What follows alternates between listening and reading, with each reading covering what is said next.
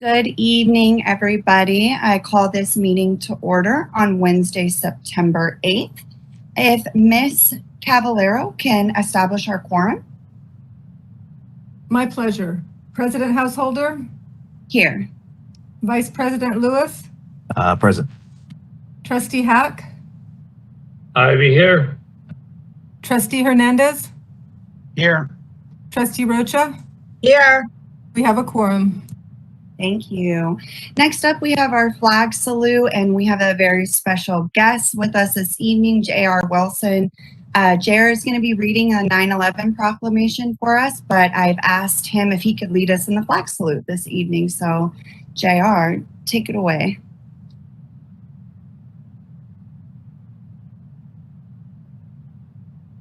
Oh, wait, you're muted, J.R.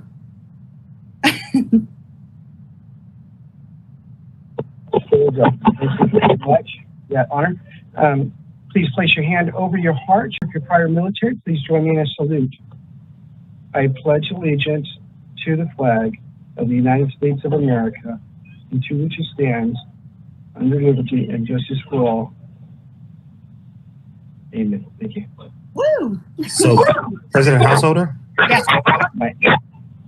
If it's okay, in that same vein, in that same nature, a couple weeks ago, about a week ago, we lost 13 Marines over in Afghanistan. And if appropriate, I'd like to ask that we have a moment of silence on their behalf, considering, that we're leading into 9/11 and the nature of their service.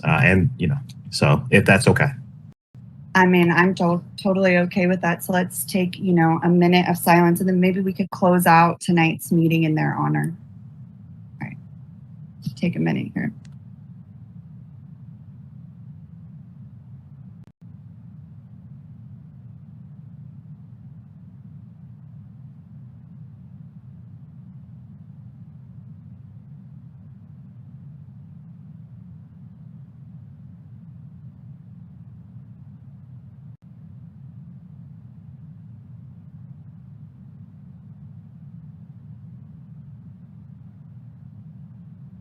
Thank you so much, Trustee Dr. Lewis, for that. All right, and before delving into the meat of tonight's agenda, I'm going to be pulling item 10E from our discussions. Per our board policy 9322, the board president and the superintendent as the secretary of the board shall work together to develop the agenda for each regular special meeting. Each agenda shall reflect the district's vision and goals and the board's focus on student learning. And so every other Wednesday we have agenda meetings, and while the superintendent and vice chair are there, ultimately it's the board president who approves items going on the agenda. Last Wednesday, which I believe was September 1st, we did not discuss this item, and we have these processes for a reason, and we need to adhere to them. So I'm going to be I'd like a point of order. Item E was placed on the agenda without being discussed. I'm pulling it from tonight's agenda. I'm objecting. That was on the... Superintendent Annell, just so you know, staff can provide feedback if recognized by the board president, and you were not recognized. Next up, we have superintendent reports. Madam President, I disagree. Next up, we have I superintendent. disagree. I sent that message to Vice President, and the Vice President was aware of it. Now, if you don't want to discuss it, that's up to you. But we have a right to put something on the agenda, and I sent it through the right course of action. So I disagree with your trying to remove my remarks as a trustee. Next up, we have superintendent reports. So, Ms. Annell, take it away. Oh, so you recognize me? Thank you. All right. So I'd like to show how we're refining our dashboard. Joe, if you could pull that up. This is the COVID dashboard in an effort to be more transparent. All right. And I have Lindsay Wisely, who's the Director of Student Support Services, on the call. Oops, I just lost y'all. Hang on one second. There it is.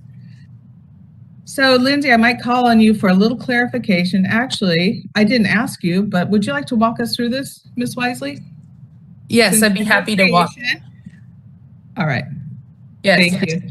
Thank you, Superintendent Anello. So you're looking at the COVID-19 dashboard. At the top is a very basic table. We update it every Friday, and you can see that we have, a row for staff and faculty and a row for students. And it's tells you the COVID-19 cases and then the close contacts, and it totals it. So parents and community members can look, and even faculty or staff can look at this table to get the totals weekly, and it is updated on Fridays. And we are communicating with county health contact tracers to update this system regularly, daily. If you scroll down a little bit on this chart, you'll see this data comes directly from ARES. It's updated by our technology department on Fridays, and it represents COVID-related absences. So the absences could be students who are feeling ill with COVID-like symptoms, could be students who are quarantining because they were a close contact, or it could be students who are isolating because of COVID. And we've broken it out so you can look at the schools by elementary, middle, and high school. And again, parents can look at this data. It's updated on Fridays, and it's showing you the previous week. And it's streaming from ARES, so it's the most accurate data. Our attendance clerks in the district are working very hard to keep this data accurate for us.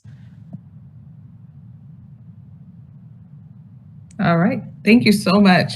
And then I was going to talk to a grant from the California Department of Education. We're going to start doing testing at 2 sites, 4 days a week, because what's happened is a lot of our healthcare providers are behind because there's such a call for testing. And so it's grant funded through the state, and we were lucky to be awarded it. So they're actually paying for all the testing and the help that is required. So every Monday through Thursday, families and staff can go to Antioch High or Deer Valley, and we'll put out the schedule. It's starting on the 14th, and we're hoping that will be a benefit to our families. So excited about that. And also tomorrow I am meeting with I want to get this right because I tend to transpose these, the Public Health Institute. 2 other superintendents in the county and I have connected with them because what we're asking is that they help provide contact tracers. We've been doing a fabulous job, and I want to thank staff for all of their work, but we really could use extra bodies and just making sure that we're being super vigilant about it. So that's tomorrow, and I'll let you know how that goes. And finally, I wanted to let you know that Thomas Gaines is up to 1,000 students. We're getting about 15 to 20 new students every day. So that's a new teacher every 2 days. So the speed at which students are enrolling has become somewhat of a challenge because we're in a national teacher shortage. And so we have put a hold on students. We put a waiting list for students who are from outside the district so we can serve our students first. And then finally, happy birthday to Deputy Superintendent. She hates this, Jessica Romeo. It's her birthday this evening. Happy birthday. And that concludes my report. Thank you. Wonderful.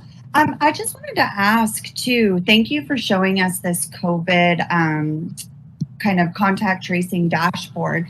I'm wondering, is there a way in ARES to show these percentages as also a portion of the population?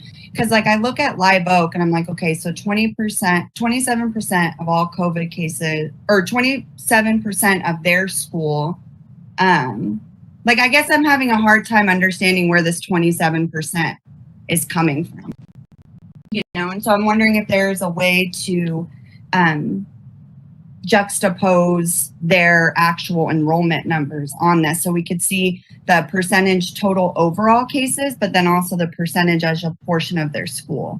We can definitely work on that. I think that is true because when you look at Live Oak, it looks very much like a large number, but Live Oak is one of our smallest schools. So we can look at doing that because we're always looking at refining it. So that'll be one of the things we can look at. I think that would be helpful for families. Great. And then I'm going to go to Trustee Dr. Lewis. And then if other folks have questions, because this is cool that we got to see this, feel free. So thank you for the work that went into this dashboard. Anybody knows I like getting my fingers into data. But I know the answer to this, but I was wondering, Superintendent Anello, if you could sort of highlight for the parents and folks, because some of the questions that I've received about COVID dashboards and things like that is why we don't have student level data. I know the answer to that, but could you give that information to the public so that way they're all on the same page? Well, that would be a HIPAA violation. We can't share by student or that granular data, because once students can be identified, even at a certain level, let's say it's a classroom and there's one student, but the other students kind of have an idea who went home that day. We have to be so careful with their data and making sure that we're respectful of that. Thank you. Trustee Hernandez? I think I'll have more of my comments related into the later agenda item. I am just a little stickler about this, but it's not quite a HIPAA violation, because that's what governs healthcare providers. This would be under like the law that. Yeah, this would be FERPA. Yeah. Sorry, And so- misspoke. Yeah, no, yeah. I figured that was the case. I'm a big stickler about that particular point, because I think that's confused people in the past. So. And I don't see Trustee Hack or Trustee Rocha with any questions, so thank you. Moving on to item B, adopted resolutions for the month of September. So first up, we have our 9/11 Day of Service and Remembrance. And just before I pass it over to JR for the reading, just wanted to say that I was very surprised to learn that we hadn't had a 9/11 resolution in the past. And so as somebody who was a student in this district on 9/11 and seeing, and I'm sure Trustee Hernandez can understand this, that was the backdrop of our entire education. And it really did affect, I think, my entire upbringing. And so I was really, I consider myself a fiercely patriotic person because of 9/11. You know, being 8 years old was very traumatic to see that happen, but it was also, amazing to grow up in a time where everybody was together, and it really did feel like we were all one nation. And so I'm really glad that my colleagues agreed that this is something that we wanted to bring forward. And for my day of service, I'm actually going up to Seattle this weekend, and I will be working, volunteering to help give out food and supplies to Afghan migrants, immigrants, folks coming from Afghanistan. And so that's what I'll be doing for my day of service. So thank you to my board for saying yes to this. Okay, so JR, if you could read us our 9/11 Day of Service and Remembrance. And then I also too, actually, Dr. Lewis. JR. Oh, no, go ahead. I was just gonna say, do you want to give an introduction? Sure.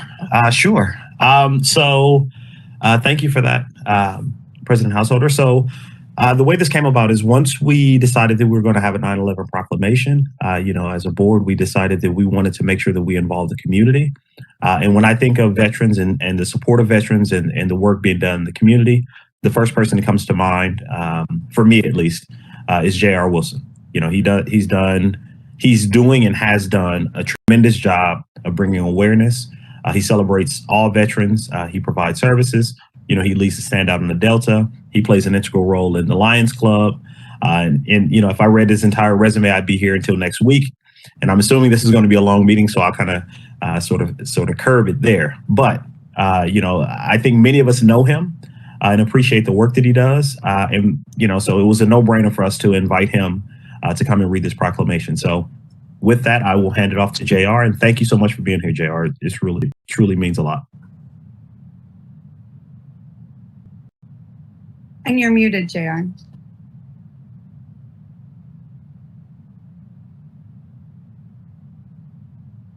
All right, there we go. We have a couple mute spots, one on my phone and the computer. Thank you very much for this honor.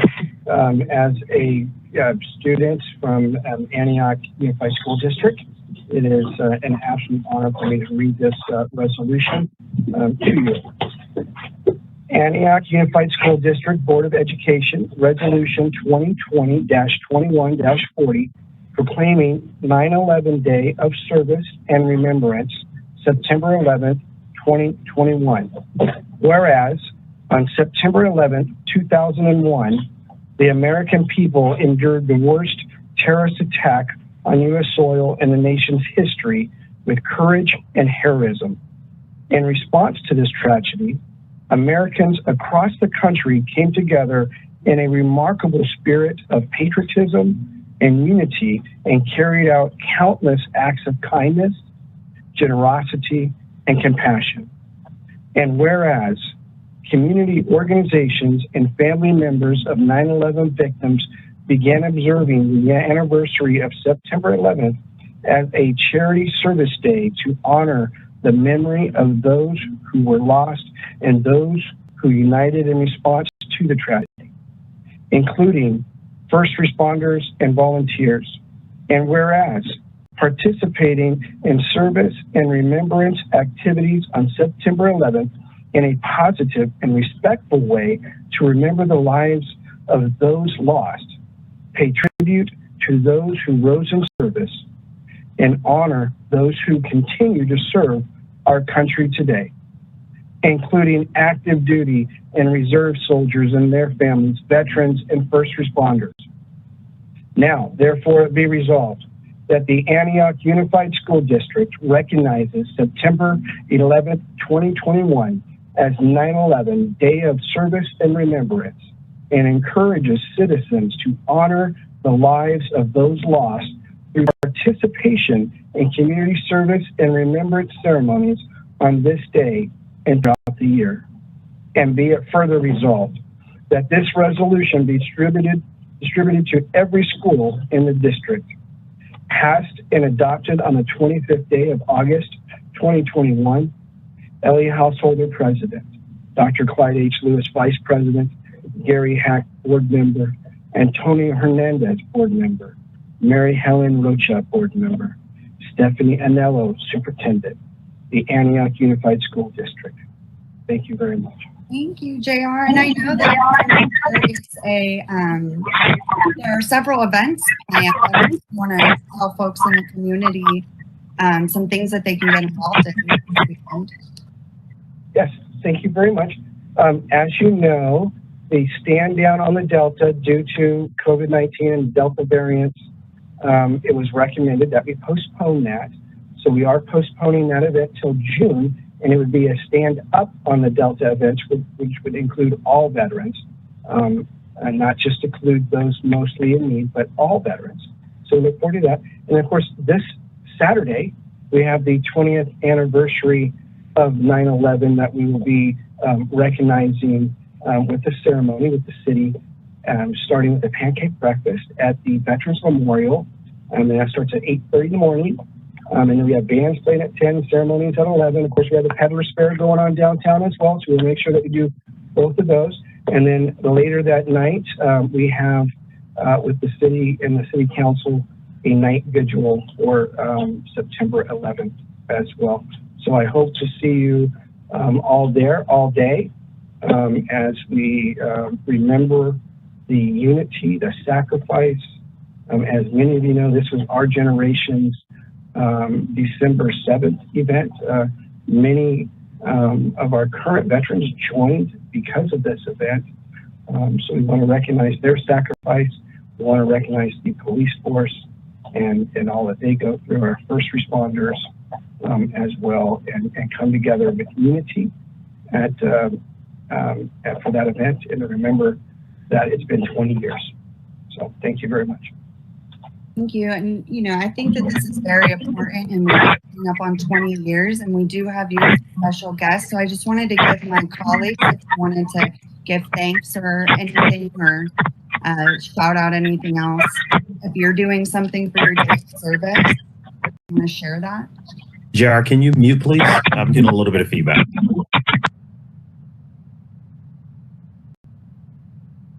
I'm just going to call on people. Trustee Rocha.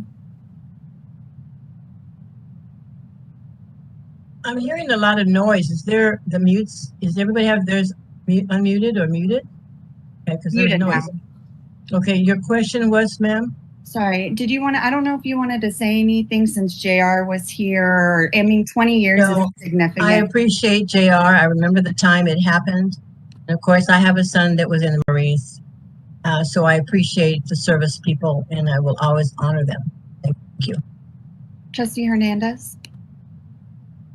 Yeah, I mean, I just wanted to, I guess, echo a lot of those sentiments, you know, that this was a major historical event that had a lot of impact on everybody's lives. And, you know, I appreciate all the work that has been done to honor the people who spent a lot of their time serving and handling, you know, the aftermath and the event itself. And, you know, I'm thankful that we are doing, you know, a good job as a nation and as a community to make sure that we keep events like this in mind.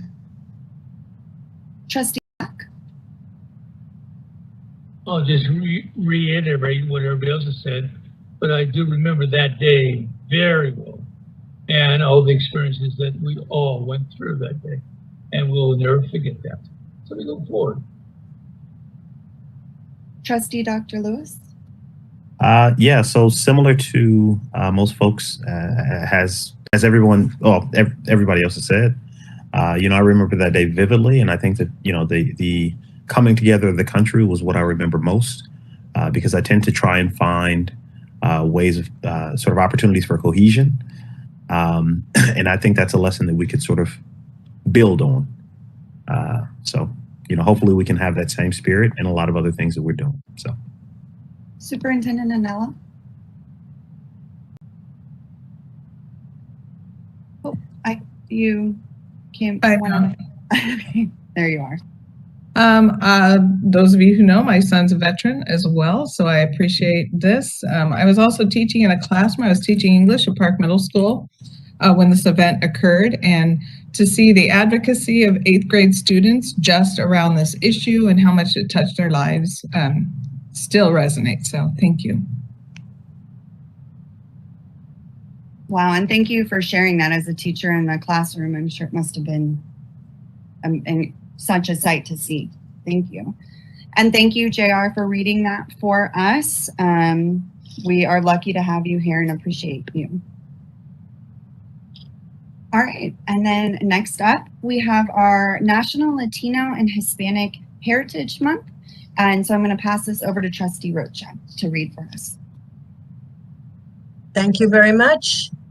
This resolution is 2021-22-1 proclamation, the National Latino Hispanic Heritage Month, September 15th through October 15th.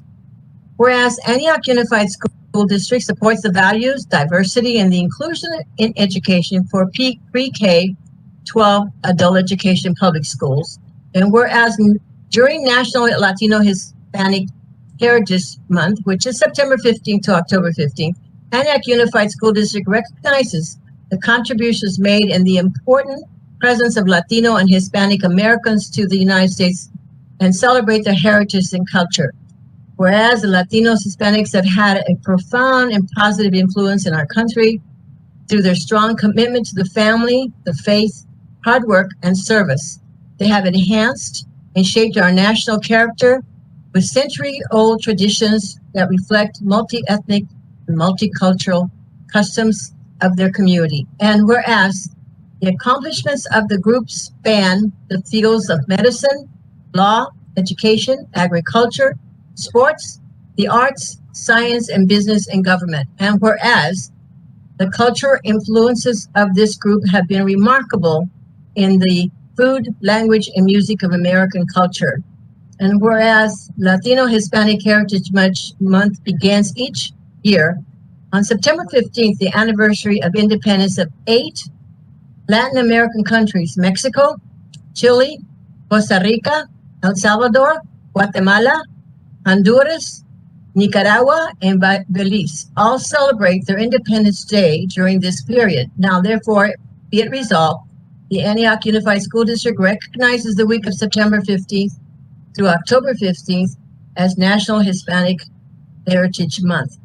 And be it further resolved that this resolution will be distributed at every school district and passed and adopted on the 25th of August. I would also like to say to the families of the parents, felicidades a los padres por su independencia en sus países y gracias a ustedes por apoyando sus niños en nuestra escuela. So what I've said is Congratulations on your celebration in your different countries, and thank you for supporting your children in our schools. Thank you. Thank you, Trustee Rocha. All right, next up, Constitution Day. I will be reading this one. So, observance of Constitution Day, which is September 17th, 2021.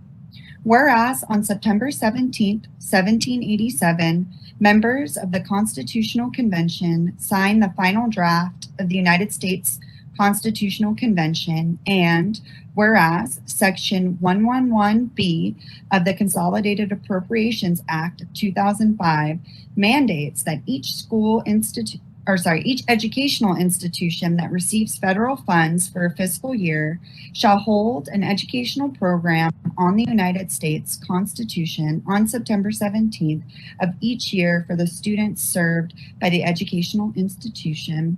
And whereas Antioch Unified School District is committed to the ideas on which America was founded, i.e. rules of law, limited government, and the ideals of liberty, equality, and justice that are embodied in the Constitution. Now, therefore, be it resolved that Friday, September 17th, 2021, Antioch Unified School District will observe Constitution Day. In keeping with the federal mandate, all sites shall dedicate time to read the preamble and to discuss the Constitution of the United States of America. Be it further resolved that this resolution be distributed to every school in the district. Passed and adopted on the 25th day of August, 2021. And then the last one for tonight is our Attendance Awareness Month, and that's going to be read by Trustee Hernandez. Awesome. Attendance Awareness Month, September 2021. Whereas September is National Attendance Awareness Month, and good attendance is essential to student achievement and graduation, and we are committed to dedicating our resources and attention to reducing chronic absenteeism rates with a focus starting as early as pre-kindergarten and kindergarten. And whereas chronic absence, missing 10% or more of school for any reason, including excused and unexcused absences, or just 2 of 3 days a month, is a proven predictor of academic trouble and dropout rates. And whereas chronic absence is now a required reporting metric under the federal Every Student Succeeds Act. And whereas improving attendance and reducing chronic absence takes commitment, collaboration, and tailored approaches to particular challenges and strengths in each community. And whereas chronic absence predicts lower 3rd grade reading proficiency, course failure, and eventual dropout, it weakens our communities and our local economy. And whereas the impact of chronic absence takes low-income students and children of color particularly hard if they don't have the resources to make up for lost time in the classroom and are more likely to face systemic barriers to getting to school, such as unreliable transportation, lack of access to healthcare, unstable or unaffordable housing. And whereas attendance gaps among groups of students often turn into achievement gaps that undermine student success, chronic absence particularly exacerbates the achievement gap that separates low-income students from their peers, since students from low-income families are both more likely to be chronically absent and more likely to be affected academically by missing school. And whereas absenteeism also undermines efforts to improve struggling schools, since it is hard to measure improvement in classroom instruction if students are not in class to benefit from them. And whereas schools and community partners can reach out more frequently to absent students to determine what barriers they face to attending school and what would help them attend more regularly. And whereas healthcare providers can share the importance of school attendance with families and can offer proactive, preventative care to reduce absences. And whereas school and districts must do more to track, calculate, and share the data on how many students are chronically absent so that we can see the attendance gaps and can deliver the right interventions to the right students. And whereas all students, even those who show up regularly, are affected by chronic absence because teachers must spend time reviewing for students who missed lessons. And whereas chronic absence can be significantly reduced when schools, families, and communities work together to monitor and promote good attendance and address hurdles that keep children from getting to school. Now, therefore, be it resolved that the Antioch Unified School District recognizes the month of September 2021 as National Attendance Awareness Month. And be it further resolved that this resolution be distributed to every school in the district. Thank you, Trustee Hernandez. Moving on to the next section of our agenda, which is 3 school reports. And we have our first site representative report for this 2021-22 school year, and that is Sutter Elementary School. Yes, we are so pleased to have the principal of Sutter Elementary with us, Ms. Heather Ogden. She's just going to give a short report about some of the wonderful things happening at Sutter Elementary. And once we'll look at the agenda, and maybe we'll have more than one school at a time. If it's a smaller agenda, we would be proposing that. So thank you, Ms. Ogden, for being here this evening. All right, thank you, President Householder, Vice President Dr. Lewis, Trustee Hack, Trustee Hernandez, Trustee Rocha, Superintendent Nello, Cabinet and staff. I'm here to celebrate and introduce you a bit to Sutter Elementary School. As we all know, we have almost 500 students at our school with quite a variety of students. And we have noticed this year that we have several students, so many students who are new to our school. And I think that's partly because of the pandemic and a lot of moves happening, that suddenly we have just found so many new students at our school. So we've worked hard to make all students and staff welcome this year. Here's just one example from a classroom. It says, "In this class, we are family." That was done. The pictures that I have posted in here are all from this year. And so I did my best to grab what I could based on it's so, early in the year. But you can see here the teacher has put all of the self-portraits of the kids together as like a family in the classroom. We've had team building activities in the class, and in our morning announcements, we have given strategies of welcoming our new families to our school. Next slide.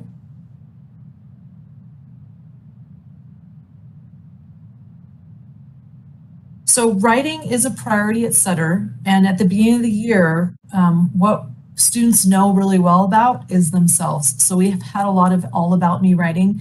Here's a couple of examples, one on the left from, I believe it was a 3rd grade class, and then the one on the right is a 5th grade class. There's a book called The Best Part of Me, and each child in the book talks about the best part of themselves, their eyes, their nose, and what makes that the best part. And so this is an example of a student from that classroom. The teacher took portraits of their best part, and the students wrote about that. Next slide. So as we all know, social emotional learning is something we really need to make sure we focus on this year. We do have new curriculum, our SEL curriculum, Second Step. Our counselor has introduced listening skills to the kids, gone into each classroom, and our teachers are excited to start next Monday on the actual lessons in Second Step. So before that, what we've done is made sure everyone understands our expectations at school, which is called the Sutter Way. As you can see there, be safe, be respectful, and be responsible. Pretty much covers everything that we should be doing at school. On the right, you can see an example, like a little backpack writing assignment about how to be responsible. And this, I believe, was from a 2nd grade class. And then we also focus on growth mindset. As we know, minds are not hardwired, they are flexible. And so if we have a more positive outlook on how we're going to do, we actually have better gains in our brains. Next slide.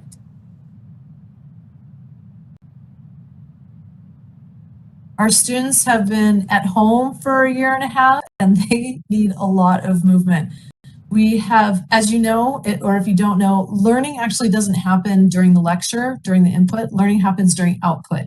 So students need to write, they need to draw, they need to move in order to learn. So moving during an activity of memorizing a vocabulary term or whatnot is going to help solidify that into their long-term storage. So we have lots of movement activities that our teachers are using in our classrooms. Next slide.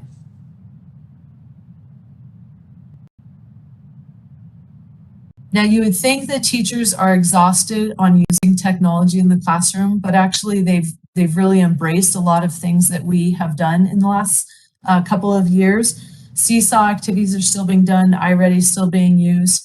And we're slowly getting the laptops to students so that we can have small groups with laptops and individual assignments, projects, and things. I just wanted to show you an example of what a teacher has set up in her classroom. Every day she has her ELA assignments, and these are short clicks that she can click to show the kids.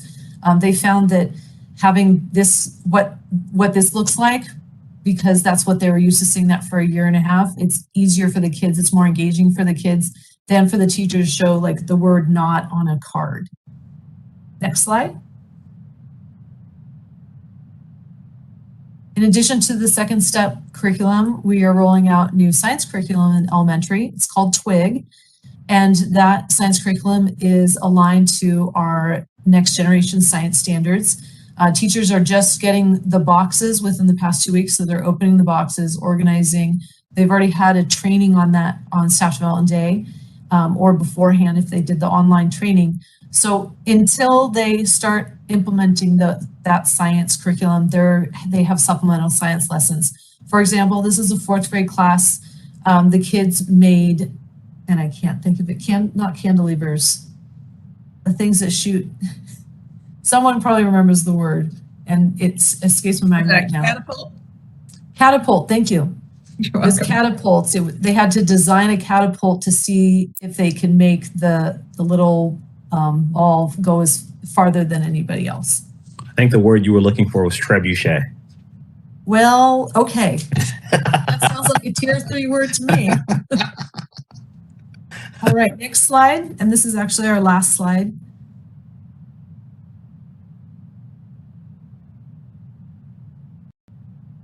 We definitely at Sutter have a focus on academics. The teachers have their priority standards. They're using their proficiency scales to develop their lessons, to develop their assessments to see if students are on track with their state standards. And as I said before, we have an emphasis on writing. Just to explain briefly the pictures down below, the one on the very left, fiction versus nonfiction, you would think that that's being taught in, say, 4th grade, but that's actually in 1st grade. This is a 1st grade class, and the kids are developing an understanding of fiction versus nonfiction.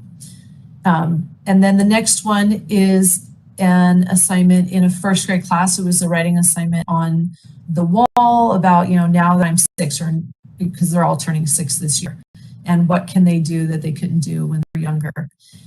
If you see on the right, you see the character traits. So this is a 3rd grade class, and we used to just talk about in the standards what character traits are.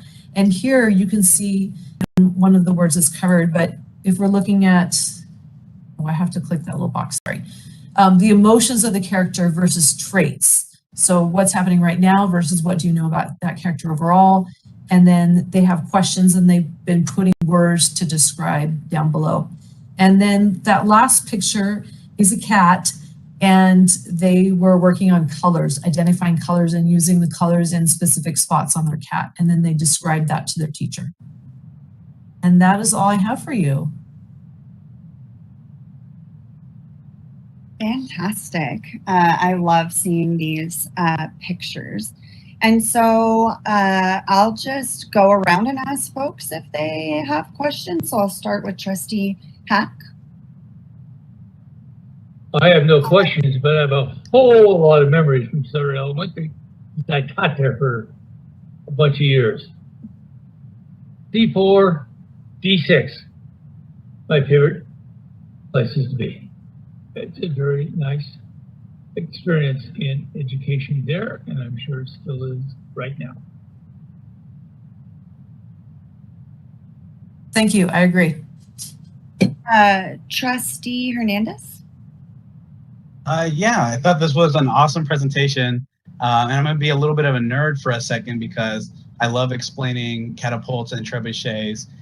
So a trebuchet is a specific type of catapult. Typically, a catapult is associated with something that launches something that's built with tension. So some kind of like string that pulls like a lever down or some kind of twisting motion. A trebuchet specifically has to have a counterweight to it.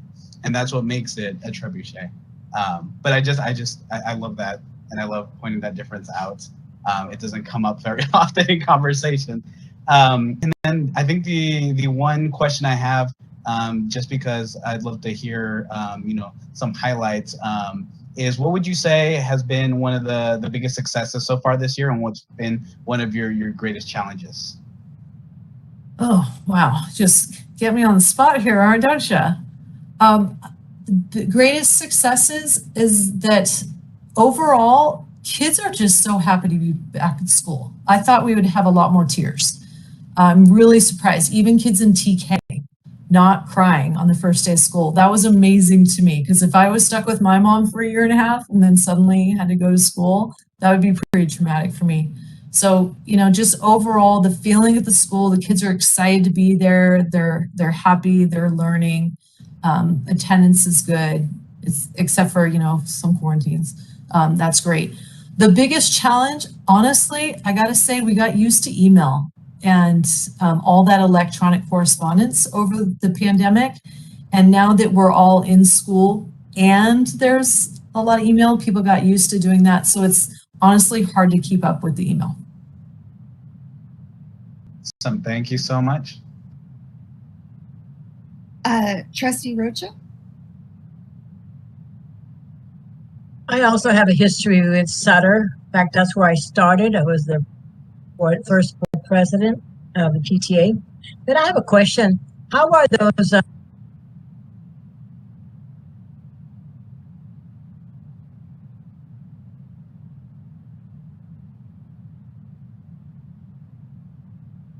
Oh, I think we lost her. Oh, am I back now? Can you hear me? We can hear you. Trustee Roach is no longer there, though. Well, my power's been surging. Oh, surging again. Hers is probably too. It's kind of scary, honestly. Okay, so hopefully we could get Trustee Rocha back. So let me pop over to Trustee Dr. Lewis. Thank you. And it's always interesting to hear fellow fans of trebuchets, catapults, and all things medieval. But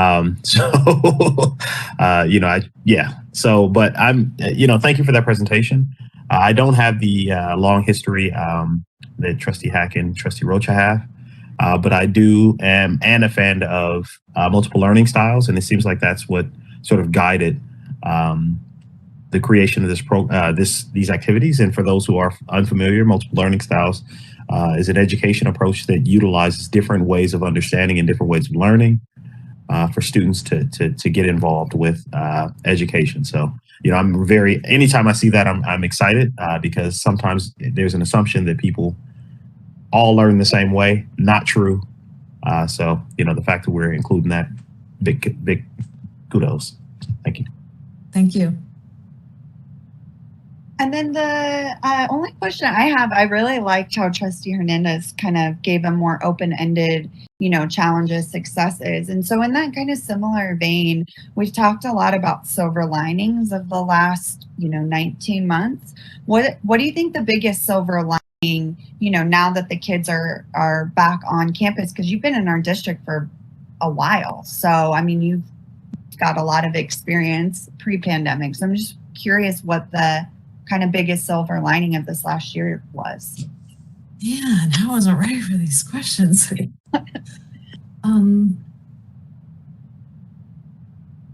Well, I mean, one of the greatest silver linings that definitely is having the ability to meet with parents when they're at work. They can take their lunch break and meet with us through Teams. We're still doing that, obviously, because we don't have parents on campus. That's something we were never prepared to do. And in my mind, never thought that we needed to do that. And now that that's possible, we've already had, 1 day of SSTs, because we do that once a month. And we've had parents who have been at work who've taken time off work to do that instead of having to take a whole day off of work or half a day off work. It's been a benefit to them as well. Parent engagement. I love it.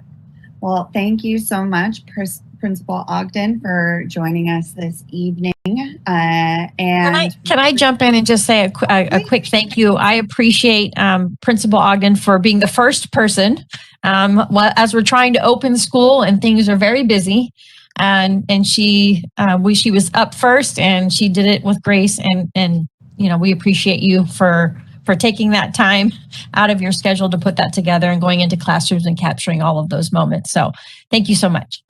Thank you. It was fun. Thank you, Superintendent Ibarra, for noting that there was work that was put into this presentation. So thank you so much.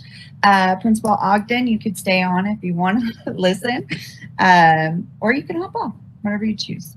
I'm going to go help my high school kid with his homework, but Yeah. thank you. Good luck. And so next up, we have our public comments. And I'm just going to guess that we probably, Superintendent Anello. Thank you. I just want to let you know that Ms. Rocha has lost power. She may be joining us shortly, but she's not ignoring us. Yeah, thank you for that update. I figured my power was surging here. It's really strange. Okay, so I'll keep an eye out for her, but thank you for noting that verbally that she is not with us right now, but hopefully she'll be able to log back on soon. All right, so next up we have our public comment section. And so because I'm just gonna guess that we have a decent amount of public comments this evening, we do have in our board bylaws that it's just the first 30 minutes. And so since we do have kind of a lot on the agenda, let's adhere to the first 30 minutes. So we'll have 30 minutes of individuals who address the board regarding items not on the agenda. We'll have the next 30 minutes from district employees, and then we'll read the rest at the end. That way, following our own rules. And so with that, I am going to guess Superintendent Anello. Sorry, I'm just going to say that since the item was pulled, the comments that were under it previously would go under this section, Ms. Wisely. Right? They moved to public comment, not on the agenda. Does that make sense? I know it's the first time we've tapped you on the shoulder to read. If you just let me know which item to read for, then I'll read those comments. Yes, you can read for the items not on the agenda, which has now become the item that President Householder unilaterally tabled. Okay, so this is item 4A. 4A. Kelly, can you step in, Kelly, and let her know where you had moved them previously? I think it was 10E, but I'm not sure. Yes, this is Kelly. The Sorry. only problem we're going to have is that the comments under 10E were not separated by staff versus community, but there are no public comments from the community for item 4B. So I'm assuming we'll want to read 4A and 4B for 30 minutes, 60 minutes total. That would take care of the staff comments that are a part of 10E as well. And so Ms. Wisely, if you could start with 4A and then go to 10E. I think you can just start reading 4A and then 10E until we no matter if it's a comment from staff or community. I think that's just kind of muddying the waters, but I don't think it's that detrimental. We could do the, so I'm just trying to make sure I'm understanding correctly. Ms. Cavalier, you're saying we don't have any items for 4B then? Not for 4B specifically, but the items in 10E would now move over to 4A and 4B. However, they're not separated between 4A and 4B. So my question to the rest of the board then is do we want to just have there be 60 minutes of public comment in this section, or do we want to just do 30 minutes for A since there's none for B and then have the rest at the end of the meeting? It's really up to us. And we also have the ability to waive our own rules and reduce the comment time as well. These comments are public record. We could go up to 3 minutes, but we don't necessarily have to do 3 minutes.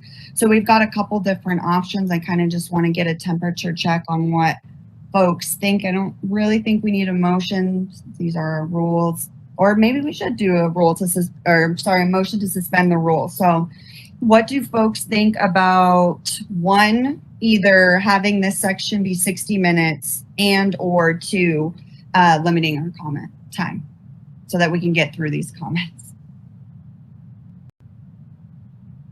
My thought is if people have made comments for whatever reason, both public and employees, we need to hear them. That's the process. And you got the two sections at the beginning of the agenda, and we could go back to the end of the agenda for other comments that are beyond the timelines. But I think we need to hear whatever's out there. I second. Well, I know it wasn't a motion, but I agree with Trustee Hack. So just, we'll do 30 minutes and then have everything else, whatever is overflow, be at the end. Okay, sounds good. So then, Ms. Wisely, what we're gonna do is it's items for 4A. We're gonna go through, read everything for 4A. If we have a couple minutes left, let's start on 10E. And then we'll stop, I'll stop us at 8:20. And then we will move on, and then we'll be reading the rest of those comments at the end. Does that make sense? Yes, it does. Okay, wonderful. Thank you for reading for us. You're welcome. All right, 4A, concerned parent. School safety officers are doing a very difficult and often thankless job. Restraining a violent student, regardless of race, is part of their duties, and social justice warrior types should not be using this incident to push their agenda. The only ones that should be ashamed are the parents of the arrested student for their failure as a parent and board member who are using this incident to push their nonsense agenda along with the mayor. Mila Mendoza, community member. As President Householder quoted at last week's board meeting, Secretary of State Henry Clay stated, quote, "Government is a trust and the officers of the government are trustees. And both the trust and the trustees are created for the benefit of the people," end quote. Well, Ellie and Antonio, right now, I don't trust either of you, and our community is not benefiting from you. Last week's meeting was a real embarrassment watching you argue with the rest of the board on tabling motions and making substitute motions. It was made even worse because it was clearly evident that you were both reading texts and or emails during that time. You weren't even trying to hide it. Ellie and Mayor Thorpe are already being investigated for texting during city council meetings. Perhaps Antonio's and Ellie's texts and emails during board meetings need to be searched. Megan, community member. I'm the parent of a 6th grade student here in the district, and I'm writing because I'm concerned about the lack of emotional help available at school for my daughter. I heard from the August 11th board meeting that someone spoke about AUSD having money to spend on COVID-related impact. I'm here. I read a CNN article by Katie Labosco on Sunday, 9/5, that the federal government has, quote, authorized $190 billion to help America's schools reopen, end quote. I'm curious to know how much of that $190 billion AUSD received and how that money is spent. COVID has caused so much anxiety and fear, and now that the kids are back in school, what is the district's plan to help our kids adjust? When will we know how the district is spending that money and whether any of the money will go to give emotional help to our students? Because what's happening now isn't nearly enough. Thank you. D. Murphy, community member. Let's do this David Letterman would. Tonight's top 10 list is: what were the most absurd moments of last Thursday's board meeting? Number 10, President Householder stating that the board wasn't going to talk about the AHS incident right after she read a prepared statement about the incident. Way to get your opinion in there without letting the opinions of others get in the way.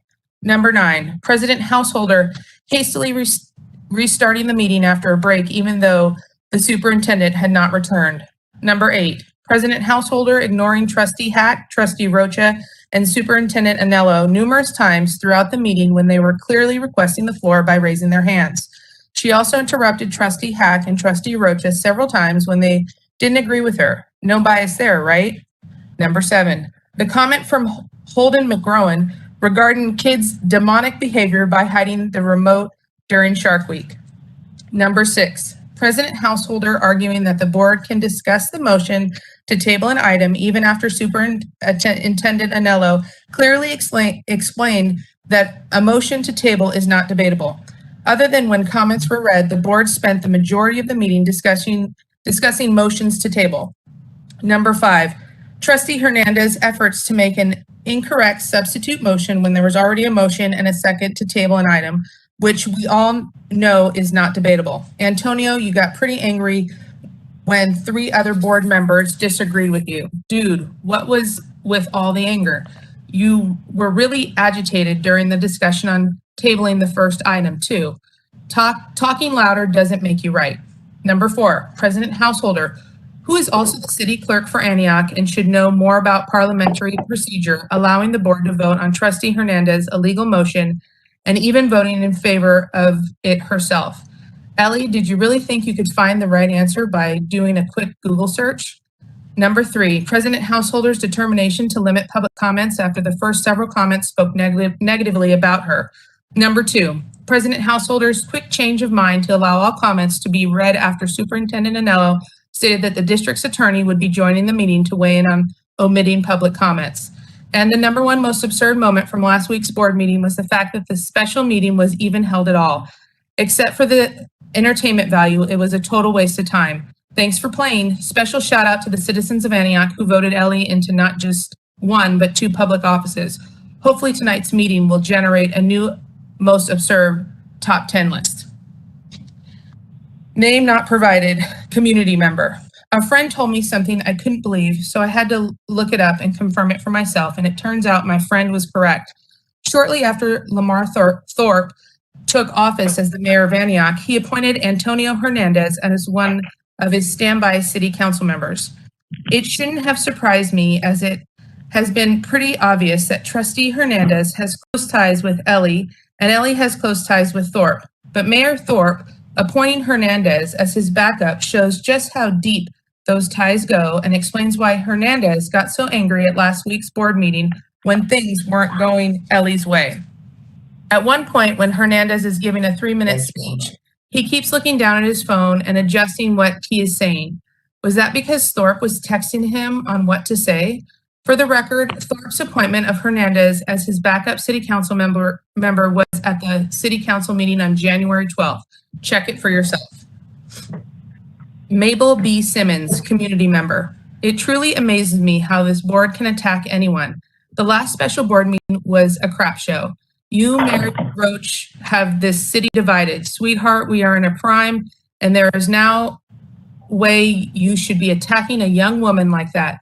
If anything, we should stand with her, support her, and show her how to do things the correct way, not belittle her.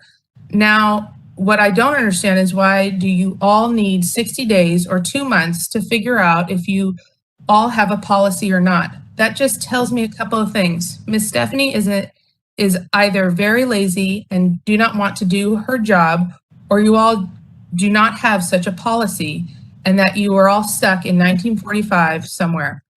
Getting such information should only take 21 days max to retrieve, review it, and bring it back to the discussion table.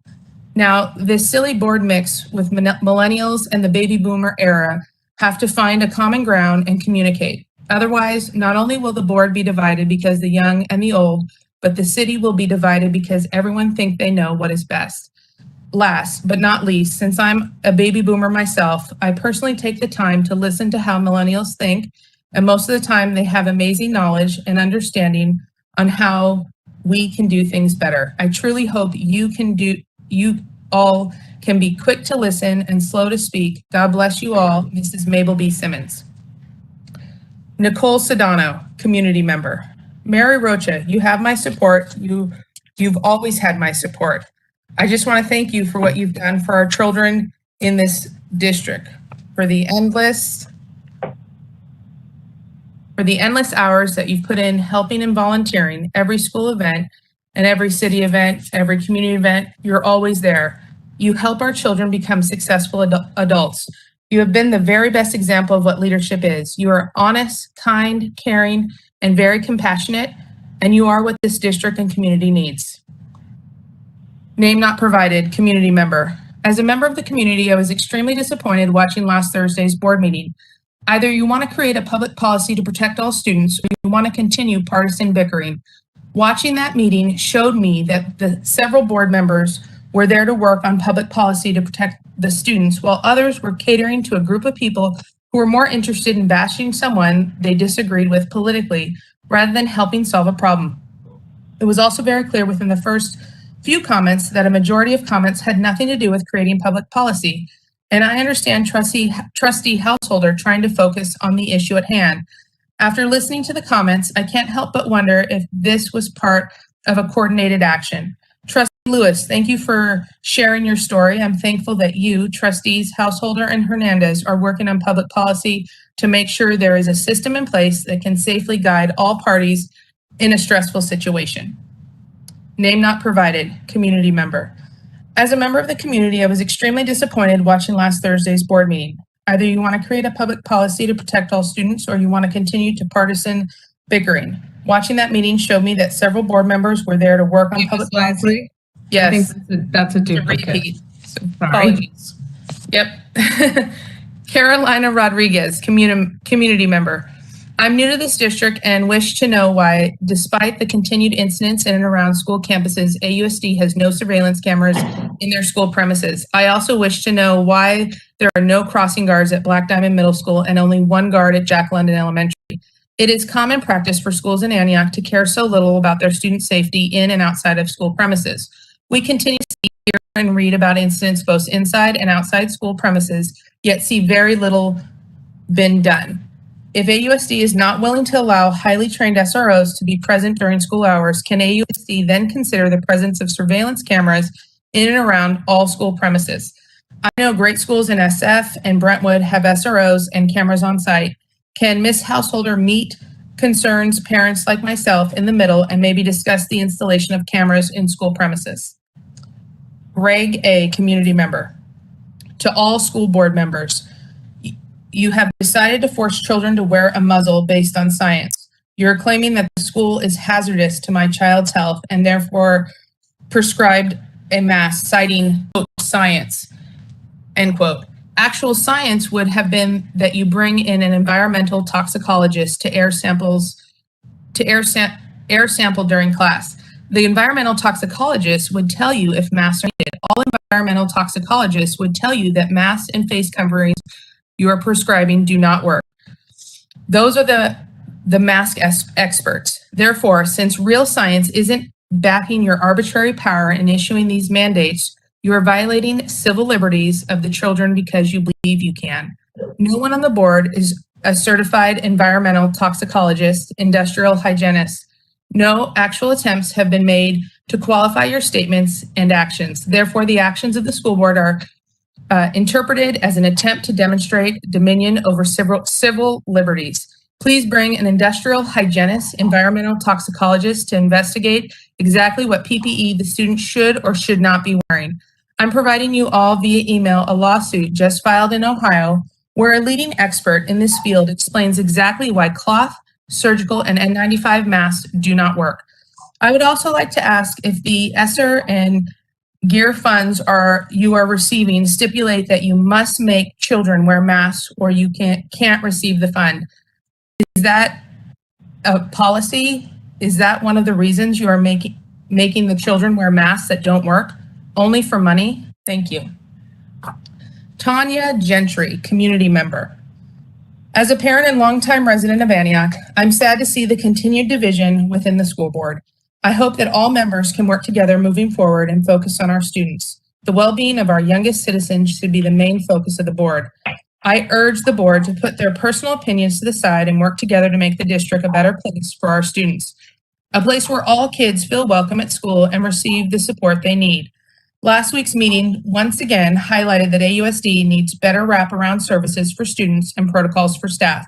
Policies should be readily available and not take 14 to 60 days to locate or produce.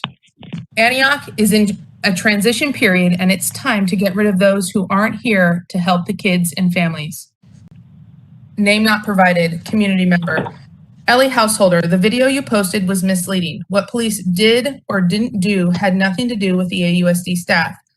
That was on APD, but let's say this happened at your nephew's school. You would be thanking them, right? If not, what if your nephew got hurt during the student's behavior? You would make it rain, right? Put yourself in everybody's shoes before you post anything. I thought they would have taught you that at Berkeley, but clearly they didn't. Name not provided, community member.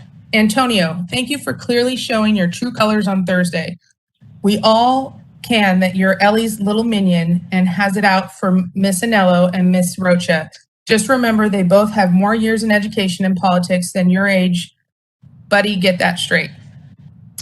Name not provided. Antonio, the way you showed yourself last Thursday towards Mrs. Rocha is disgusting to the Latin community. Let me ask one thing. You don't talk to your abuelita that way. Exactly. Put some respect on the name and respect your elders. I know your mom didn't raise that way, nor do you talk to your mother that way. Do better, Hernandez. Name not provided. Community member. Mary Rocha and Superintendent Anello and Stephanie Anello have been a part of AUSD for a very long time. As long as I've been a resident of Antioch, the schools have had low ratings. What have the two of you done to improve this? Nothing that I've seen. My child is of age to go to public school, but because of the low numbers Antioch has, we are looking at options for other districts. Ellie Householder is new to the board. She literally called for a discussion into the use of force on campus, and everyone is coming for her head. The narrative spun by division bloggers such as ECT and the Herald is ridiculous. I listened to school board meeting in its entirety ready.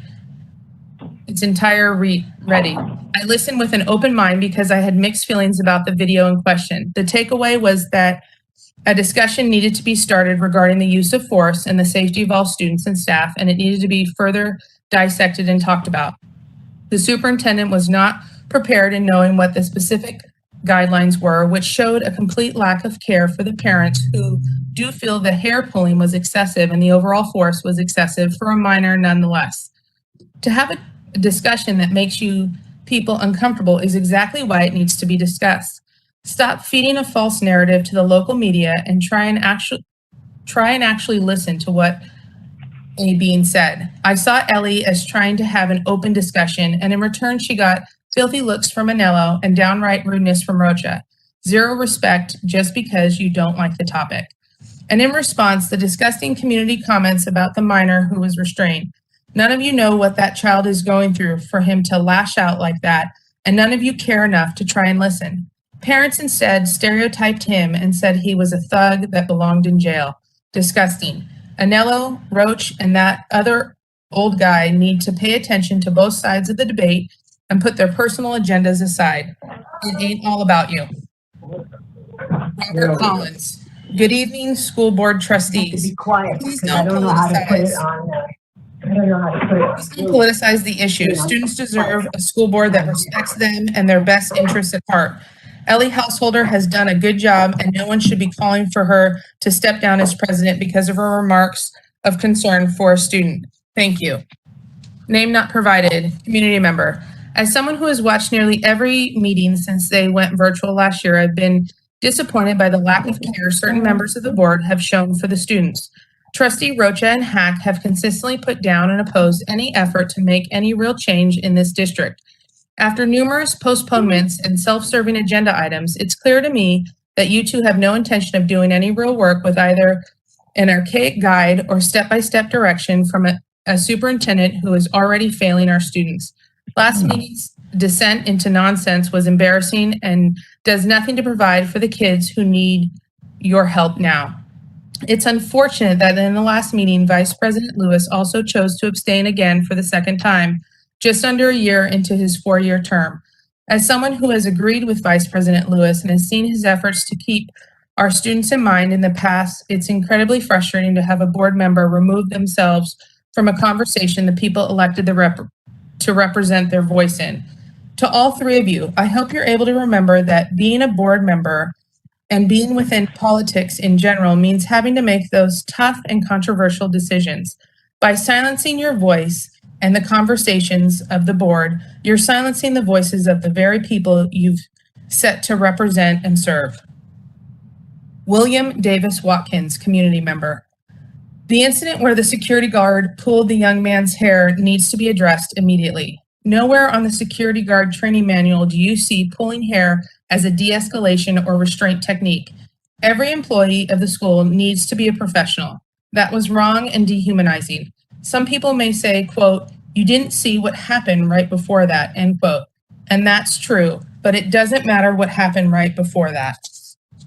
The act of pulling his hair in that manner is out of line in and of itself. I'll repeat, nowhere in the training manual for security guards does it say to pull people's hair.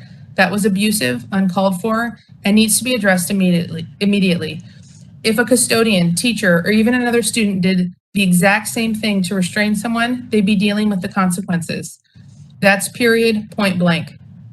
I don't want more training because it's not the reason why the security guard did that. The security guard did that out of a blatant disrespect for certain people's humanity. It was a technique that cannot, under any circumstance, be justified.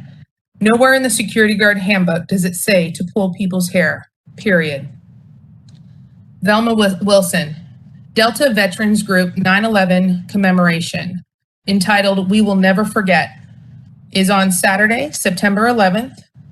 8:30 a.m. is the pancake breakfast. 11 a.m. the program begins, and it's located at the Veterans Memorial at the Antioch Marina. All right, item 10E. Melissa Case, community member. Censure Ellie Householder, remove her from board. It is never appropriate for a board member to report a video of a student without parents' permission. If that young man had a weapon, then what? How about a CSO back on campus so they could be part of the community and do their best to de-escalate the situation? Patty, community member. Vice President Dr. Lewis, my name is Patty, and I was one of the people who submitted comments for your urgent meeting on Thursday night. I was listening to the meeting and I was beside myself when President Householder stopped the public comments after hearing the first few. I was beyond outraged when President Householder insisted that the comments be scanned to see if they're appropriate after several of the comments painted her in a negative light. Thank you, Dr. Lewis, for stepping up to say that you wanted to hear all the comments. My comment, which was one of the ones asking that something be done about President Householder before she does more damage, was one that probably would have been screened out by a quick scan, but was actually about, quote, use of force, end quote. It was about Householder's use of force to manipulate situations and get her own way. Throughout that meeting, not only did she exhibit excessive force to silence comments directed at her, she exhibited an abuse of power by deliberately ignoring Trustee Rocha and Trustee Hack and even Superintendent Anello when they clearly had their hands raised to speak before going to others who she clearly thought would support her views. Thank you also, Dr. Lewis, for realizing you did not have all the information on secondary motions before voting on one. I looked up tabled motions in Robert's Rules of Order, and Superintendent Anello was right. A tabled motion is not debatable or amendable and must be voted on right away. At least you, Dr. Lewis, knew enough to know you didn't know enough and you abstained from voting. To the rest of the board, I repeat my request from last week. Please take the president position away from Ms. Householder. I used to give her the benefit of the doubt as I thought she just didn't know any better. But after the last meeting, it is clear she is very deliberate in her actions and will stop at nothing, including censoring the public to get her way. Thank you for your time. George, community member. Ellie, if this was the first time you had done something like this, I might be more apt and give the benefit of the doubt by believing that your only reason for posting the video was to correct something that you thought was wrong. However, this is clearly not the first time you have done something like this, and the damage you are doing to AUSD and Antioch has gone too far. I will leave bringing up your past indiscretions to others, as I'm sure there will be plenty of public comment for this meeting. Hopefully you don't attempt to silence your critics again by limiting what people comment on. Instead, I will just focus on the damage you did in posting the inflammatory video without knowing any of the facts, which you admitted when you posted it. Your hasty and rash action has plastered the restrained student's image and the faces of every student and staff member present all over social media and the news. You admit you didn't have all the details, so there's no possible way you could have gotten permission from the boy or his parents to do this to him or any of the others. In your post, you also labeled the event as a racial incident to a Black student, but in watching the video, I can't make out the student's race. Why do you assume his is Black? The worst thing is that you do this on your AUSD board member Facebook rather than your own personal Facebook page. Your actions have consequences to the people involved. You clearly don't understand the boundaries of your authority as president or even as a board member, and your actions are dangerous and are tearing our community apart. Please do the right thing, like Governor Cuomo eventually did, and step down before the board is put in the position to have to vote on this. Don't be like former President Trump, who had only had concerns for himself and didn't care how his actions harmed everyone else. For once, please put your community first and do the right thing. Lisa O., community member. Good evening to everyone. I'd like to start out with my opinion of Ellie Householder needs to be removed. It seems that more and more as time goes on, her past and current friends are revealed, and she's more than a distraction to our community. She has become a dark cloud and source of drama. It seems that anymore, whenever you hear her name, you just know it's probably going to be tied to something negative. Given her current working relationships and people she chooses to align herself with, it seems the trajectory will be that this will only get worse. Her stepping down or removal will give the board a chance to settle back into normalcy to get things accomplished. It's with a deep sense of hope and urgency that this is carried over into Antioch City Council members as well. Thank you. Shayla, community member. Good evening. It is Sunday, 4:30 a.m. I'm getting ready to take a 2-hour sleep break. I'm an ICU nurse that has been working a ton of hours, but I pushed myself because I really love what I do despite the stress. I wanted to submit my comment now because I may not be able to participate on Wednesday. I have 2 children in AUSD, and I really want to say thank you to them for everything they are doing in this current climate. COVID has changed so much of how we operate daily. Last week, I had a chance to listen to the emergency board meeting, and I was very disappointed and really upset because I wasted my first night off in 18 days for political posturing. As a lead ICU nurse, the nurses under me have certain expectation of me as I lead them. Ellie Householder, you made your entire board appear unprepared and unorganized. If I lead in this manner, without question, I would immediately be removed because ultimately I'm putting others' lives at risk. Ellie Householder, I voted for you and was very proud to see a new generation step up to the plate. But over the past couple of years, you have proven that I made a huge mistake. I would encourage the board to remove Ellie Householder as president so she's no longer a distraction from you all moving forward. Thursday's meeting was a waste of my tax dollars, district funding, staff time, and the community in which you serve. By the way, Ellie Householder, since you like to always bring race in, I'm from Ghana, where I speak 6 languages, and my children speak 4 languages. My skin color is white, my hair is dark brown. I've been a U.S. citizen for 13 years. I'm a member of the PTA at my children's school and encourage everyone to be a member so we all can understand education on all levels. Dr. Lewis and Ms. Rocha, I met you in April 2020 school year through a Black lady who had a cane while she handed us curriculum and lunches. She pointed out the superintendent and the associate superintendent and a ton of district staff. I just loved her energy and enthusiasm as she pointed everyone out there at Deer Valley serving students. It was like you were all celebrities. Her energy has stuck with me since. She was out helping and barely walking. That in itself so much about the district. Let's build on that lady's energy and show the kids what true leadership looks like. Thank you again and pray for all frontline workers, which includes every teacher and school staff serving the children. Helen Chaffins, staff. I, as both staff and a concerned community member, call for the removal of Ms. Householder as board president. Preferably, Ms. Householder should step down as it would free current board members from having to choose sides under duress and to save herself from further embarrassment. Name not provided, community member. Irony, Householder is Antioch City Clerk and she doesn't even know Robert's Rules of Order. Watching her trying to run a meeting, Google the rules, and people wonder why Antioch has gone downhill.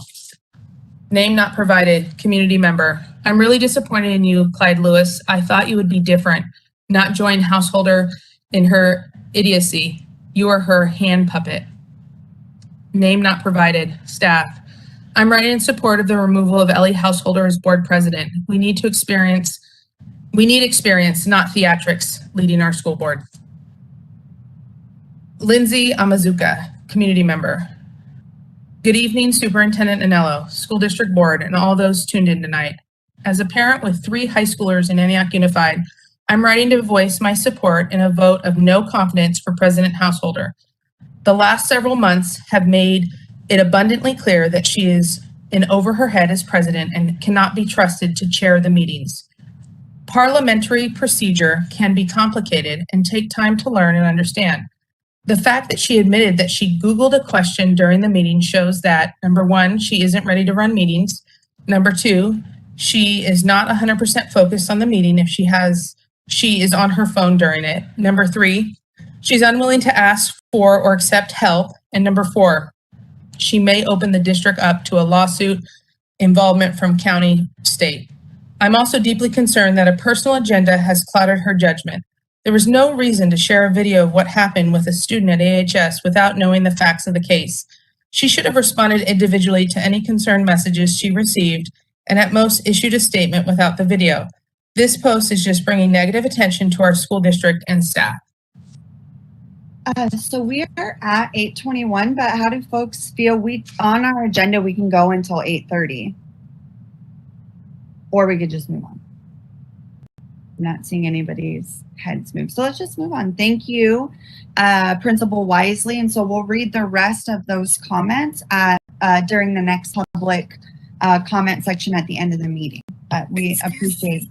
Excuse me, President Householder, that comment it went to another page, so the full comment was not read. Oh, sorry. Sorry about that. Do you want to start over again? Yeah, I'll just finish that comment. Yeah. Okay. So this was Lindsay Amazuka, community member. Good evening, Superintendent Nello, School District Board, and all those tuned in tonight. As a parent with 3 high schoolers in Antioch Unified, I'm writing to voice my support in a vote of no confidence for President Householder. The last several months have made it abundantly clear that she is an overhead as president and cannot be trusted to chair the meetings. Parliamentary procedure can be complicated and take time to learn and understand. The fact that she admitted that she Googled a question during the meeting shows that, number one, she isn't ready to run meetings. Number two, she is not 100% focused on the meeting if she is on her phone during it. Number three, she's unwilling to ask for or accept help. And 4, she may open the district up to a lawsuit involvement from county, state. I'm also deeply concerned that a personal agenda has clouded her judgment. There was no reason to share a video of what happened with a student at AHS without knowing the facts of the case. She should have responded individually to any concerned messages she received and at most issued a statement without the video. This post is just bringing negative attention to our school district and staff. The focus of our school board meetings should be our students. The constant distraction of President Householder's activism is taken away from the board's time to do the things we need them to do for all the students. The 5 of you are not working together for our students. New leadership is needed to try to unite you as a board. Thank you, Trustee Rocha, for bringing this item to the agenda and thinking of our students first. Thank you. And thank you for catching that, Ms. Cavallero. And then we'll hear from you again, Principal Wisely, at the end during the next public comment section. And so moving right along, next up we have Madam Chair, this is Mary Rocha. Yeah.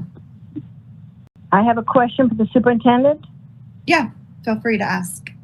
Okay, Superintendent Nello, is there a point of order here concerning the items being removed that was already publicized in the community? It has not been given a date or time as to when it will be discussed again. Trustee Rocha, so that would actually be a question that would be directed towards me. As the board president, I set the agenda, and as I said at the beginning, the item wasn't discussed. So if it's discussed with me at our next agenda meeting, we'll move from there. But there's a process in place, step by step. In that case, President, you're saying that you will be discussing it at the next meeting, at your next time, which would be the next meeting on the 22nd, and it can be put on the agenda, correct? I mean, I can't say that it can or it cannot be. So well, you just said it has to be discussed between you and the superintendent, and that's the reason you're not having it go through today. So I'm assuming that you're giving me another meeting time, which is on the 22nd. Thank you. Thank you. I appreciate your question. Moving on, district reports. We don't have any this evening. Next up, we have hearings. And the first one, we have sufficiency of textbooks. I would like to hear what Stephanie Anello had to say. Sorry, Trustee Hack, you were not recognized. So Sufficiency of textbooks and instructional materials, public hearing. So, I have to, like, this is my gavel that I'm banging. This is a public hearing. The California Education Code and Williams Valenzuela settlement require all school districts to hold a meeting on the sufficiency of textbooks and instructional materials at schools throughout the district. Principles of submitted documentation that verifies all students have the appropriate materials for use in schools and at home. Additionally, the Contra Costa County Office of Education completed full Williams settlement inspections at 11 schools throughout the districts. All 11 sites were confirmed to have sufficiency of textbooks and materials. I believe I'm going to pass this over to Associate Superintendent Ibarra. Yeah, so I believe you've read everything that I could have shared, but yes, those we do have sufficient textbooks, and so this just opens the public hearing. And if there's Are there public comments? And since this is a public hearing, we do have 5 minutes for these comments. This is Kelly. There are no public comments for this item. Thank you. All right, and then with that, I'm banging the gavel. The hearing is closed. Is there any questions from the board regarding the sufficiency of textbooks and instructional materials? I guess one question I do have is this is connected. I mean, we've gotten reports, Williams reports throughout the year. And so this is kind of just like almost the consolidated final, all of the Williams reports plus textbook sufficiency. Would that be fair? Yes, that's the requirement. At the beginning of every school year, Williams comes in and the county, Director Betancourt works with the county and all of the school sites that are part of the Williams settlement review, and they ensure that they have all of the textbooks. And then that's another, in addition to textbook sufficiency in general. So both of those have to occur at the beginning of the year within a certain time frame. Great. That's very important. Is there any question? Oh, Trustee Dr. Lewis. So this is, again, I sort of know the answer to this, but for the public, can we, is there, and I don't know if this answer is sort of widely available, but is there sort of an agreed upon understanding of what the word sufficient means? Because sufficient, if we look at the history, it's sufficient and sort of equal, and all these things have different interpretations. So can we get a sort of an understanding of what sufficient means in this case? It means that all students have a copy and access to all of the state adopted curriculum for all of the core subject areas. And the state adopted curriculum comes from the state. Yes. So, and again, I know I do this intentionally so that way the public understands. There's certain assumptions that sometimes we make as a board because we've read the policies and all those things, but I want to make sure that the public understands. The curriculum actually comes from publishers, but they're on a state adopted list. Right. Okay. So thank you for that. Are there any other questions on this item, our sufficiency of textbooks and instructional materials? Nothing? Okay. Wonderful. And then I just wanted to note too, if people are just listening, I see that Trustee Rocha was able to get their video working. So we're able to see her. Hopefully your power's back on. All right. And with that, we don't need an action on this, right? No, the power's not back in. We don't need any, it's just a hearing. Okay, cool. Thank you. So next. Trustee Rocha, are you safe? It looks like her power is off and her lights are off. Is she in a safe situation? Does she have sufficient, support at home? I know this is probably out of order, but just caring for the, for the person. Just thank you for asking. Oh no, it's glitchy. Fixed me up. So Trustee Rocha, I know this is probably, a Brown Act violation or anything, but if you need, please text me and I can come and support. So if you need, text me, I can come and support. Obviously not during the meeting, but. Well, the only problem I have is that yeah. What's happening maybe dial in and then just have the video, because it's just glitchy with the audio, but we could see you good and we were able to hear you good, Trustee Rocha, when you dialed in. So maybe just have the dial in be on the phone if you can.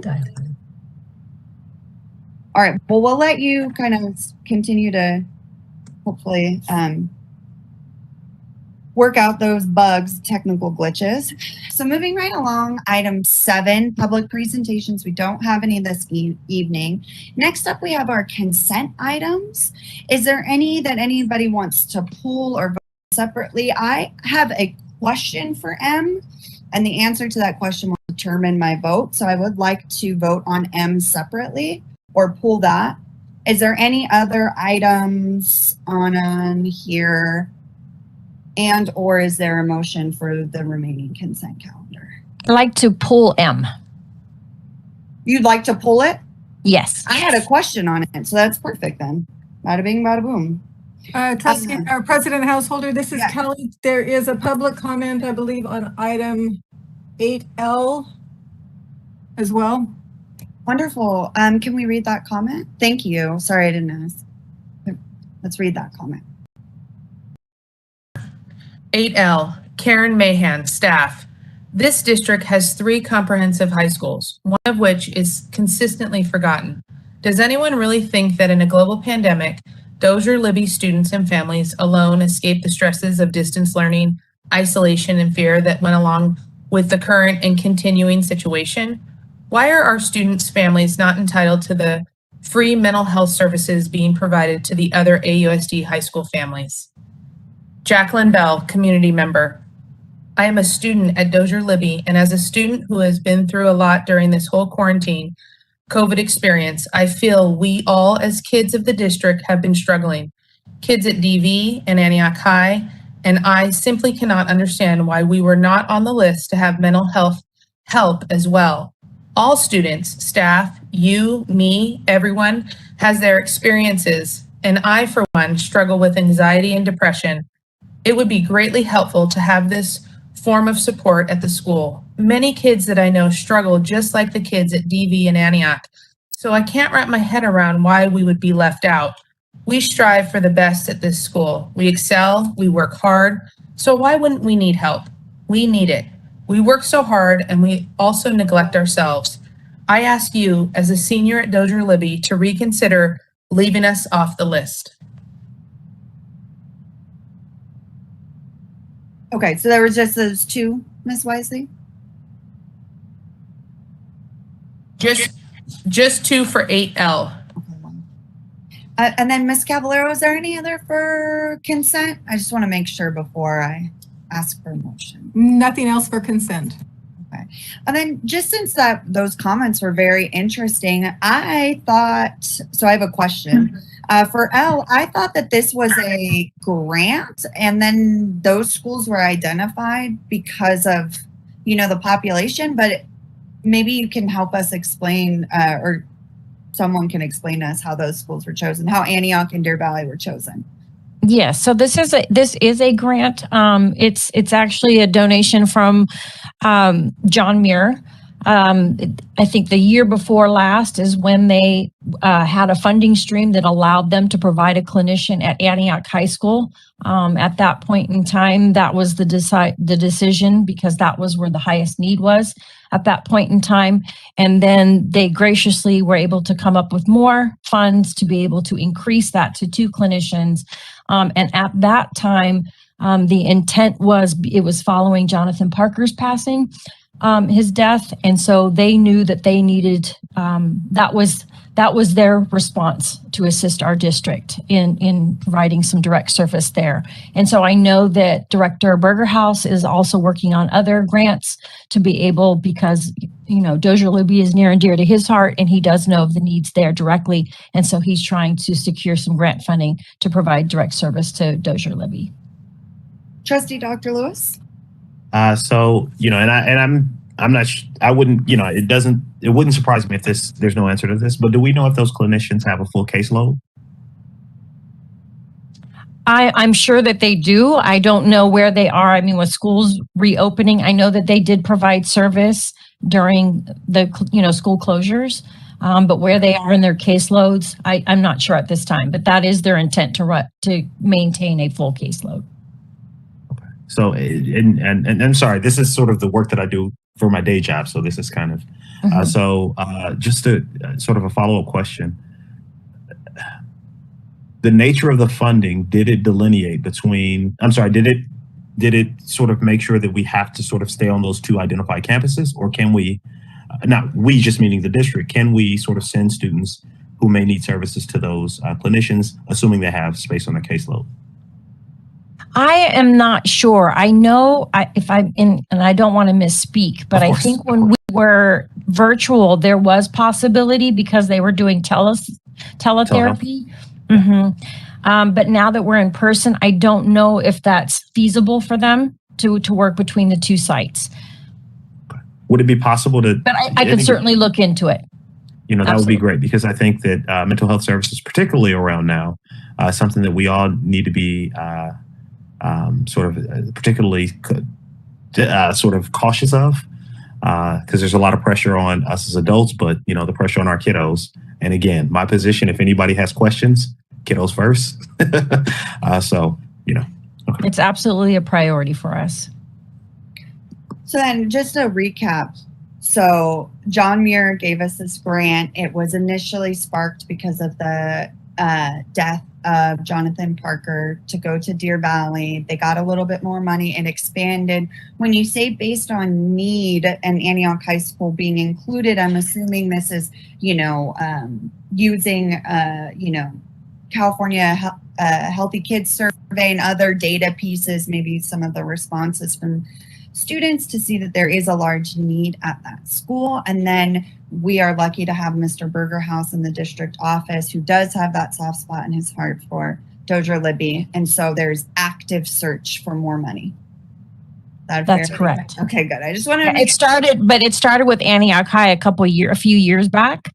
Oh. And then they added Deer Valley after Jonathan Parker's murder. Okay.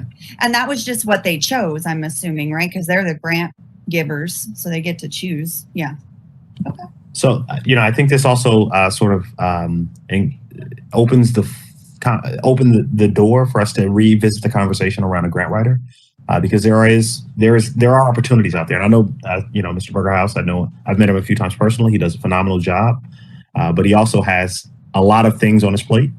And sort of having somebody, dedicated to that. I'm going to keep plugging that, because the population that we have in our district does make us a prime candidate for a number of these pots of money. And then we could provide some of those additional services. We actually do, on the social emotional side of the house, we do have a person that is supporting us with grant writing. And her name is Jenlyn Whaley, and she has already assisted in us receiving a number of grants. And so, yes, she continues to support Director Bergerhaus. Thank you for those clarifications, and thank you to the students who reached out. And I hope that you now know that there is a search going on. And if you guys do need help, reach out to your principal. They'll connect you with somebody. And so with that, it looks like I'm comfortable with voting for L with it. My questions were answered. So is there a motion to approve the consent calendar minus M, which staff is pulling? I'll make that motion. Motion made by trustee Dr. Lewis to approve the consent calendar minus M. Is there a second? Seconded by trustee Hernandez. So can we have a roll call vote, Ms. Cavallaro? Yes, trustee Hack, Yes. trustee Hernandez, Yes. president Householder, Yes. vice president Lewis, Yes. trustee Rocha. Yes. The motion to approve all consent items with the exception of item M, service agreement with Strategic Threat Management, which was pulled from the agenda, passes 5-0. Thank you, Ms. Cavallaro. Moving on to action items, section 9. The first one we have is the service agreement with Point Plus Pediatric Therapies. So I'm not sure who's to pass this one along to, Superintendent Anello. I'll go ahead and take that. It's just a new vendor, and so that's why it's here. It's here to support students with special needs, especially those with behavioral disturbances. Are there any questions on this? Is there, Trustee Dr. Lewis? Maybe I missed it. I thought we pulled consent item M. Did we already vote on that? We're, staff pulled it, and so I'm assuming usually that means that they'll bring it back, at a later meeting. Got So it. Okay. it's pulled, it's not on the agenda Gotcha. anymore, Okay. So yeah, okay. Okay, is there a motion if there aren't questions or comments for item A, which is the new vendor service agreement with Point Quest Pediatric Therapies? Or is there a motion to approve this item? I'll make a motion to approve. Motion made by Trustee Hack to approve this service agreement. Is there a second? I'll second. Seconded by Trustee Dr. Lewis. If there are no questions, if Ms. Cavallero can call our roll. Trustee Hack, Yes. Trustee Hernandez, Yes. President Householder, Yes. Vice President Lewis, Yes. Trustee Rocha. Yes, The motion to ratify the services agreement with Point Quest Pediatric Therapies passes 5-0. Thank you, Ms. Cavallero. Moving on to our next action item, item B, which is our 2020-21 unaudited actuals. So Deputy Superintendent Romeo, I believe, I'm passing this along to. Yes, this evening we're here to present the 2021 unaudited actuals. The unaudited actuals are an annual statement which reports the financial activities of the district and has all of the data that has not yet been formally audited. Unaudited actuals are presented to the board each September, reflecting the district's final year closings from the previous June, i.e. the 2021 school year. Next slide, please. The general fund unaudited actuals includes both our unrestricted and restricted dollars. And if you look at the bottom, you will see how much of our ending balance is in the unrestricted and how much is in restricted funds. Primarily, you're going to see the results of some of the one-time money that is in there, and that's separated out of our funding sources. So that right now is showing up in your restricted. Next item, please. There are other funds besides the general fund. I know that most of the attention is where most of our money is spent. We do have Fund 8, which is a new fund that I'll spend a little bit more time talking about it, but we now have to report on all ASB funds. They must go through the district's books. We have Fund 11, which is our adult ed fund. 13 is our cafeteria, 14 deferred maintenance, 21 is our building fund, 25 is our capital facilities, 35 is our county school facilities, a special reserve under 40, and the one that is paying for most of our employees as retirees. Our retiree benefits is under Fund 71. So new this year, the Associated Student Body, as our students raise money for student activities, they make decisions on how that money is spent. They participate in co and extracurricular activities, and it's a way to learn really good business practices. So the ASB financials are now included in the district financial reports under Fund 08 under the GASB accounting standards. Next slide, please. All of our funds do show a positive ending balance, and this summary will show you by fund, starting with 08. You can see across the top each of the funds. It shows you what our revenue was, what our expenses were during the year, so that you see the ending balance in each fund as of June 30th, 2021. And again, this is the next few funds, Fund 21, 25, and 35. And our Fund 40, 49, and 71. What we're required to do under the unaudited actuals is to show you what the activity was during the school year, to show that we have a positive balance, which we have been able to show to you. You recall in June, we brought forward the AUSD budget. We've completed the unaudited actuals now, which is what happened in the district last year and gives all of the information. The audit is currently going to be starting in the next couple of days and will be presented to you in October once the auditors go through all of our books.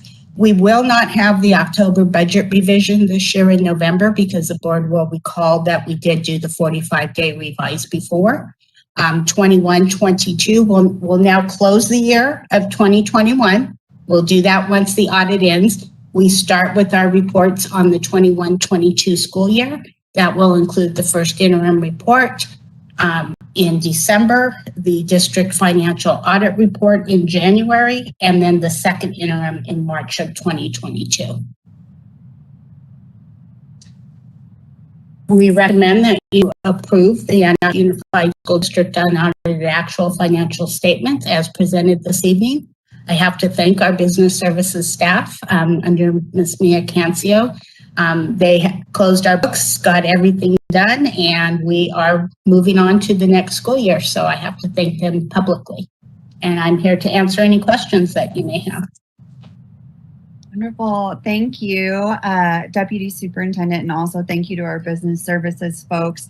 I personally really appreciate the graphic where there was check marks because I know you guys have this wonderful flow chart that's in a circle and it's nice. I'm a visual learner, so it really does help me a lot to see that. But is there any questions? I don't have any questions or comments other than to say great job, love the presentation, and appreciate all the hard work. Trustee Dr. Lewis. I definitely appreciate all the hard work. I can tell that there was a lot of thought, auditing is never fun. Although some people enjoy it, apparently, I'm not one. But I did have a question. So there was one of the line items, I think it was Fund 49, and it said, it referred to Mello-Roos. So is that, and I think that was in our unrestricted funds. So really quick question, is that the remaining amount of Mello-Roos funds available, or is that just for that year? We have a fund balance in 49, and that's all capital project accounts. In balance, it's not just Mello-Roos. Okay. Is that correct? Ma'am? Also, but Fund 49 is sort of a combination of, got it. It's all Mello-Roos. I'm sorry, Miss Canson was here with me, and she is correcting me. It is the Mello-Roos. I apologize. Okay. I thought there was the other money in there as well with the measure money, but it is separated out.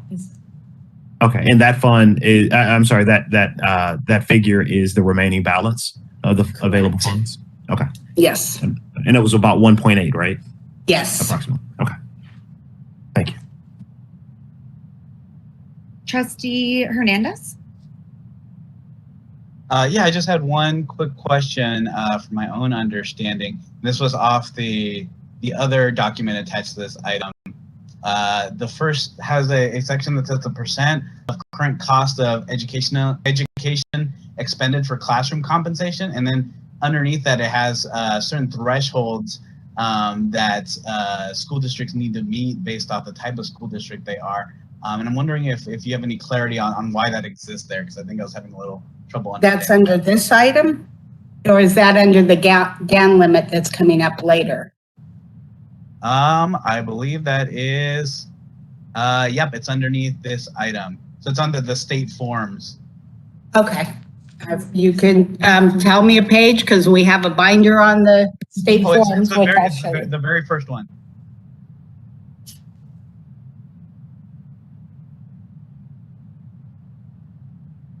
On page 1? Yes. Okay. And you're looking at the percent, the CEA percent of current cost of education expended for classroom compensation. Yes, that's 61.75%. And do you have any clarity on the reasoning on why we have like bottom level thresholds? Because I guess, the way I would think of it is I would think it would be different flip than there'd be instead maximums that would restrict us. But I would have to, these are forms that are required by the state. These are not ones we could alter in any way. So I would be happy to try to get that information for you, but how they came up with those numbers, I cannot tell you tonight. Got it. Yeah, no worries. This is definitely not a critical question, just a more point of curiosity that I did have. If there are no other questions, we do need a motion to approve this audit. I just want to reiterate there's a lot of hard work. Thank you, Director Cancio and Deputy Superintendent Romeo and everybody else that worked on this. And so if there aren't any other questions or comments, I would entertain a motion to approve.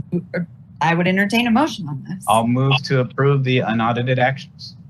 All right, motion to approve made by Trustee Hernandez. Is there a second? I'll second. Seconded by Trustee Dr. Lewis. Ms. Cavallero, can you call the roll for us? Trustee Hack, Yes.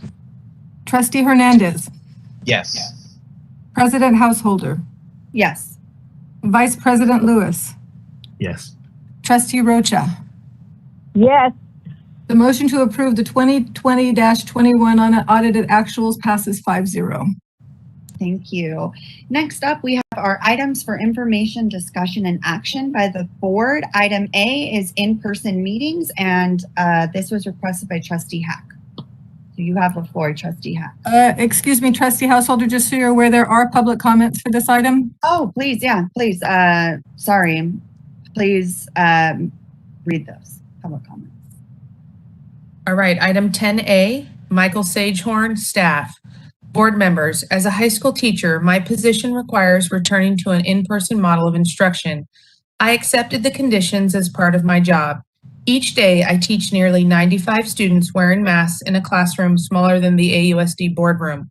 We work collaboratively with departments, academies, and full faculty meetings. I'm baffled by the unwillingness of members of the trustees who will not meet in public, but insist that their teachers, administrators, and classified staff do likewise. I will suggest that good leadership requires a mutual sharing of risk and adherence to the same safety protocols you expect of us. If this is too large of a burden, perhaps your temperament and self-focus requires a dignified resignation from your posts. Crystal Van Dyke, staff. Good evening. This will be super short and to the point. The board members should be meeting in person. If the teachers and students are all back in the classroom, then the board should be meeting in person as well. You may still hold them closed to the public with the submission of public comments still online, but you all should be back in the boardroom. Thank you. Former Antioch student, community member. We get it, Gary. You don't know how to use a computer and would like to go back to in-person meetings, but I doubt we will get more engagement from you even if this happens. Can you do something other than second emotion? How about you try doing some research and stop looking at Rocha on how you should vote? Please prove me wrong and actually bring forth some change, because what this district is doing only works for some students. Diane B., community member. When will school board meetings be open to the public in person? Rocha and Householder can both go. Name not provided. I want to thank Trustee Hack for recognizing that the board should be conducting in-person meetings.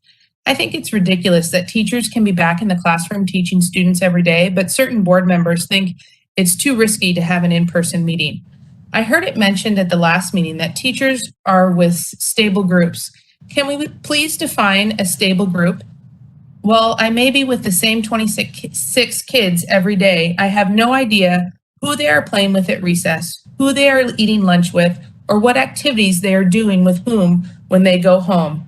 Not to mention our middle and high school teachers who are seeing multiple groups of students in a day. I also have to remind a few of my students multiple times an hour to put their mask on correctly. So I can only imagine what their masking habits look like when they get home. It appears certain board members want to stay virtual so that they don't actually have to face the public in which they serve. If you were in person, you wouldn't be able to hide from public comments or pull stunts like you did at the last board meeting. This is the final comment of this item.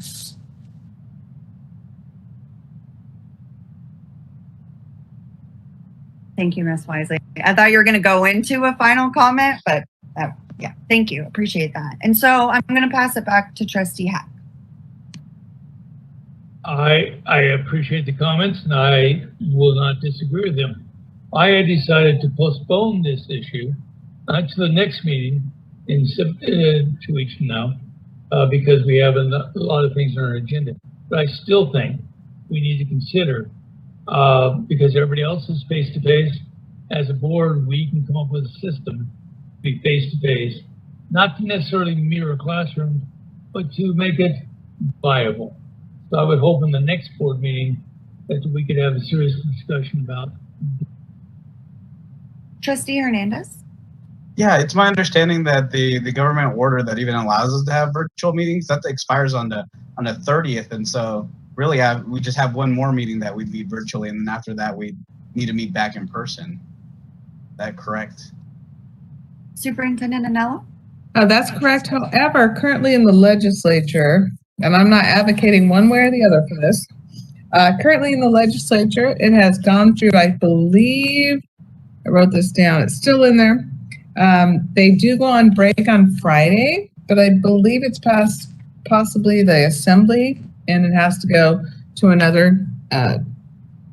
board. So we don't know. It's to extend it, I believe, sometime in January. Is that correct? I hope I got that right. Sometime in January. But again, I'm not advocating one way or the other. I'm just telling you that may be coming. So then the order on the books right now is until the 30th. I know, Trustee Hack, you had said that you were thinking of postponing this until the next time. I'm also glad folks wrote in public comments. But if it's not until the 30th, shouldn't we look at this in October then? First meeting in October? Or would you, I mean, Trustee Hack, if you want to talk about this again at the next meeting, we could do that too. Or we could wait till after the order's over. My thought was to address this in the next meeting. And if these restrictions are lifted and the process has changed, we can adjust to that. But I do think we need to be face-to-face because kids are doing it, teachers are doing it, employees are doing it. But right now, I think we have other issues to talk about. What if, just to be efficient with our next agenda, would it be okay to just have, if there are any updates, like Superintendent Anello said, there's a piece of legislation that they've been tracking that could affect when we're even able to go back. So would it be okay then to just have that in a Friday board letter if there are any updates? And if there aren't any, then we can have this agendized for the first meeting in October. I'm just trying to think of a way to just, be more efficient, or it's up to you. We can have this be an item for discussion again at the next one. But, I just want staff to also know like what we'd be asking them because For now, I'd be comfortable with that. We'll see where it goes. But I do think we need to address it in some manner fairly soon. So I agree. And then I saw Trustee Dr. Lewis nod his head. So Superintendent Anello, is that clear to you? So if there are any updates from now until the first meeting in October, please provide that in a Friday board. And then we'll have this on the agenda for that first meeting in October just to retouch and see where we're at. Is that clear? Okay, wonderful. Thank you so much. Next up, we have our COVID-related policies and procedures, and this was Trustee Hernandez. Yeah, and I feel silly having to even say this, but if I'm looking down, I'm looking at my iPad where I keep my notes for the meetings. But I just kind of want to take a time to have a discussion as a board on just kind of get a, answer any questions that we might have. about our COVID-related policies, because I've been seeing questions kind of going around, and I think, yeah, you know, even I have some questions, even looking through the website, and I think I think my ultimate ask, even outside this questions, is it'd be great to have a presentation on where our policies are at, what kinds of things are we working on for the future, because as Superintendent Nello mentioned in her report, there's a lot of great stuff that we're doing, and I think it'd be great to hear about that and have that like really clearly communicated, because you know, I've gotten some confusions over things like, are we offering just the rapid test, or do we have PCR testing? Because on the website right now, we have like a section for testing, and you know, our community has access to those tests. But then the information that parents are getting when they send students home is that they need to connect with their own healthcare providers. And I'm imagining that the confusion there is over whether they need a rapid test and a PCR test. But I think that can kind of be confusing, and I think just having a presentation on these things would help give us some clarity. Some of the other things that I'm wondering about are things like, where are we on the status of ventilation for our different classrooms? Are all the ones where our staff feels that they need access to open windows and that's feasible? Do they have that capability? Is that something we're still working on? Are we, you know, are we at a final stage with that? And kind of just, you know, have a chance for the community staff, as well as board members to kind of be able to touch on all these different aspects and make sure that we're covering all our bases. There's just so many moving pieces when it comes to COVID policy that I think it's helpful to make sure that we're covering any areas that we may be a little bit blinded to at different areas. So ultimately that is really my ask is, I'd love to see a presentation on what our current COVID strategies are, what's the future, and touch on some of the things that I mentioned right now, such as, you know, the confusion on testing, ventilation, opportunities, to help our community get access to vaccinations if that's something that they want. So I think that there's great opportunities potentially for partnerships, especially as vaccines get approved for youth under the age of 12, that there's an opportunity for us to help those community members that want access to those things. I feel like school sites may be a very great place to do that, and that'd be a cool idea to explore. But I think to do a lot of the things that I'm saying right now, I think we need to kind of reach a baseline and make sure we kind of understand and then kind of go from there. But it'd be great to hear what the rest of this board thinks. So Trustee Hernandez, if I'm understanding you correctly, like that you have specific questions about different aspects of our COVID related policies, but really the ask this evening is potentially at the next board meeting or some board meeting in the future to have a COVID public presentation, just like how we had Sutter presentation, something like that about COVID policies. Is that right? That is correct, yes. And we also, I just want to remind my colleagues that we did discuss way earlier this year of just adding a subpoint to superintendent reports, because we all recognize that Superintendent Anello was, you know, naturally kind of giving a COVID update in her updates. And so that's another thing that we could consider too. That way it's just, you know, called out again, coming like the community coming to a baseline. So just wanted to throw that out there. We have kind of touched on this a little bit, so there's a couple things we can do.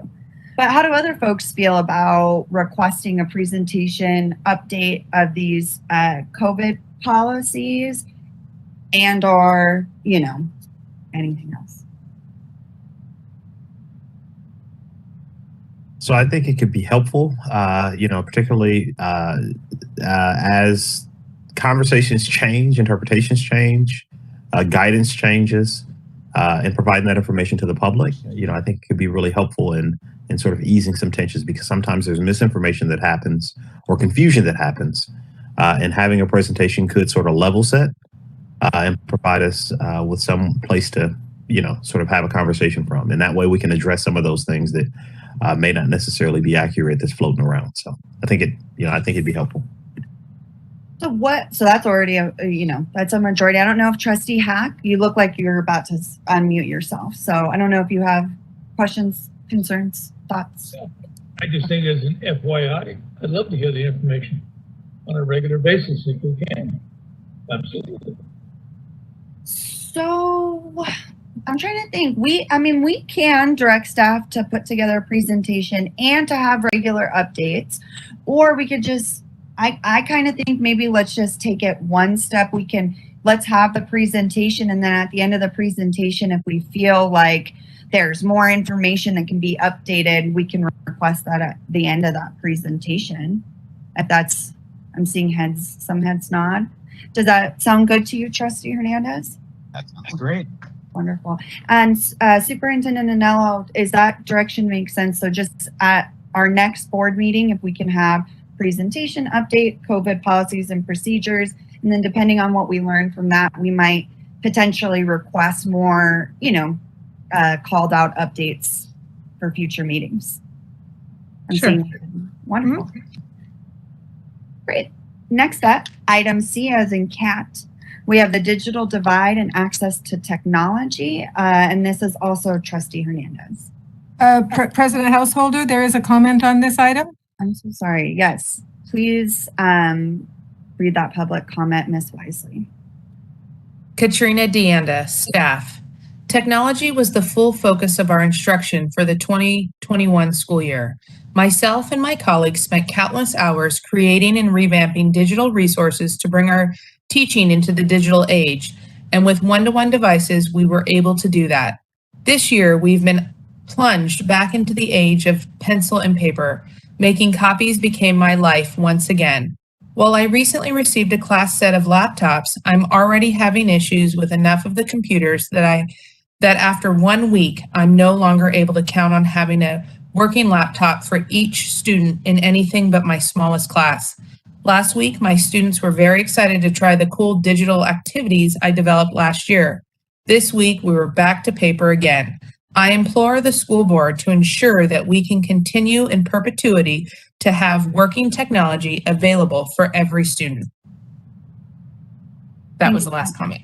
Thank you. Thank you so much, Ms. Wisely, and thank you, Ms. Cavallero, for reminding me. Back to Trustee Hernandez. Yes.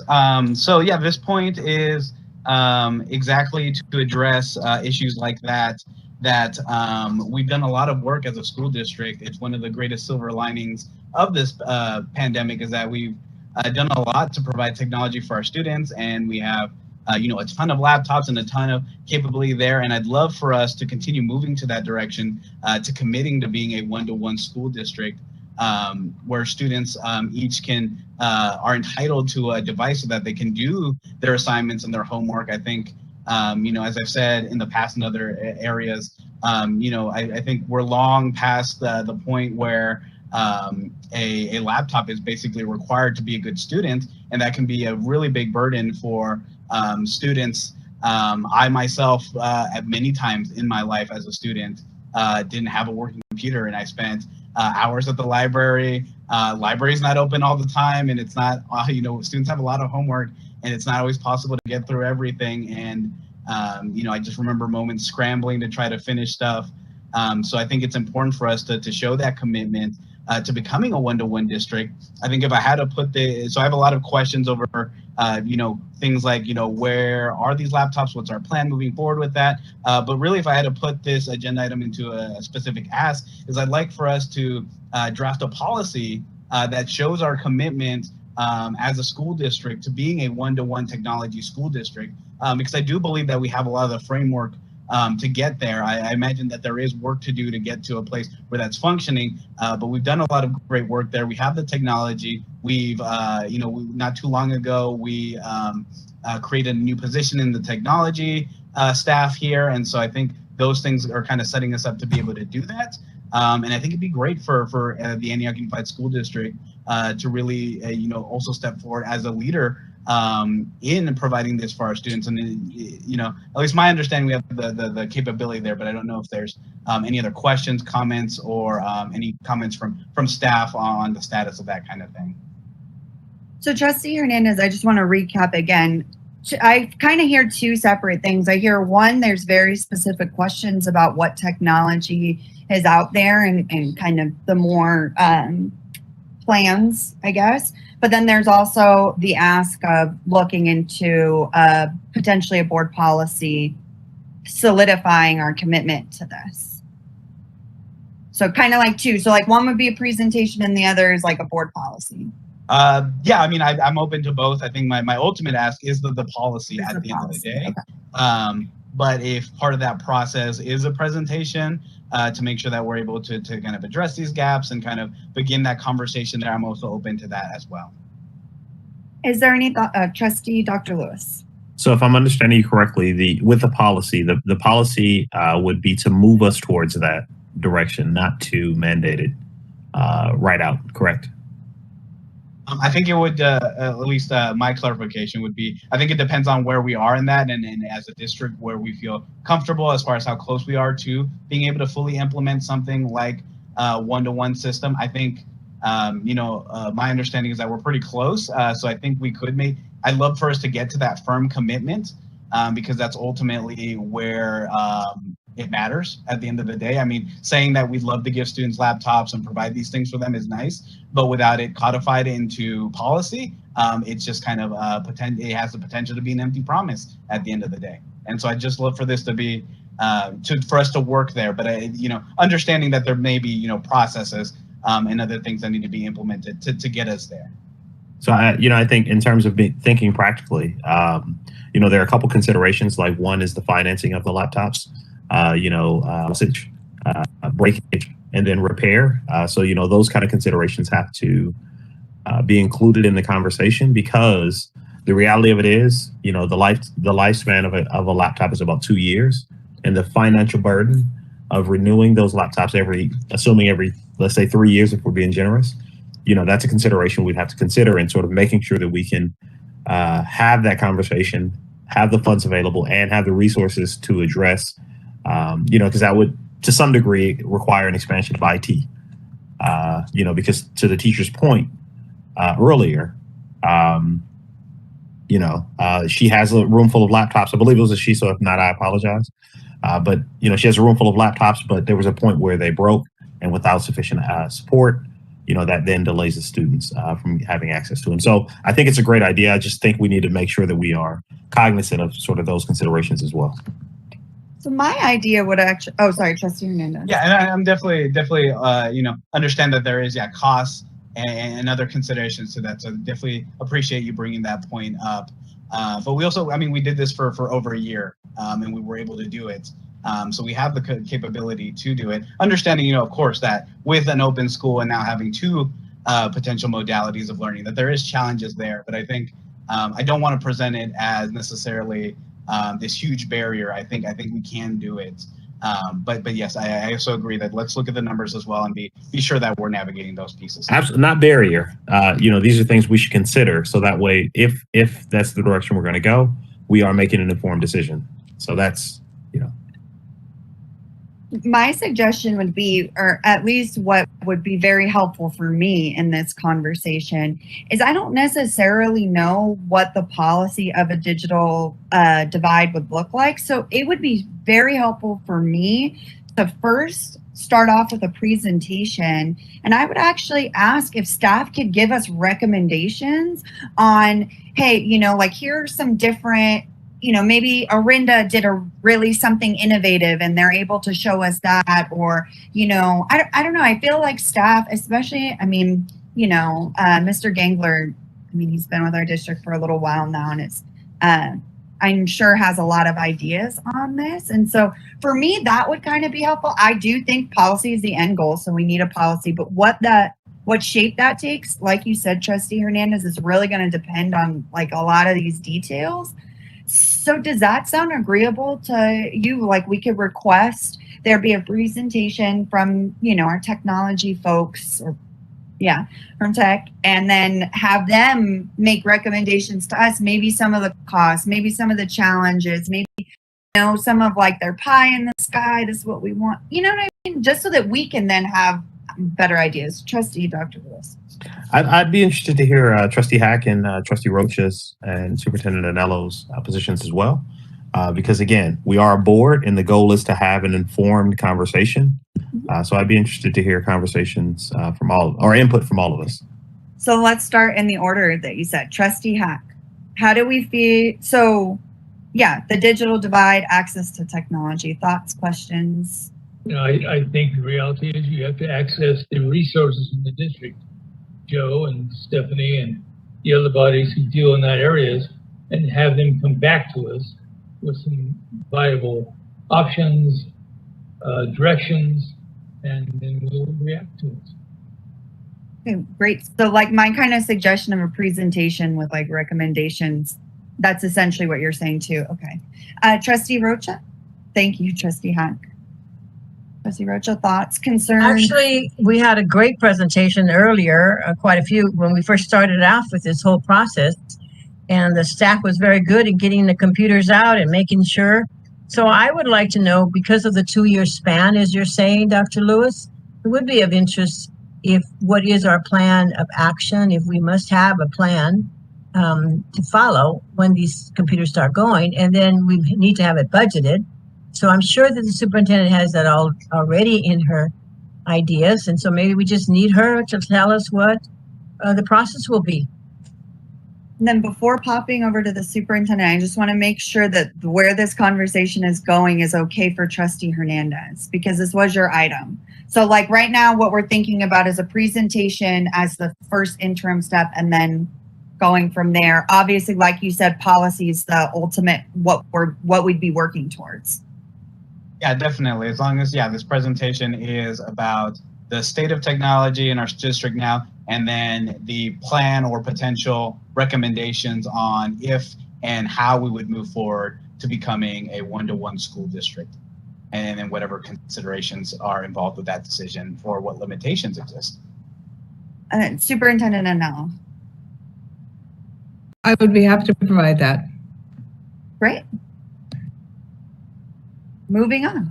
The next item is Trustee Rocha's, and it's an interpreter services for adult education, English as a second language, ESL students. So adult education interpreter services for English.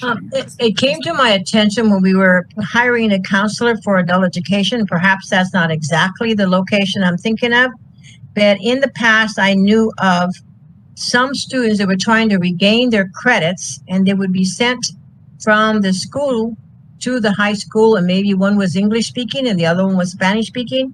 The English speaking person always was able to recover their credits. The Spanish speaking person, since they did not have anybody to work with that person, they weren't as lucky. So my question is that being, I guess I would need to ask Superintendent if she could give me a Friday information on it as to how we're dealing with English speaking persons when they're trying to recover credits and when they move on to, I'm not sure if it's just prospects or adult education. Prospects in adult education. I have a question, because I also think a Friday letter, but then part of me is kind of thinks that this sounds like it could even be a presentation too, because it seems pretty important. But if a Friday letter would suffice and go from there. Sorry, Dr. Lewis. My whole thing was just that I want to know, do we have someone covering us at that stage when that student needs that extra help in recovering their credits? So, I know for counseling services, there are organizations that we can, not we, but that are available to provide translation services in a number of threshold languages. And those are for mental health services. I don't know if they have anything for counseling. Does anyone know if those services are available? And if so, would it be possible for us to develop a relationship with those companies, whatever that looks like? You might have, Dr. Lewis, I think you have me mistaken. I'm talking about credits for education, like math and English, not so much emotional. No, I'm talking about, do we have a teacher that catches them over there that will help them through the process to get their credits to graduate? That's what Dr. Lewis is saying, right? Right. So what I'm suggesting is, so it sounds like what I'm hearing you say, at least, is there's a counselor so for example, if there's an A through G requirements, there's a counselor that says, okay, well, you need to take these courses in order to achieve your goal. The same thing is true to recover those GED credits or to recapture those credits to graduate. There are services available. If it's a counselor you're asking for, that's what I'm hearing you ask for. There are services. I'm asking if there's a service available to where they have the interpreter, because again, we have other threshold languages. Spanish is definitely a large population, but we also have a large Filipino population. We also have a large, Nigerian population. So I think this is a healthy opportunity for us to have a conversation around how we can address the needs of those students as well. And If- Dr. Lewis, just to if be I'm- clear for Trustee Rocha, you're saying an academic counselor, not a Yes, social yes, emotional yes. counselor. Correct. Yes. I didn't hear academic. I heard Yes. counselor. And I said, this is not a mental issue. I'm talking about educational issue. My apologies, Trustee Rocha. So yes. So then the first question would be, okay, so first question is, do we have interpreter services available for English learners, academic counseling, adult ed? So kind of those categories, adult education, English learner, students, and that includes Spanish and all of the above, and academic counselor availability. If we could get that answer in a board letter, but then what if the answer is no?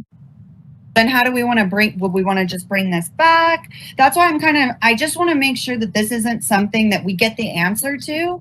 And then if we learn that we don't have it, that we don't make movement on it, So I just want to make sure, and I could just make a note to follow up with this after we get that Friday board, but I'm posing this to you, Trustee Rocha. If you have a preference for this, if you don't want to overcomplicate it, just ask for it in a board letter and then we'll go from there. But I just wanted to know, if the answer is no, I want to make sure that, myself and Trustee Dr. Lewis can elevate it back onto the agenda.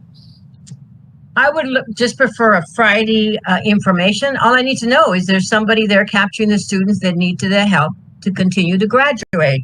And at that point, I understand that the item that we talked about, President Householder, is that you will come back on the 22nd for the item that I had on E that was removed. So we're still on D, but so We just moved so the question is a little bit so it's not only is there an academic counselor, it's if there's not an academic counselor, can they call a number to request an interpreter? Like what is available? It's actually broader than what I just asked. I'm sure that the superintendent will give us a report on the Friday to see if we have a process that happens to students that are English learners in order for them to graduate. So just like Trustee Dr. Lewis wanted to hear the other folks, I just let's honor it. Trustee Hernandez. Any thoughts? I don't have any strong thoughts on this. Besides, yes, I think interpreter service is something that I think I hear a lot from the community, both in adult and recovering credit education, as well as even through K through 12. So I think this is a perfectly good step to begin exploring that. Trustee Hack? I agree with what Mary wants to do. Absolutely.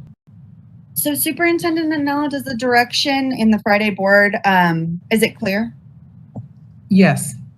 Thank you so much. Madam Chair, can I have Yes. a question to the superintendent? Yes. Superintendent Anello, you heard my question about the 22nd and having item E put back on the agenda. I will send that forwarding to you through the chair. And Trustee, there's actually a section which is item 17. So if you can, I'm making a note to ask you. So let's bring that back up under item 17, that request. So next up, public communication policy. So I have the next three, and I just want to kind of make this simple. So we don't, our board policy on communication was updated in 2018. And I just wanted to look and see if we can update our communication policy. Right now, it's pretty vague. It says all notifications required by law and other notifications he, she believes will promote parental understanding and involvement. And that's board policy 5145.6. So what I would like to see is there updates to this that we need to make? But also I want to see if there is a specific 9,000 board policy related to communicating information to the public.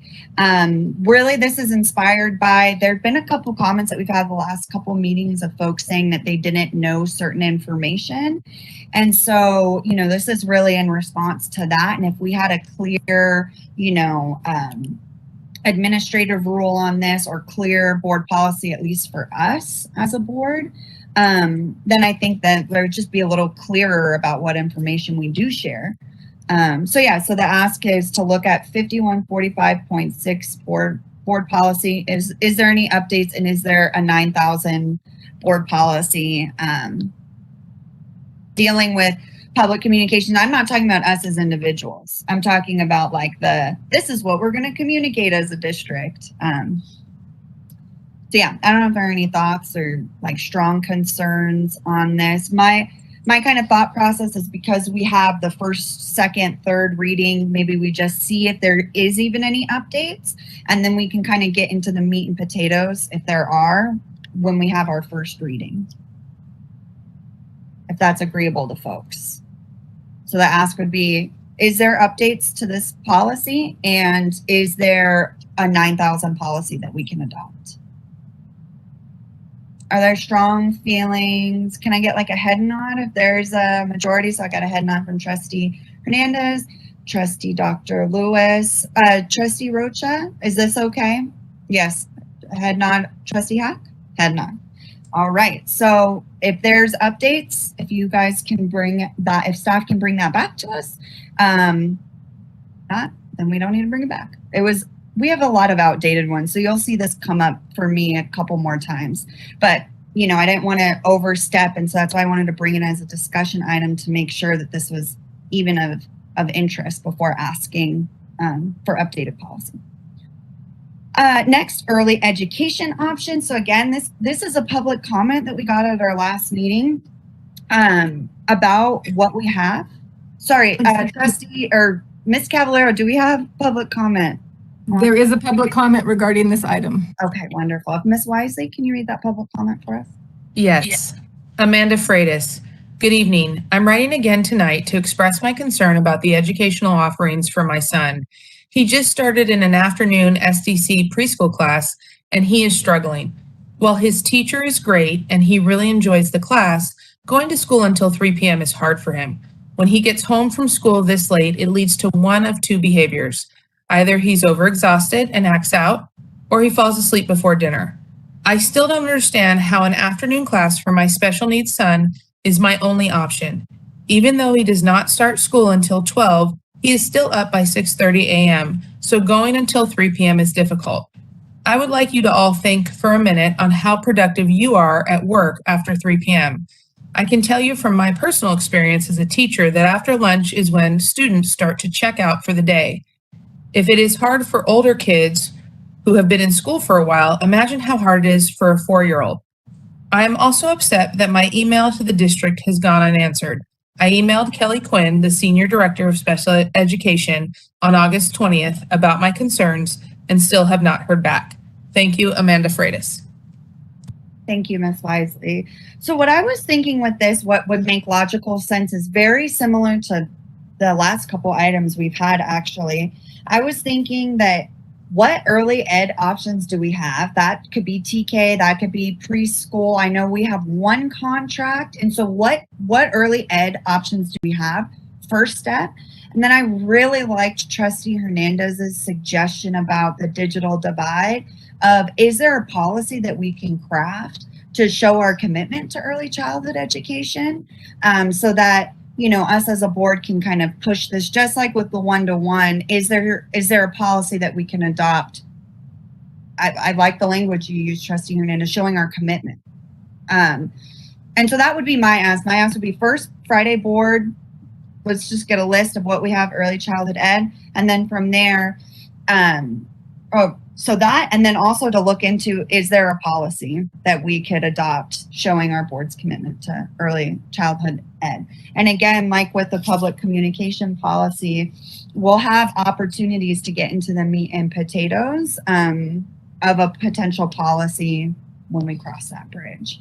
But Madam Chair, yes, I Trustee believe that the government is directing us as school districts to consider the preschoolers. But I think this one is also a special ed issue. So there's a combination of special ed and regular ed. But I believe there's a plan that's being reviewed by the district on what they will do with the young children in the near future. We're not talking the pre-K, but almost actually the 4-year-olds, so, because that's the push the government is giving. So I'll be waiting for that. Yeah. So something to keep an eye on, definitely. So that definitely complicates things a little bit. But I'm wondering, do other folks feel then that this would warrant like a presentation? Or do you kind of think my initial kind of half step of what do we have and then maybe ask staff to bring us back a policy is okay? Trustee Dr. Lewis. I think a Friday board would probably be the first step, because if there's something sufficient there, we may not necessarily need a presentation, because again, there's a lot of effort that has to go into a presentation, and we are asking for a number of presentations. And what I would hate to happen is if, we spread folks too thin. So, I want to make sure that, we are giving this adequate attention. So I think my position would be, a Friday board letter would be sufficient, at least initially. I think so too. The reason I said presentation is just because the special ed comment does complicate it. But I think what do we have is the first step. Trustee Hernandez.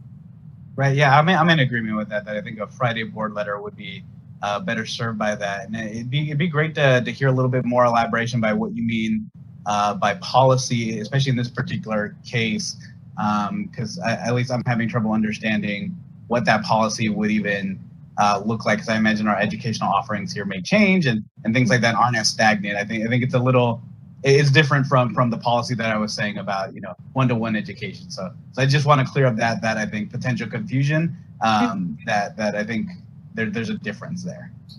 So I think with the policy, how it could potentially look with early childhood education is we could say, as a district, we are going to offer X amount of spots for TK. Because that's what Trustee Rocha, I believe, is saying, is those TK, the state has had a focus on those kids who are like a little too young to go into kindergarten, but then like end up being kind of a little bit older when they are ready. And so I know that there's been a push from that, but for us, I would think that the early education options policy would look like, the board is committed to serving X amount of students, for early childhood education. I know, like, we have programs, we have things, so it would just be like how to codify that in a policy, but without being specific.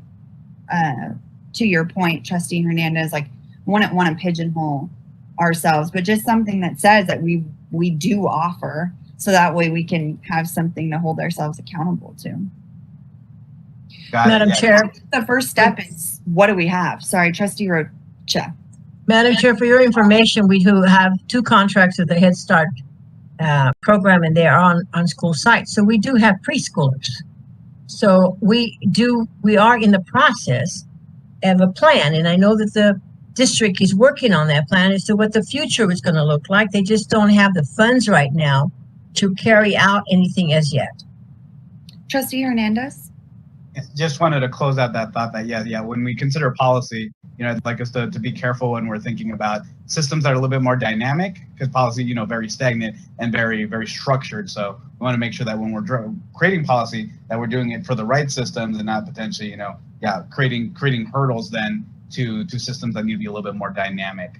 But yeah, sorry to get us a little bit off track there. I'm all in favor of, let's get some information on this in a Friday board update.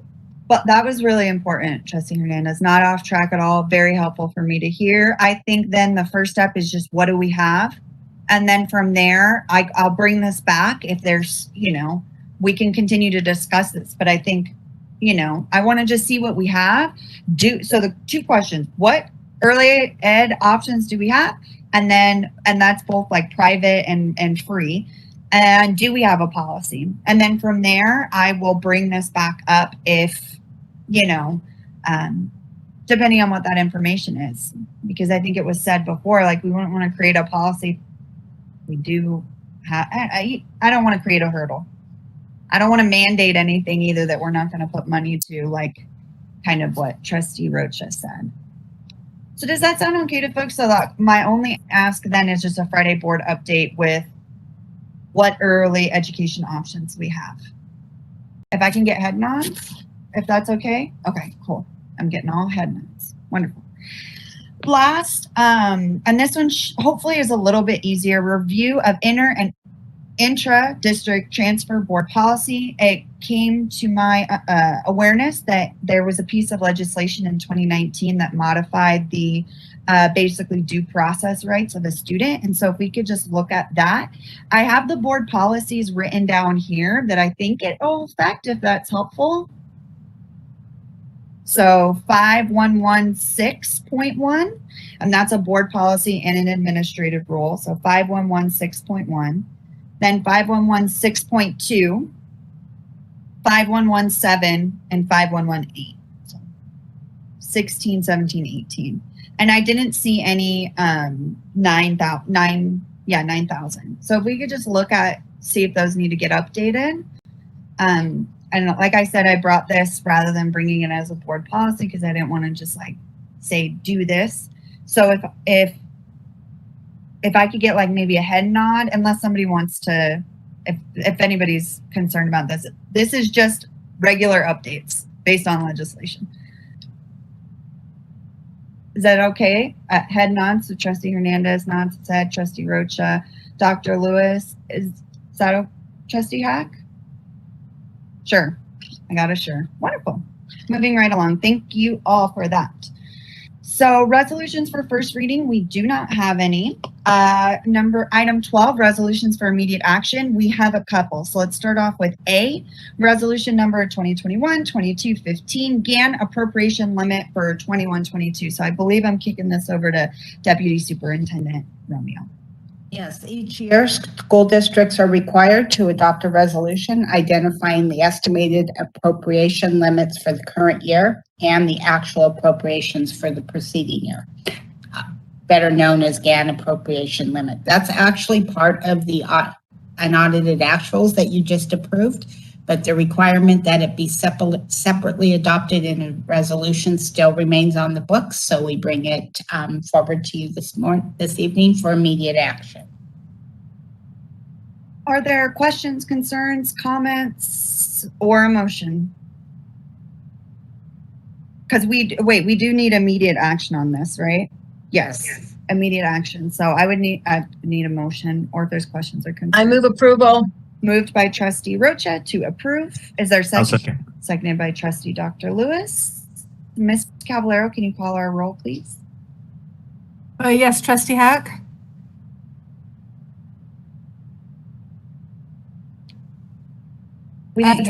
Trustee Hack? Okay, I think you're saying yes. Could you get a thumbs up? Yeah, can you try that one more time, Trustee Hack? A thumbs up, perhaps?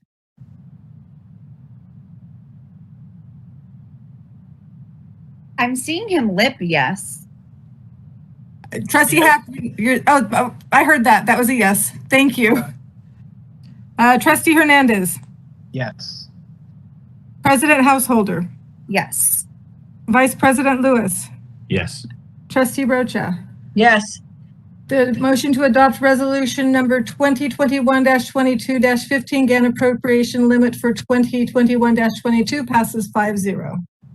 And then these next two are our kind of classic ones. The first, I don't want to say classic, but we've seen these a couple of times. Authorizing instructors to teach outside of credential authorization for 21-22. And so I believe this will be a deputy superintendent again. Correct. And these are ones that the board has seen quite often. We are growing our teaching staff as TGVA grows, as we mentioned earlier.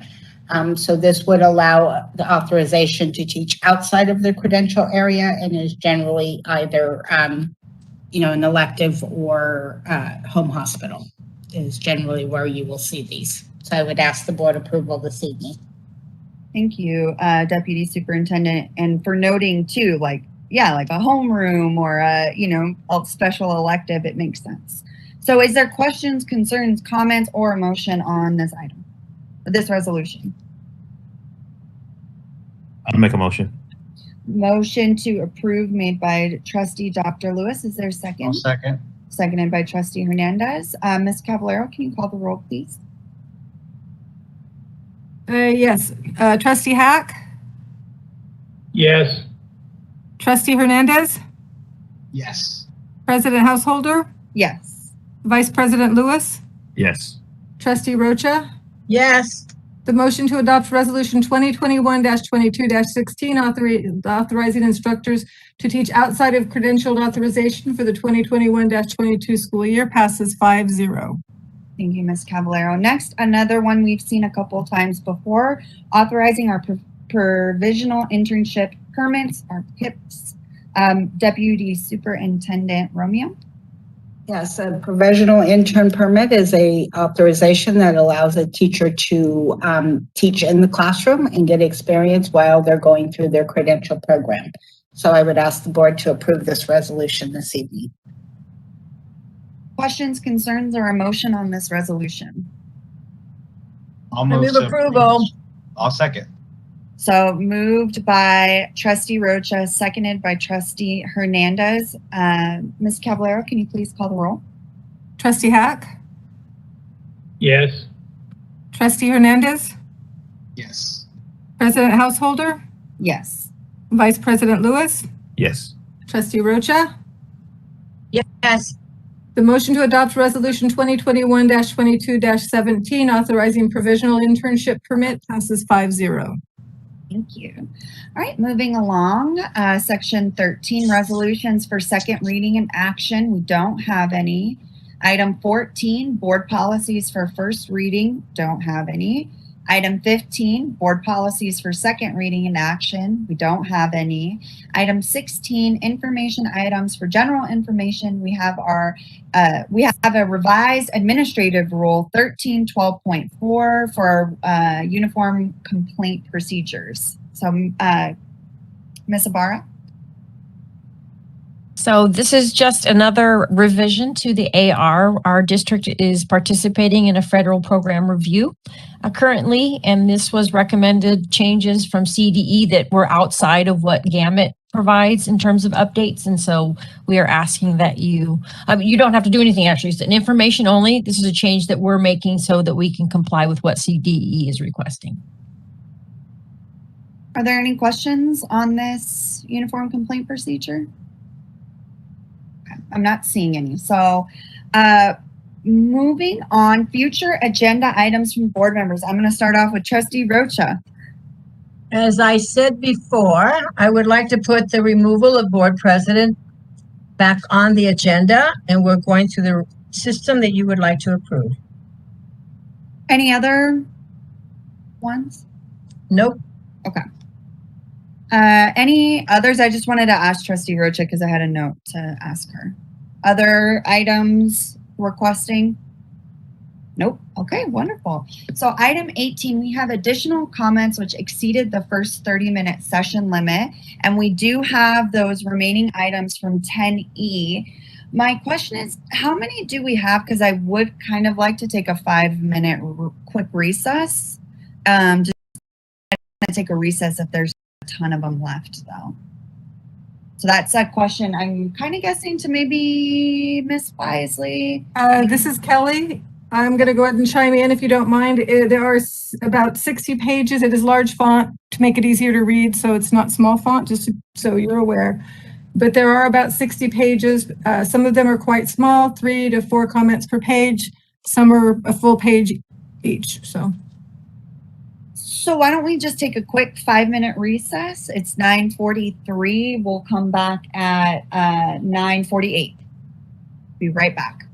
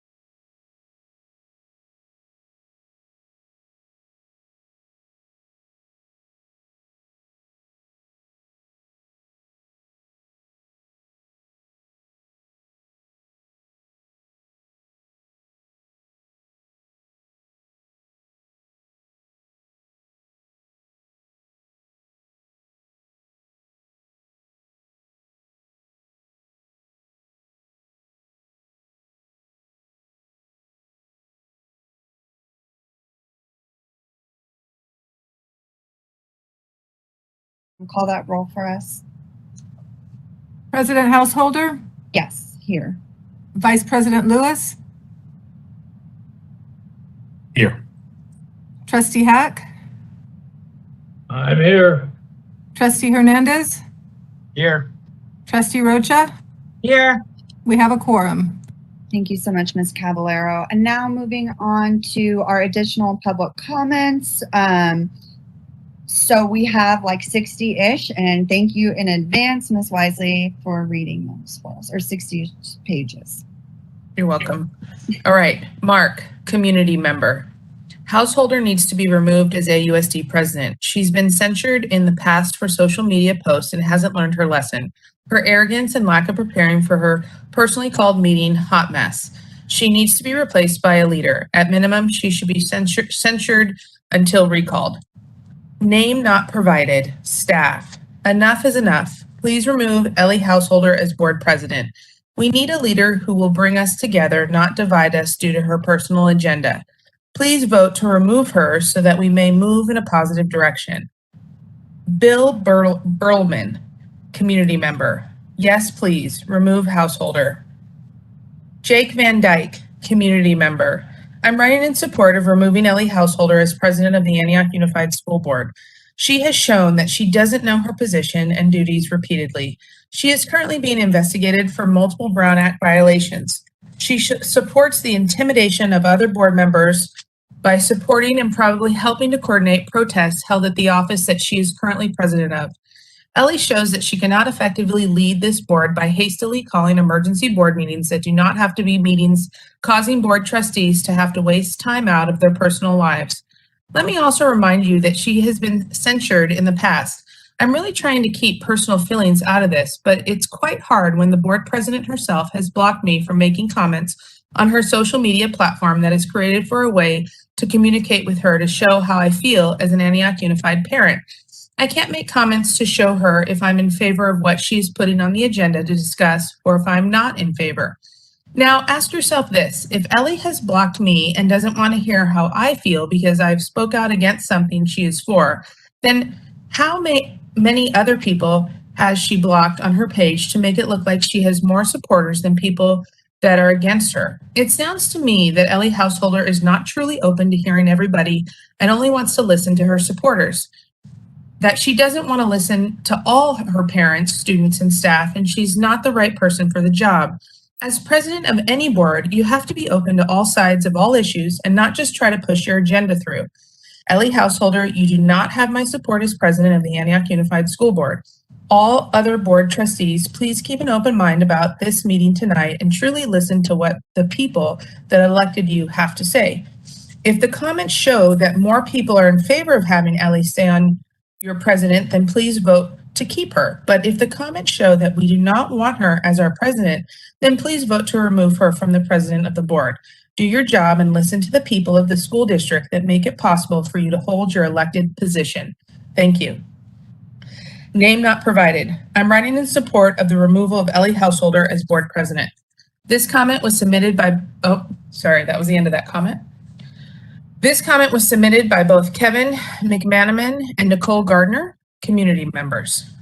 We need term limits for people like Mary Rocha. 36 years of service is enough.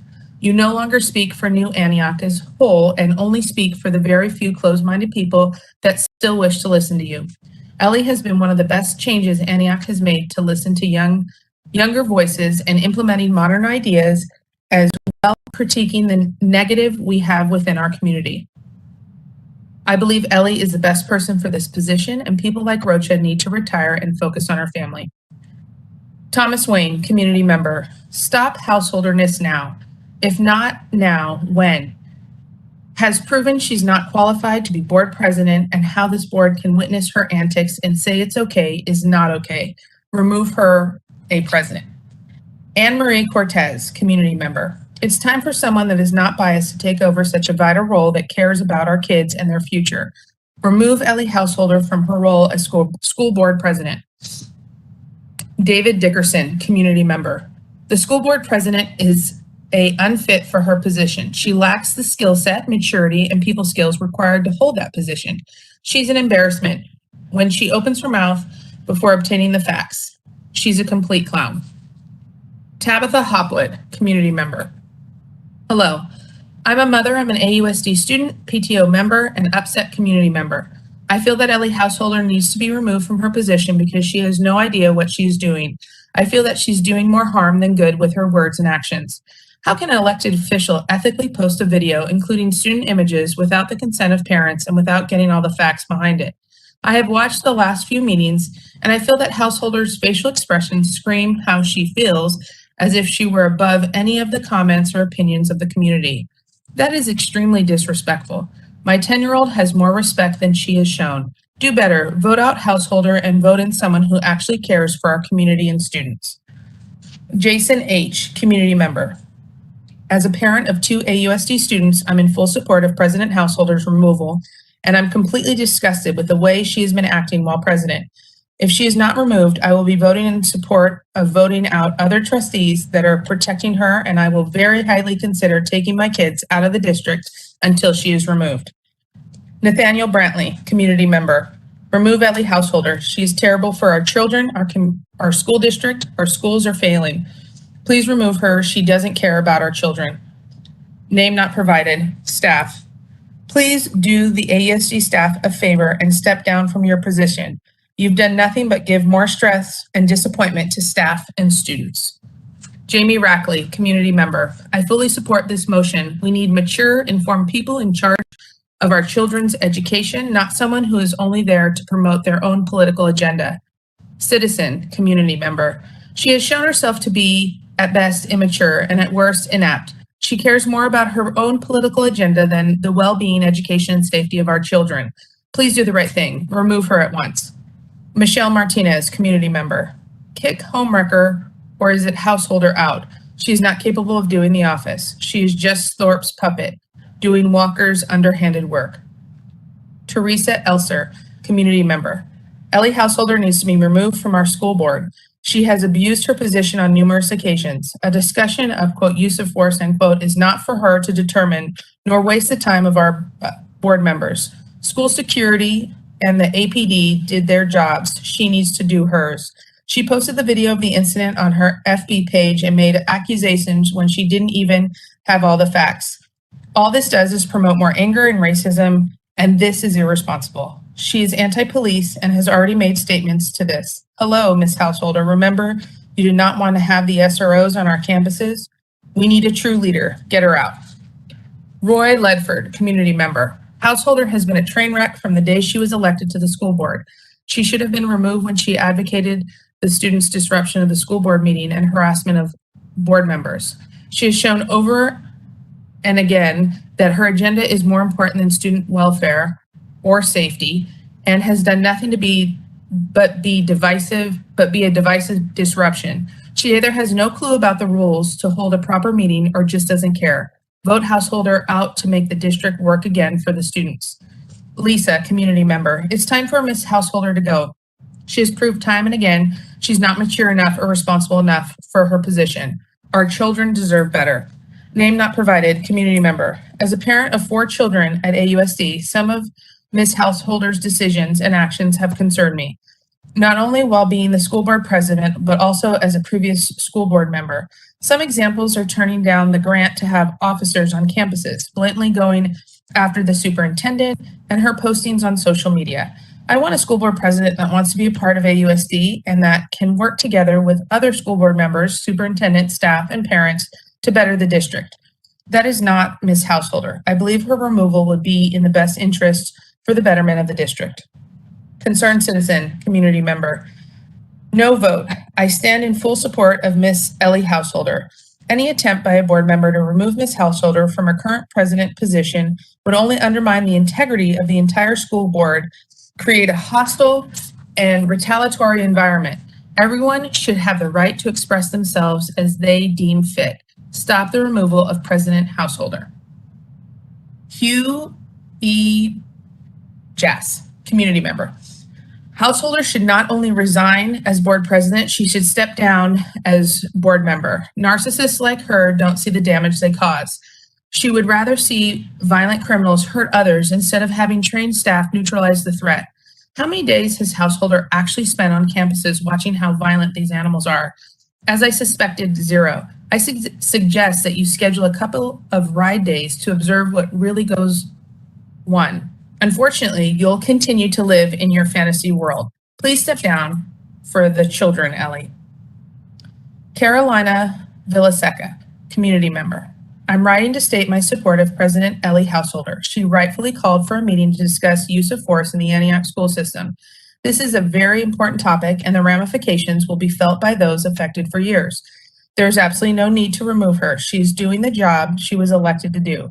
This is a topic that needs discussion and action. The school board has opened itself up to possible legal action if a sound policy is not created and clearly communicated.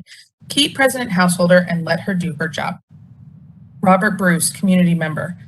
After reviewing your meeting of December 16th, 2020, in which your board elected a president, I see that there was a rules violation. At 27-minute, 22-second mark, the chair acknowledged Trustee Hack. Before Mr. Hack could say anything, Dr. Lewis asked for clarification on how do we elect president positions. The superintendent gave an explanation. Under Robert's Rules of Order, Trustee Hack still had the floor. At 29 minutes, 37-second mark, Trustee Hernandez made a motion to nominate Trustee Hernandez was out of order. Trustee Hack had the floor and should have been heard. Your election is in violation of your own rules. Trustee Householder was never elected to the position of president. Trustee Rocha is correct in moving forward to elect a proper president. Donna, community member. Ellie, it's time for your resignation. You have showed over and over you are incompetent to be on this school board. Your personal agenda has no place in our schools. Rebecca, community member. Ellie, please submit your resignation. You have once again shown you have no business on our school board. It's time to put our children first. Their education and safety is more important than your ego or personal agenda. Corey, community member. Ellie Householder, it's time for you to step down. You are unfit to make decisions about children, especially my children.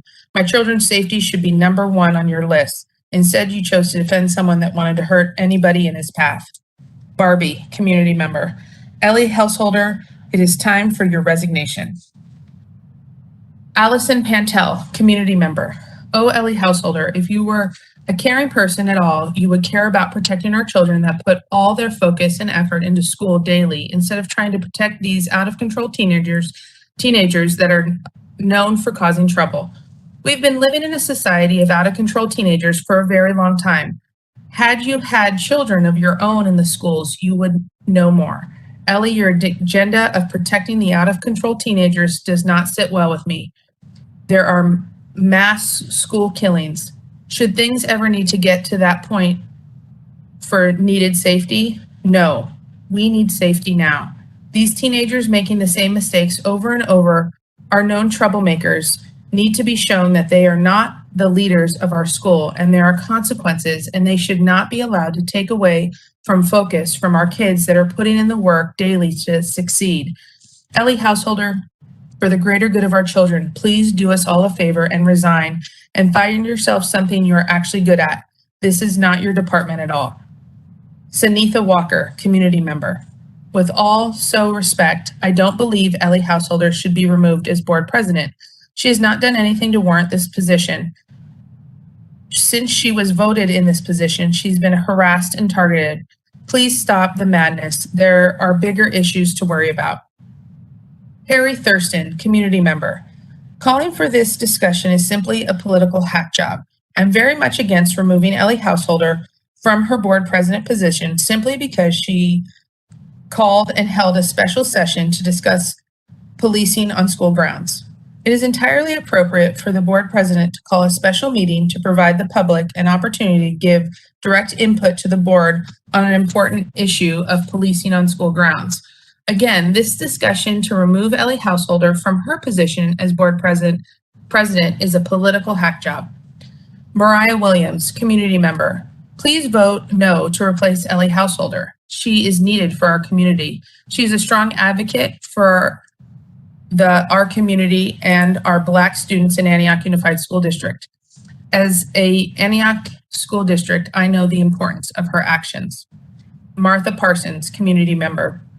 I ask that you remove Ellie Householder as board president and that she be given a vote of no confidence and censure her because of her rudeness to the citizens of the district and AUSD staff, both actions unbecoming an elected official. Crystal Van Dyke, staff. Good evening, board members and Superintendent Anello. I'm writing this comment in favor of removing Ellie Householder as president of the board. There are many reasons why she is shown not to be suitable for this position. First, being that she has always been contentious towards the other two members that have been on the board for many years and who has always shown their commitment to our district. Second, she came into this position without any experience besides having a student in Antioch Unified. This does not give her the qualifications to run a board. She has shown that she is quite immature in the way she handles certain situations and the manner in which she speaks to people. Third, she has blatantly shown a disregard for students and staff in this district unless the situations match her personal political agenda. She has shown that she doesn't truly care about this district or the positive things happening. Lastly, Ellie seems to have no idea how Robert's Rules of Order work or what the Brown Act says. This has truly come to light after last week's emergency meeting, which, by the way, should not have been called per the Brown Act because those were not items that needed to be dealt with immediately, and how she tried to stifle public comment when it seemed as though the comments were not in her favor. And if someone who is running our board has FBI warrants out for her investigation because of Brown Act violations from her city council seat, then they most definitely shouldn't be running our school board. Board members, please think carefully about how you vote here. Please vote with your own mind and conscience. And I hope it says to you that if there are so many community members and staff that are asking you to remove her as president, then you listen to them. It truly is what is best for AUSD and students. Name not provided, staff. I'm writing to show support of the removal of Ellie Householder as president of our school board. She continues to act in an immature and unwise manner, which was displayed recently when she went on social media, TikTok, to circulate a video of what she did not have all the facts, which would only further divide an already divisive community. I just cannot understand why a school board president would act in this way. If there was a concern, there are better ways to handle this that would not be so divisive. I am a staff member, but I also am a resident of Antioch. As a parent, I'm outraged that your immediate support would not be behind AUSD staff and the police that were there to handle what could have been an even more dangerous situation. There are many reports of school shootings, stabbings, and unruly kids in our schools and neighborhoods. The fact that our school board president didn't immediately address that sickens me. Please remove her now. Kathy Cabrera, community member. I support item 10E and believe the AUSD Board of Trustees should pass a motion to remove board member Householder as president. I also support a vote of no confidence and censure due to her rudeness to AUSD staff, public speakers. It's apparent by watching her conduct herself at AUSD board meetings that board member Householder lacks the understanding of Robert's Rules of Order to run an effective meeting. Her actions in public and on social media are unbecoming of an elected official. It appears she has her own personal agenda and does not have AUSD, its staff, or students' best interest at heart. Please remove board member Householder as AUSD president. AUSD deserves an effective leader. AUSD deserves better. Thank you. Name not provided, community member. I wish to disagree to replacing Ellie Householder as the board president and demand a just process for this young person and his family.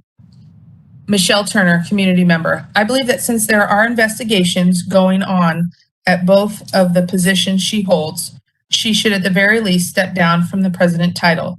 However, I'm hoping she is removed from both positions. The investigations are distracting as it is for the board, council, and the citizens of the city of Antioch. The shenanigans are a complete and total embarrassment for all of us. Name not provided, community member. Hello, honorable board members, Madam Superintendent, staff, and community.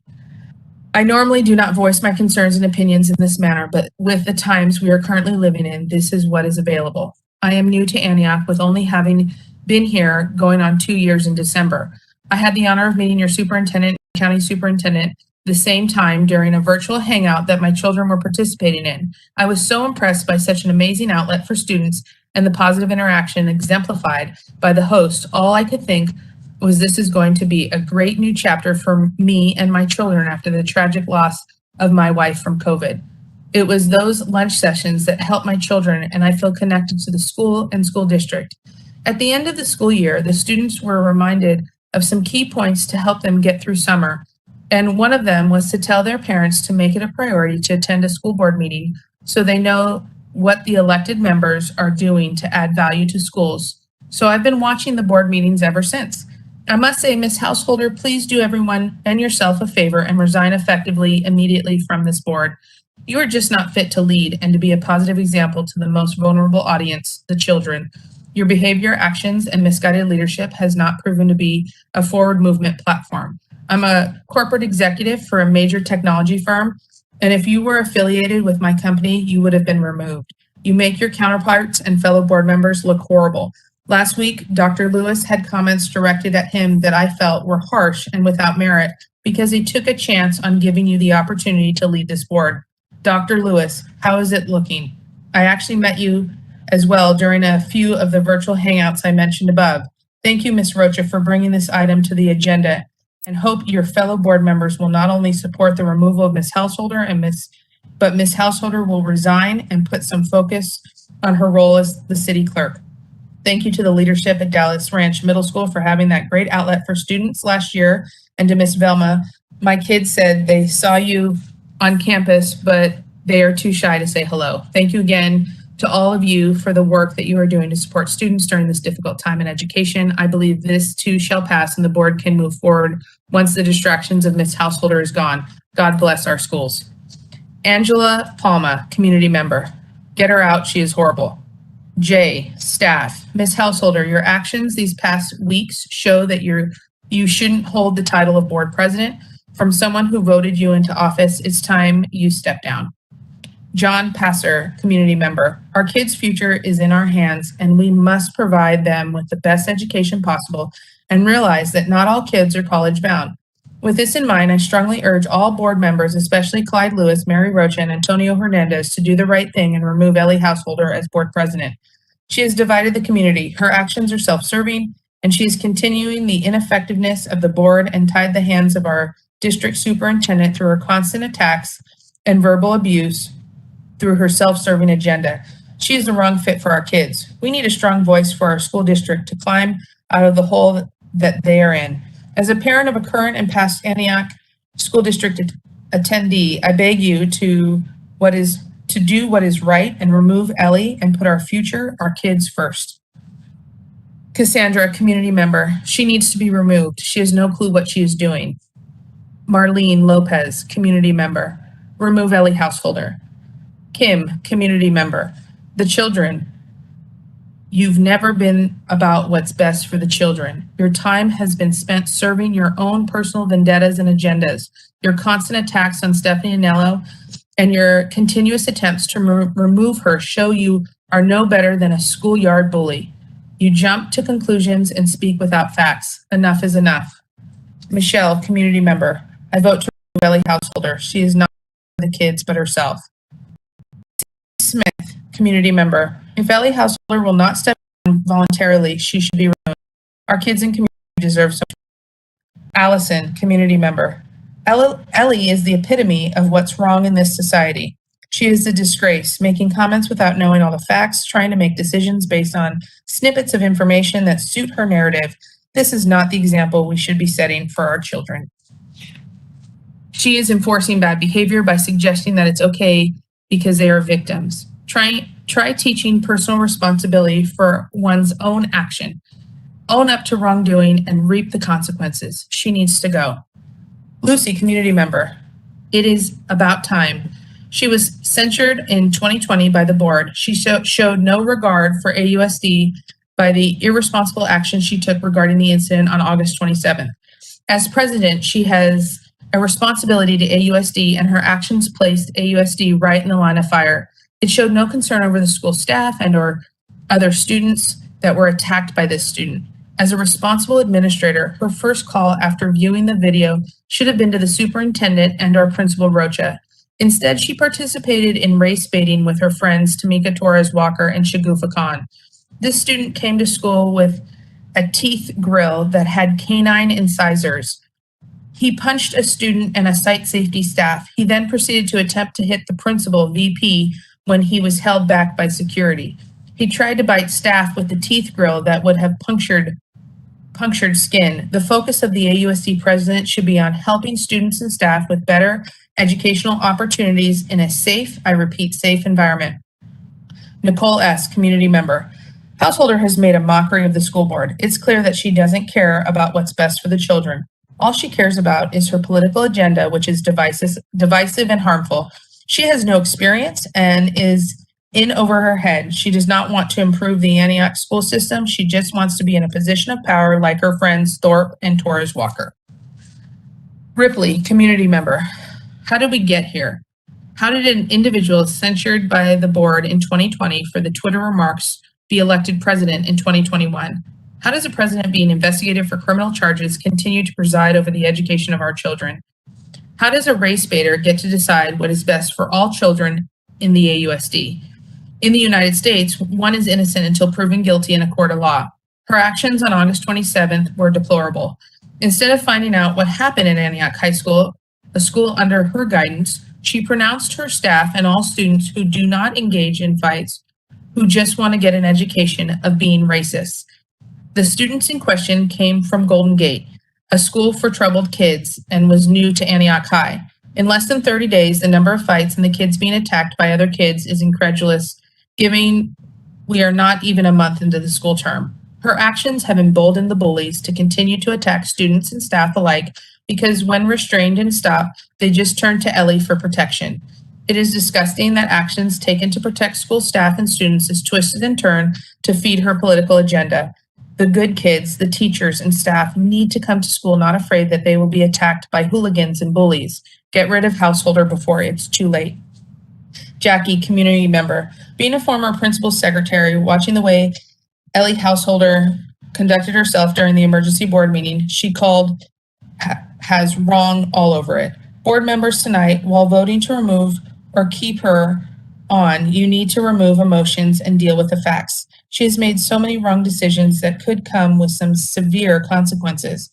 Without knowing any of you, I am trusting you are people of integrity and do want what is best for the students. However, it is very obvious that Ms. Householder is not a person of integrity and is what I would consider a person who reacts to situations other than being one that responds and handles all matters in the correct, mature way.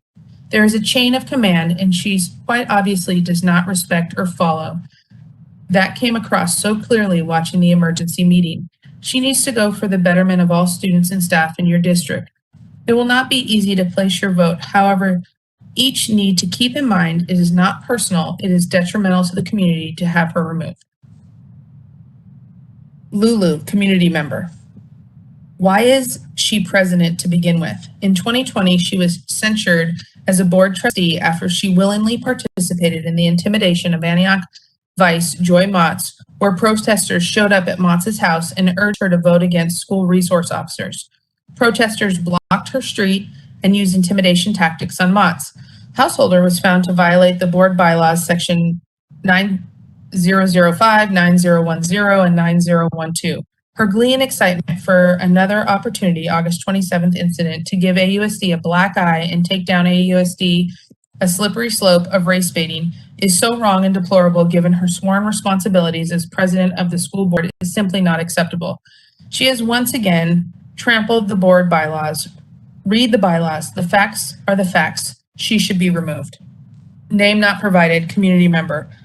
President Householder is a disgrace. She violated the board bylaws once again, and she should be removed.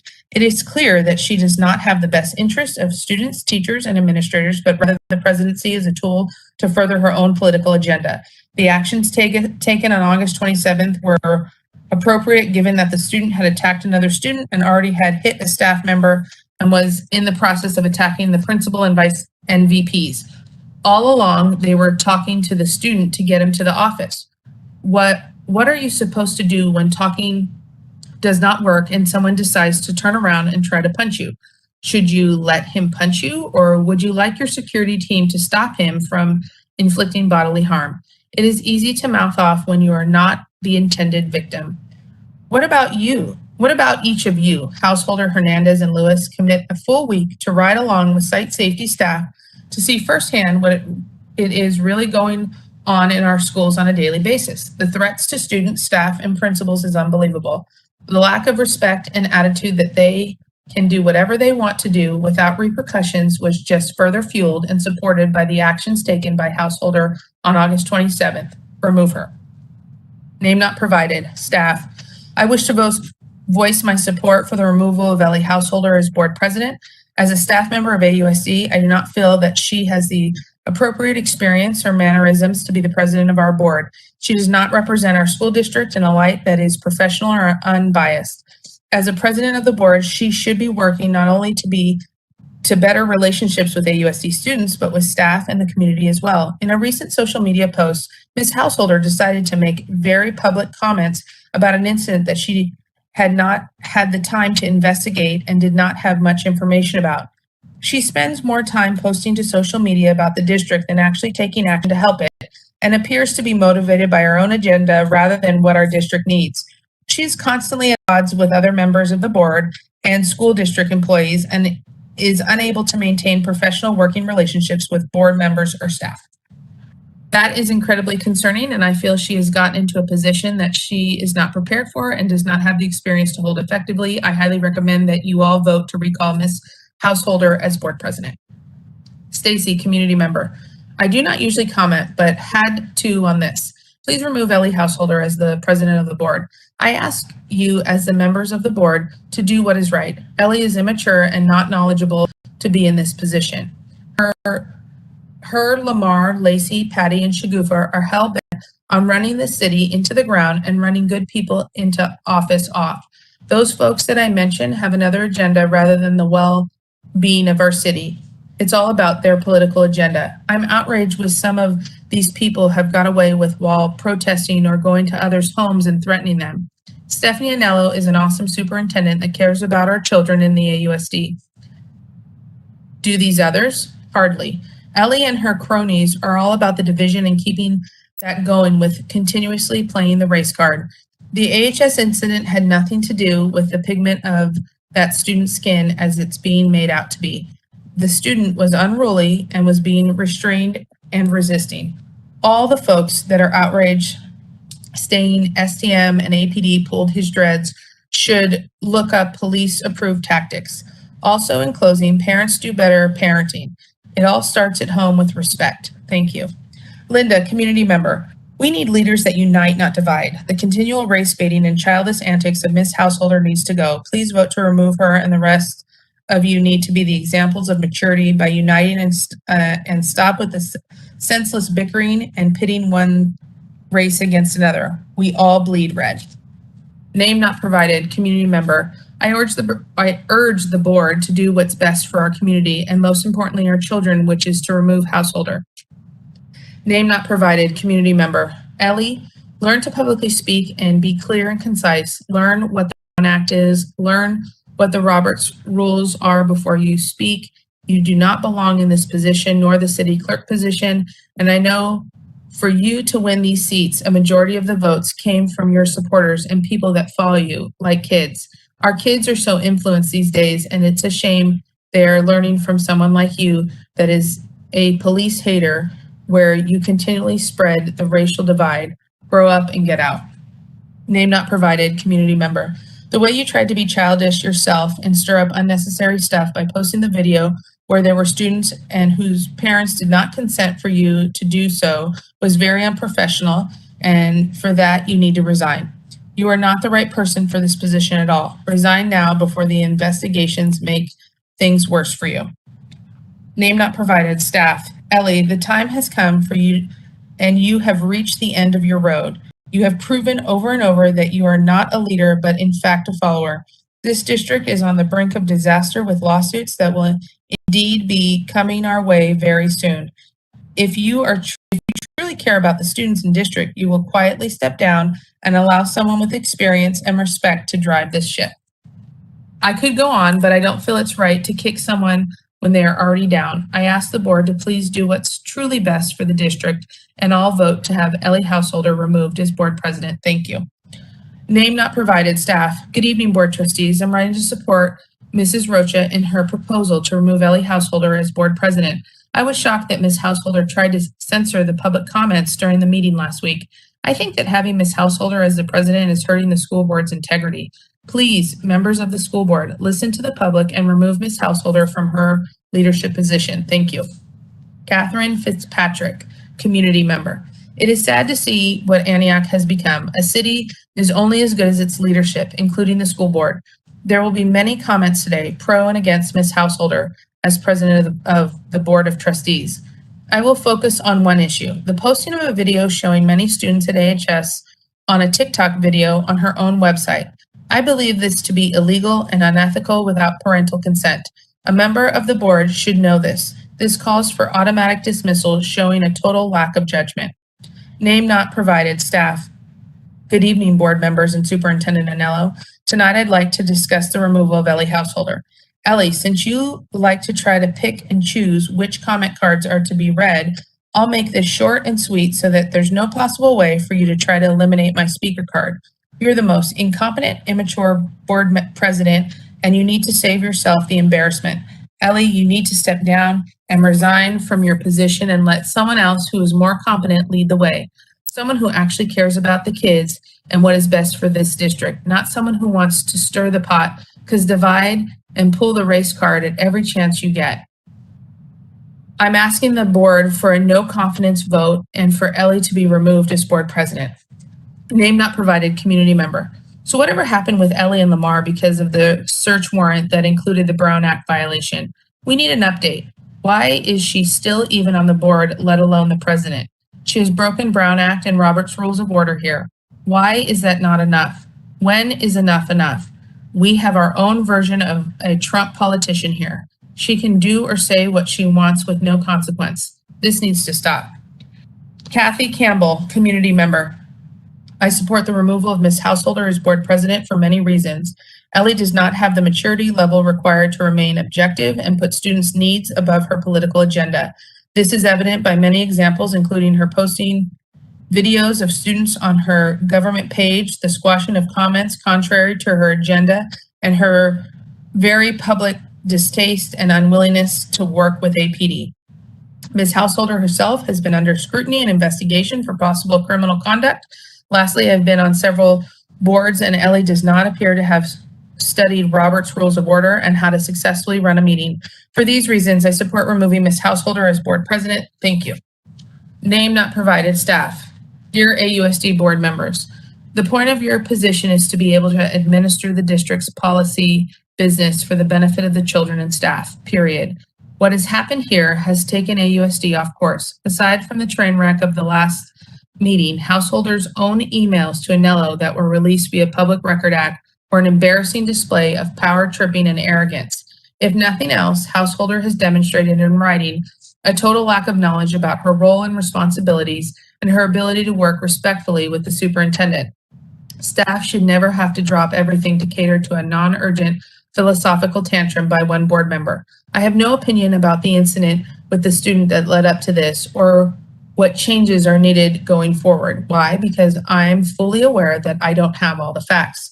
Neither did Householder, and yet for some reason, she created all of this chaos in handling her agenda so poorly. This is now all clearly shaken out to become a detrimental circus to the district and the ability of its governance team to lead. At this point, none of this even about the kids at all, and that's the biggest shame. Lewis will now likely be the swing vote, which is awkward as he is also likely her replacement as board president, and so he should not be. That is unfair to him as well. Either way, none of this should have happened.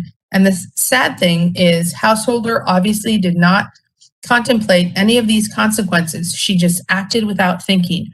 As a president, she cannot be redeemed in the eyes of the community she serves and should just do the right thing and find some humility, step down, call it a learning moment for your board and move on. Please stop playing these immature games amongst yourself and get back down to the business at hand.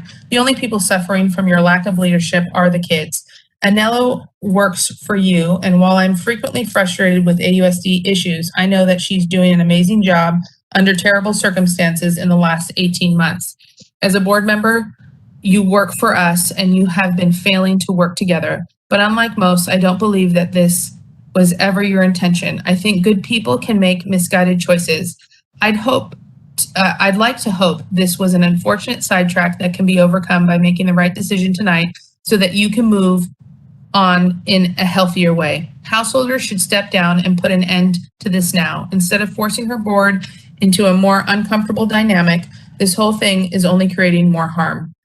If she is unwilling to remove herself, I recommend the board vote to remove Householder. Bypass Lewis as the replacement to avoid the appearance of any conflict of interest in his vote. Choose a new president by draw from a hat, and then take a moment to reflect on why you all stepped up for this job and what your purpose and roles and limitations are. Become the respectable team that AUSD students deserve.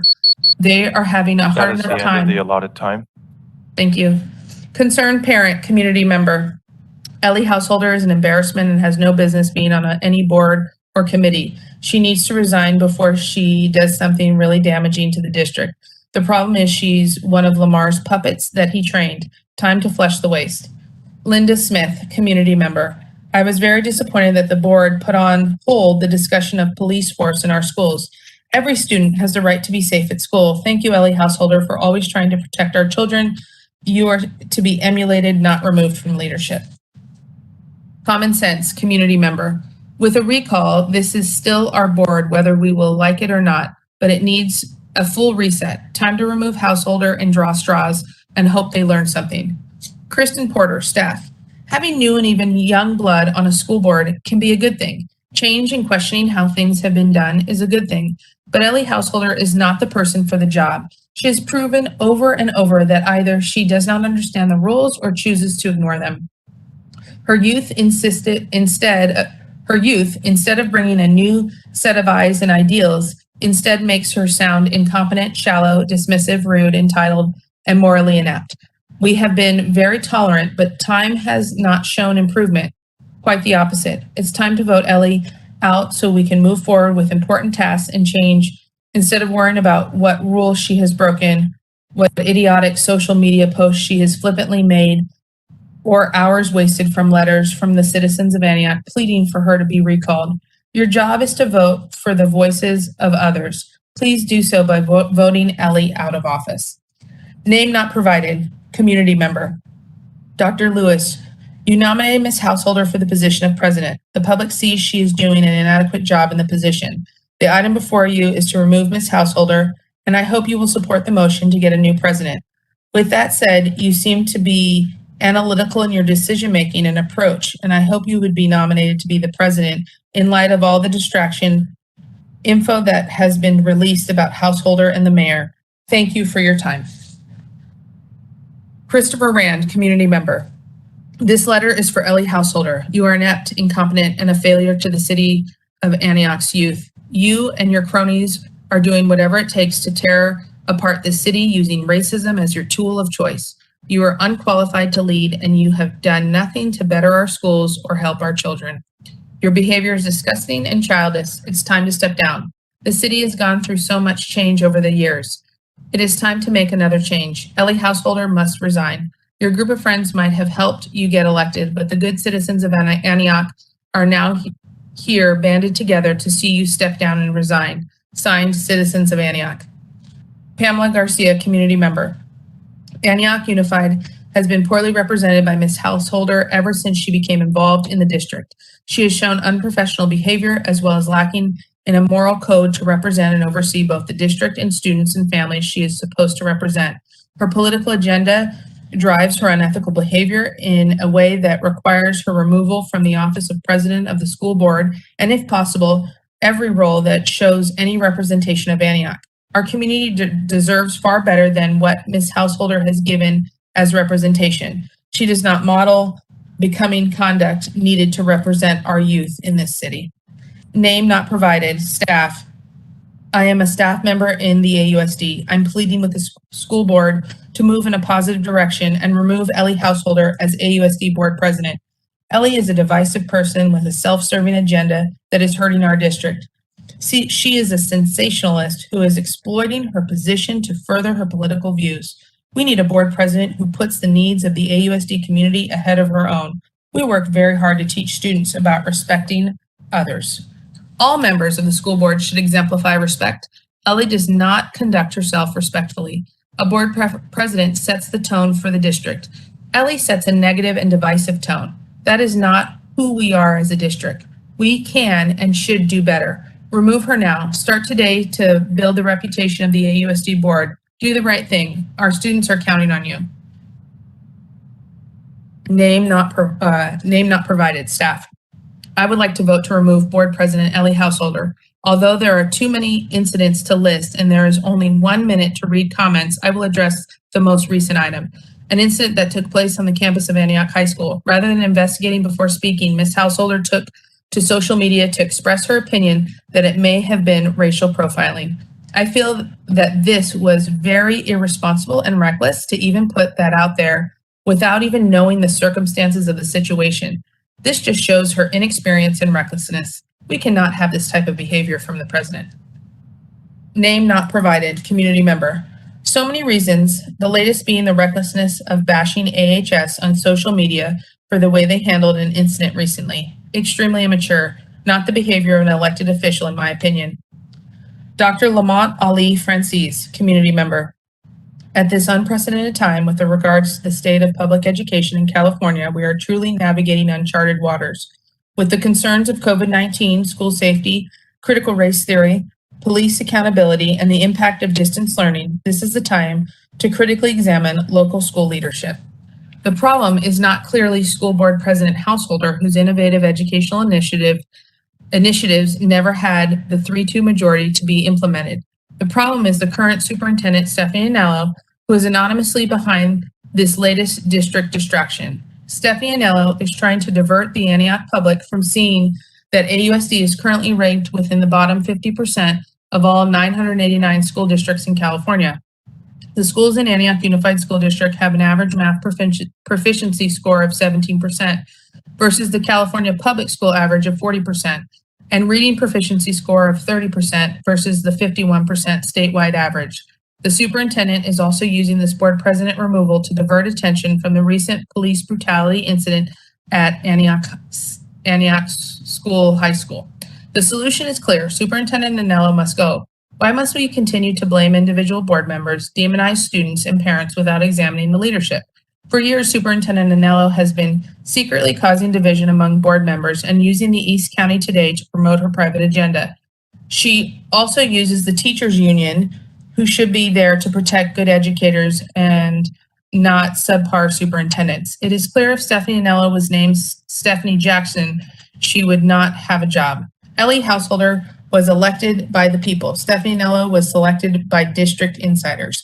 President Householder, please begin the long overdue evaluation of Superintendent Anello and reveal to the public who is the real problem. Families of all ethnic and socioeconomic backgrounds are fleeing AUSD, not because of Ellie Householder, but because of soon-to-be ex-Superintendent Stephanie Anello. Name not provided, community member. As an African-American community member, we call on you, Dr. Lewis. It's your time to shine and step up.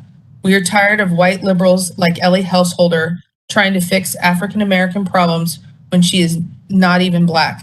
She doesn't know what we've been through, nor has she ever experienced racism. Sorry, Ellie, your parents losing their house in the Great Recession isn't even close to our history.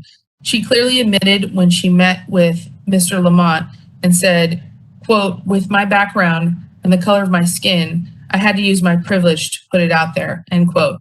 Yes, she said privilege. Doesn't that sound familiar, folks? She thinks we African-American are weak and can't speak for ourselves. So she's using her white privilege to voice for us. Ellie, please stop race baiting in the school district. You are creating segregation and destroying the children. Step down as president. You've been censured, and once again, you are using race. Move aside and let a real African-American brother deal with our problems. Frustrated community member. I was hoping Ms. Householder would be a voice of the new generation, one that would be in touch with what the students need, but unfortunately she seems to have put making a name for herself ahead of the needs of the students. This is why, as someone who did in fact vote for Ms. Householder, I'm agreeing with the recall. Kelly, this says it's submitted under 4A. Is this correct? That it's correct. It should be 4A. There were some items that were mislabeled when people submitted them. But what I didn't put here was that this was an anonymous commenter from the community. Okay, thank you, Kelly. Dr. Lewis, I'm sorry, but you stated this problem. We all clearly remember when you asked if the censure of Ellie Householder would prevent her from being president, and it was no. That's when you appointed her. Now you have to fix what you created. Do the right thing. Think about it. She was censured for a reason, and now she's doing the same old Ellie thing using race. Shame on you, Ellie. African American people are not your pawns in chess. Stop using them. Monica E. Wilson, community member. Good evening, board trustees. I normally stay out of the way of the school board's decision-making process, but I felt compelled to make a statement. This item is unnecessary and a complete waste of time. As elected school board trustees, each of you is entrusted to make decisions that are in the best interest of the public. As the people who are entrusted to oversee our school district, questions must be raised and concerns must be investigated. That is called due diligence. I have complete confidence in our school board president. Keep your head up, Ellie. Mohammed Aslanian. Ellie Householder, you are a disgrace to your office and the city of Antioch. Your personal agenda and your collusion with the likes of Thorpe and Shagufa Khan is detrimental to our city and to our children. We support AUSD staff, Antioch police, and STM personnel who do their best to keep the schools safe. Do everyone a favor, step down and go into obscurity with your agenda where you belong. Name not provided, community member. Finally, this comes to light. School board, it doesn't matter whose name it is as a board president. Anybody being investigated by the FBI should not be a president during the investigation. First, she was censured. Now, FBI, what's next? Take out the problem before it's too late. Ellie, step down respectfully or get voted on. We do not want you representing us because we don't have the ideology. You're destroying our children. Michelle Parmenter, community member. AUSD President Householder deserves to carry out her term in her current role. Rocha has had a personal vendetta against Householder ever since she began running for an AUSD council member position. Last year, we saw Rocha push for the silencing of Householder, and we also witnessed Householder been voted into office as president of the AUSD. With that being said, it should be obvious that since she was elected into office, the people of Antioch trust her opinions to continue to help the kids in AUSD instead of being governed by Rocha, who blatantly disregards the wishes of her community. Mother of multiple Antioch High School students, community member. Quote, leadership is not about being in charge. Leadership is taking care of those in your charge. Simon Sinek. The president of this school board need to provide leadership, strength, and unwavering direction to the school employees, students, and parents to seek the care and well-being of all students, regardless of their race, grades, or economic security. We need to have a school board president who meets these basic objectives and surpass them in their everyday life and actions. We demand a school board president who wants to support all the students of Antioch Unified, a board president for the students, not for political gain or self-indulgent ways, but someone who looks to lift each student up through your words, actions, and deeds. A leader who will work as hard as any student attempting to improve and does not support students that are there to cause chaos. A leader who does not vilify students when they are responsible for each of their action, caring to fellow student and mindful members of the society around them. President Householder, you do not fulfill even one of these requirements. You cater to students who wish to torment, create alienation and fear within their fellow students by continuously making a dystopic environment within the wall of Antioch High School. Your continued alignment with terrorists who cover their illegal harmful practices in the name of social justice leave parents like me confused, perplexed, and irate. You choose to lower yourself through the use of fake actions and grandstanding to impress those around you. You should be looking to provide calm knowledge and reason during stressful situation, which could lead to emotional outbursts. You should be there to provide light when it is dark, not regurgitating up hate and screaming racism where there was none, to the few who lick your boots for personal gain.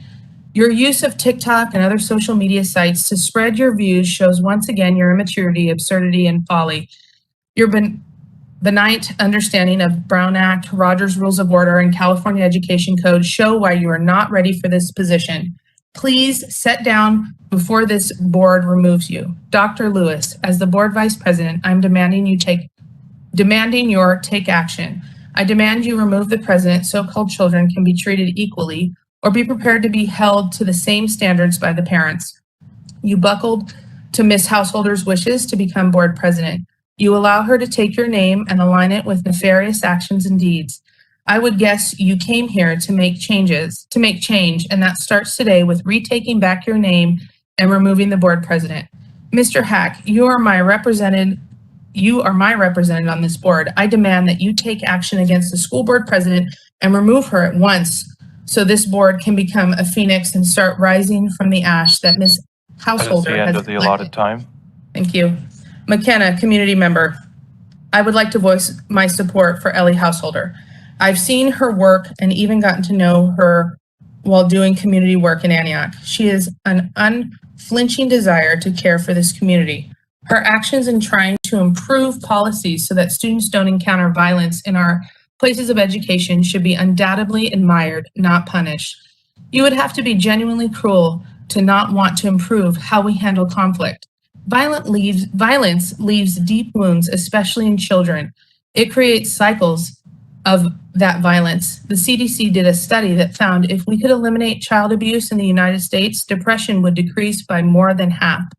It would decrease IV drug use, domestic violence, and suicide by 75%. Ellie has fought for children to be protected in this community and for everyone for that matter. She works to end cycles of violence, and we appreciate her efforts immensely.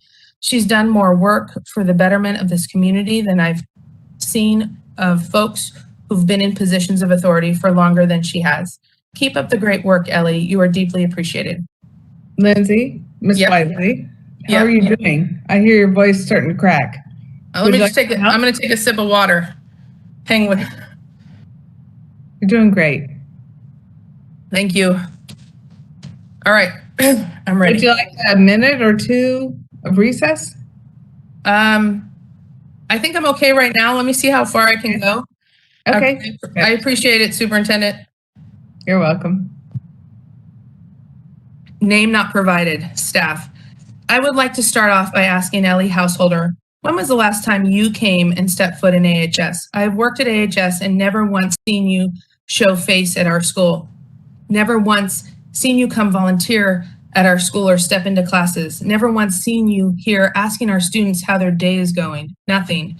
You saw the incident that happened on social media and jumped right at it along with Shagufi before even knowing facts. Why not call the school? Why not speak to Mr. Rocha? Made a special board meeting and made yourself look ridiculous with the way you carried yourself. Put away your hair flips, your fidgeting with things, pretending to take notes and smirks while people who actually work for the school and know what happened call you out on your bull. I can only hope that Dr. Lewis takes a look at who is representing our board and votes you out. It definitely isn't someone who wants change. Change for our students in our community requires a leader. You are not a leader. You stirred the pot and hyped up our students and community, and you are not what I want our students to look up to when they think of change. Oh, sorry. This isn't your high school days where you can run and hide somewhere because your mouthpiece put you in this shitty situation. You lost this one. Take a seat already. Lamar Torres, community member. It is with disgust and disdain that I'm writing this comment against woke social justice warrior Ellie Householder. Time and time again, she has undermined the security and protection of our children for her own liberal political agendas. The fact that she has badmouthed staff, police officers, and other students for her ingenuine concern of a student who has become a menace to everyone at AHS is beyond repulsive. To add salt to the wound, this student has been kicked out of another school for bringing a firearm on campus. What are we doing here in Antioch School Board? It shouldn't matter if this householder individual is in a romantic relationship with the corrupt mayor of Antioch. He has no standing in school board decisions and the well-being of our children. I appreciate those of you who've used common sense and stood up against this nonsense, and I expect the rest of you who stand by this crap to do the right thing. What about the well-being of the rest of the students and teachers? Why aren't there SROs at Antioch High School again? If anything, we need them the most. Householder needs to go. Isn't she being investigated by the APD for Brown Act violations and corruption with Thorpe? Why do we put up with this? I don't want her making decisions for my two boys at AHS. I know she's got the arsonist friend of hers calling on the little rioters to advocate and fight for her. Enough is enough. I demand the right thing is done. Paul Kraft, community member. The latest public embarrassment that was Ellie Householder's sensationalist of an encounter with campus security on social media is by no means the only time, but perhaps the most obvious time, that she allowed her agenda of injecting unnecessary and skewed identity politics to take priority over properly serving Antioch's interests or the interests of anyone not named Householder. Ellie took the baffling and unprecedented step of finding a slowed down edit of an already underway encounter and posting it to TikTok, including the uncensored faces of Antioch High School students against their will during what was said to be a moment of great fear and panic for them. She had the audacity to evoke the race of a student while she, in the same breath, stating she had no info about the encounter. What she posted amounted to a fan fiction of what she wished had happened. The video in the encounter had nothing to do with race. Rather than following any of the procedures for notification, she sprinted to TikTok with the most alarmist part of the clip she could find. She knew what she did. Everyone saw what she did. She has to go. Ellie's racist assumptions and blatant attempts to unnecessarily divide do real harm to Antioch students, Antioch parents, and the progression of Antioch as a city. Removing her is a matter of urgency. Householder should never be office holder again. James Green, community member. I feel the current board president Householder is unfit for the position and does not represent the best interests of the students of Antioch. Lacey Brown, community member. I'm so disappointed in Stephanie and Mary's attempt yet again to silence a strong voice in our district. The students, staff, and parents that you consistently disappoint are only holding on to hope for our district because of board president Ellie Householder. She is a singular light in a sea of outdated, closed-minded, often racist, and tone-deaf darkness that leaks from every other pore of our board. It is not time to talk about removing Ellie as board president. It's time to discuss the nepotism and conflicts of interest that exist within our district and within the city of Antioch, and starting to address this by calling for the removal of Stephanie Anello as superintendent. Ellie, I hope you know that your brave advocacy in the face of so much adversity is inspiring to so many. The silent majority roots for you from their seats in the classrooms, from their cars parked in staff reserved spaces on campus, and from their living rooms as their children walk through the front door. I'm thankful for the few things in the city, but you are one of them, and I'm grateful that we have at minimum one voice calling for progress, improvement, fairness, transparency, and quality treatment and education of our students rather than focusing on self-interest and political biases. Thank you for everything you do, and I look forward to watching you continue doing it long after this sad attempt at retaliation fails, as all other have. Rovante Robinson, community member. Mary Rocha is a clown and has already given too much of the taxpayers' money. Remove her from office before thinking about removing Ellie Householder. Mary Rocha is an overpaid racist who doesn't deserve to hold any position of power over people of color. Amy Prindle, community member. I'm extremely saddened, community member, due to the outrageous blacklisting of Ellie Householder. Using one's powerful position to call out some very disturbing corruption within the city of Antioch and its notorious police department that the whole Bay Area already has been knowing about makes for someone I actually respect in office.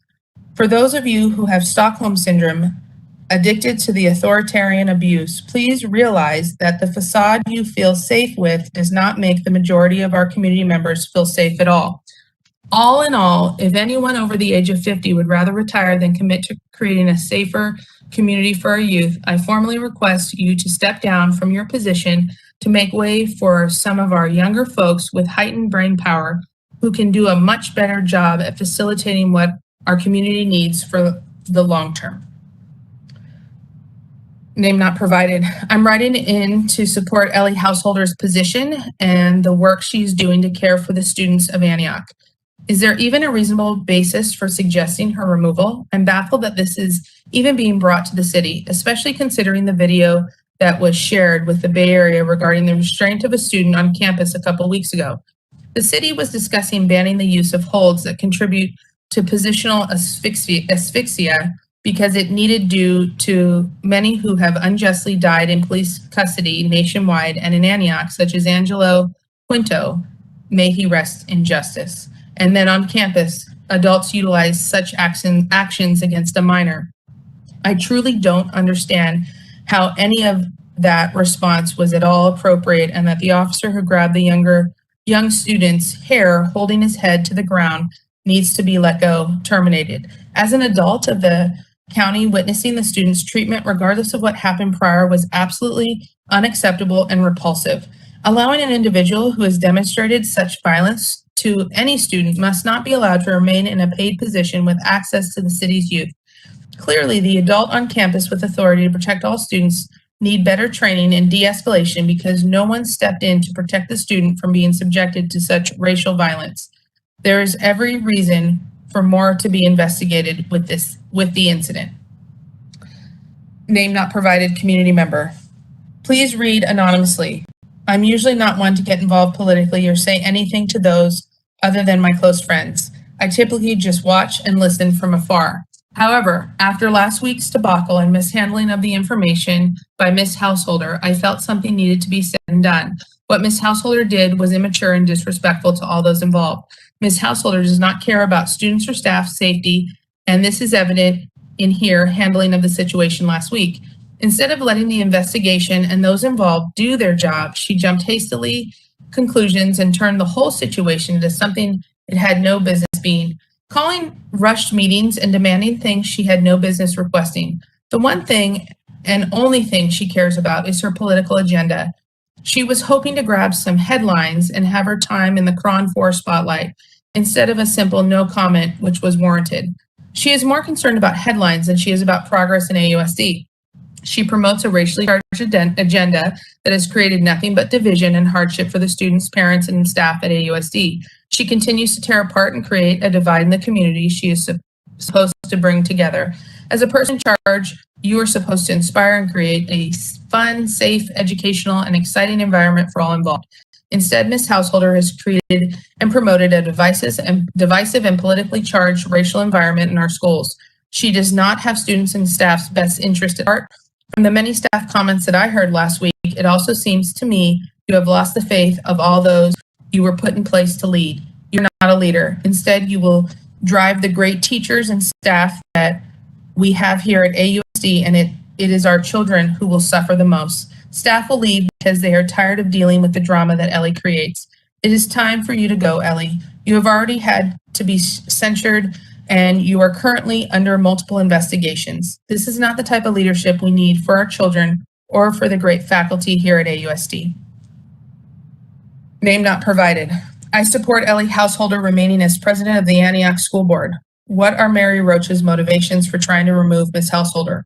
Also, students need to feel safe at school, and that includes not having adults, including so-called site safety personnel and Antioch police, putting their hands on minor students and unjustifiably and inhumanely restraining them by their hair. Hold Antioch High Principal Louis Rocha accountable. Sabrina Sanchez, community member. Board member Ellie Householder, you are a disgrace and an embarrassment to this district and community. You have shown yourself to be quite unreliable in actions, inciting riots and arson, spreading distrust, and throwing classified employees under the bus while supporting very violent students. It is very clear that you appear to be unstable in your duties as well as your life. So if you can do all this, then you need to be removed from both school board position and city clerk position. Our kids deserve better. Name not provided, community member. I drew the line with Ellie when she came to our church to speak with Pastor Lamont. First, it's very disheartening that Lamont would use our church as a conference room, especially to talk about race, politics, and destroying someone's life. Yes, the AUSD board president went to the house of the Lord to fist bump the so-called pastor to destroy Superintendent Anello. Let me say this again. The pastor and Ellie fist bumped in a church. Are you down? I'm down. Oh, quote, are you down? I'm down, end quote, to destroy Anello. Please make this make sense. Has it been okay to agree on to destroy somebody's life in the house of the Lord? Dr. Lewis, what if they were to fist bump to destroy your livelihood or to yours, Antonio? This is a disgrace, especially taking place in a church. Please vote yes on the removal before she does any more damage to the district. Catherine, community member. I was overwhelmed when I watched the video of the APD officer's interaction with AHSS. It's re-traumatized me and brought up much pain. The child was already subdued. It was disgusting. The sight of a female officer with all of her body weight on his back and the one officer pulling his hair and face into the concrete. Is this how APD train their officers? Why do they have to be so aggressive when it comes to punishing Black boys and men? Mental health calls should not be a duty for APD. They failed Angelo Quinto, Rakeem Rux, and my son, Malad Baldwin, and I'm sure many more people in this community. You really should look at the negative impact this incident had on the others too. I totally agree with Ellie Householder, and I feel like these officers have and will continuously get away with brutalizing and killing people in Antioch without any repercussions. Name not provided, community member. Ellie, step down from president until your federal case is resolved. You will gain so much respect if you voluntarily step down instead of getting voted on. Remember, a censure and a vote of removal doesn't look good on the books. Name not provided, community member. Dr. Lewis, please fix the problem you created. Thanks, AUSD staff would appreciate it. Name not provided, community member. Thank you, Trustee Rocha, for bringing this up. Hashtag drain the swamp. Patricia Granados, community member. I'm disgusted but not surprised that Rocha and friends are again wishing to target school board president Ellie Householder, this time to protect her son from accountability, nepotism at its finest. Stop with the drama and targeting tactics where you stick your back the blue extremists to harass and intimidate elected officials and other community members. Anello and Rocha, you two are crooks and the community deserves better. The community needs to know about your unethical annual pay raises. What are you two pushing? Upwards of $250,000? I don't think either of you are qualified anymore. Ellie and Crystal Sawyer Wright were the only ones with the moral compass to vote against your past pay raise and contract extensions for, quote, senior officials, end quote. If anyone should be removed, it is Stephanie and Mary for conspiring and approving LCAP district funds to go to a blogger to push your systematically racist agendas, where once again, from the public records request, I saw that Ellie and Crystal were the only ones who did not approve. Your days of nepotism need to end now. The fact that Mary Rocha and Stephanie Anello are best buds with the biggest bullies of Antioch really opened my eyes to who y'all really are. More and more of the community is becoming aware of the shit show y'all have been running at the cost of the students' futures while securing your annual pay raises. Y'all are shaking at the thought of change, but you're part of the extremists of the Antioch Back the Blue crew, so I get it, but it's not acceptable. I graduated from Deer Valley during the hyphy era. My generation is a little different. We are more diverse and open-minded than your Rocha Dynasty followers. I support Ellie. Name not provided, community member. There once was a lass named Ellie. Lamar met her at a deli. They ordered the cheese, but Lamar had to squeeze. The mess made it to the telly. Then Ellie took over the board, but Mary cut the cord. The doctor abstained. The people were pained. Then Ellie was sent to a ward. The school board was in a fix. Ellie was up to her tricks. She posted a scene. She let out a scream. Now she is out of the mix. There was once a board in East County. On Ellie was placed the bounty. The public called in, the verdict within. Now Ellie is leaving East County. Community member, name not provided. Ellie, the community has enough of your agenda. Board, vote yes on removal. Name not provided. Vote yes on removal of board president. Name not provided. Community member, my family has long-standing roots with the city of Antioch and AHS. We have lived in Antioch for many generations, and many of my family members have matriculated through AHS.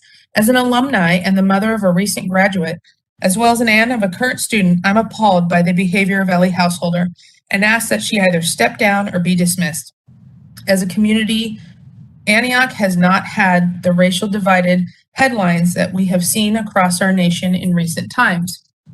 We have a very diverse population that for the most part lives peacefully side by side.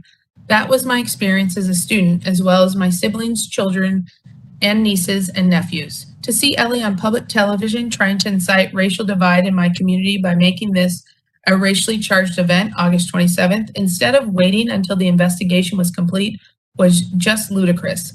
This affects our community in more ways than she understands. I applaud Stephanie Anello's response to Ellie when she was clearly reaching and trying to make something of the situation that it was not. Discrediting the security we have in place for campus safety by making this a racially motivated incident is detrimental to the health and safety and welfare of our children, not to mention the damage it could do to our police department. Ellie's age and inexperience clearly showed in her interview when her response should have been no comment while the investigation is underway. Since she has proven her lack of knowledge for the position as well as attempting to tear at the fabric of our community, discredit our police department, and jeopardize our children's safety, not to mention the educational repercussions that would be impacted by causing racial divide in our schools, I ask that she be removed as board president until she gets more experience, more humility, and better judgment. Name not provided, community member.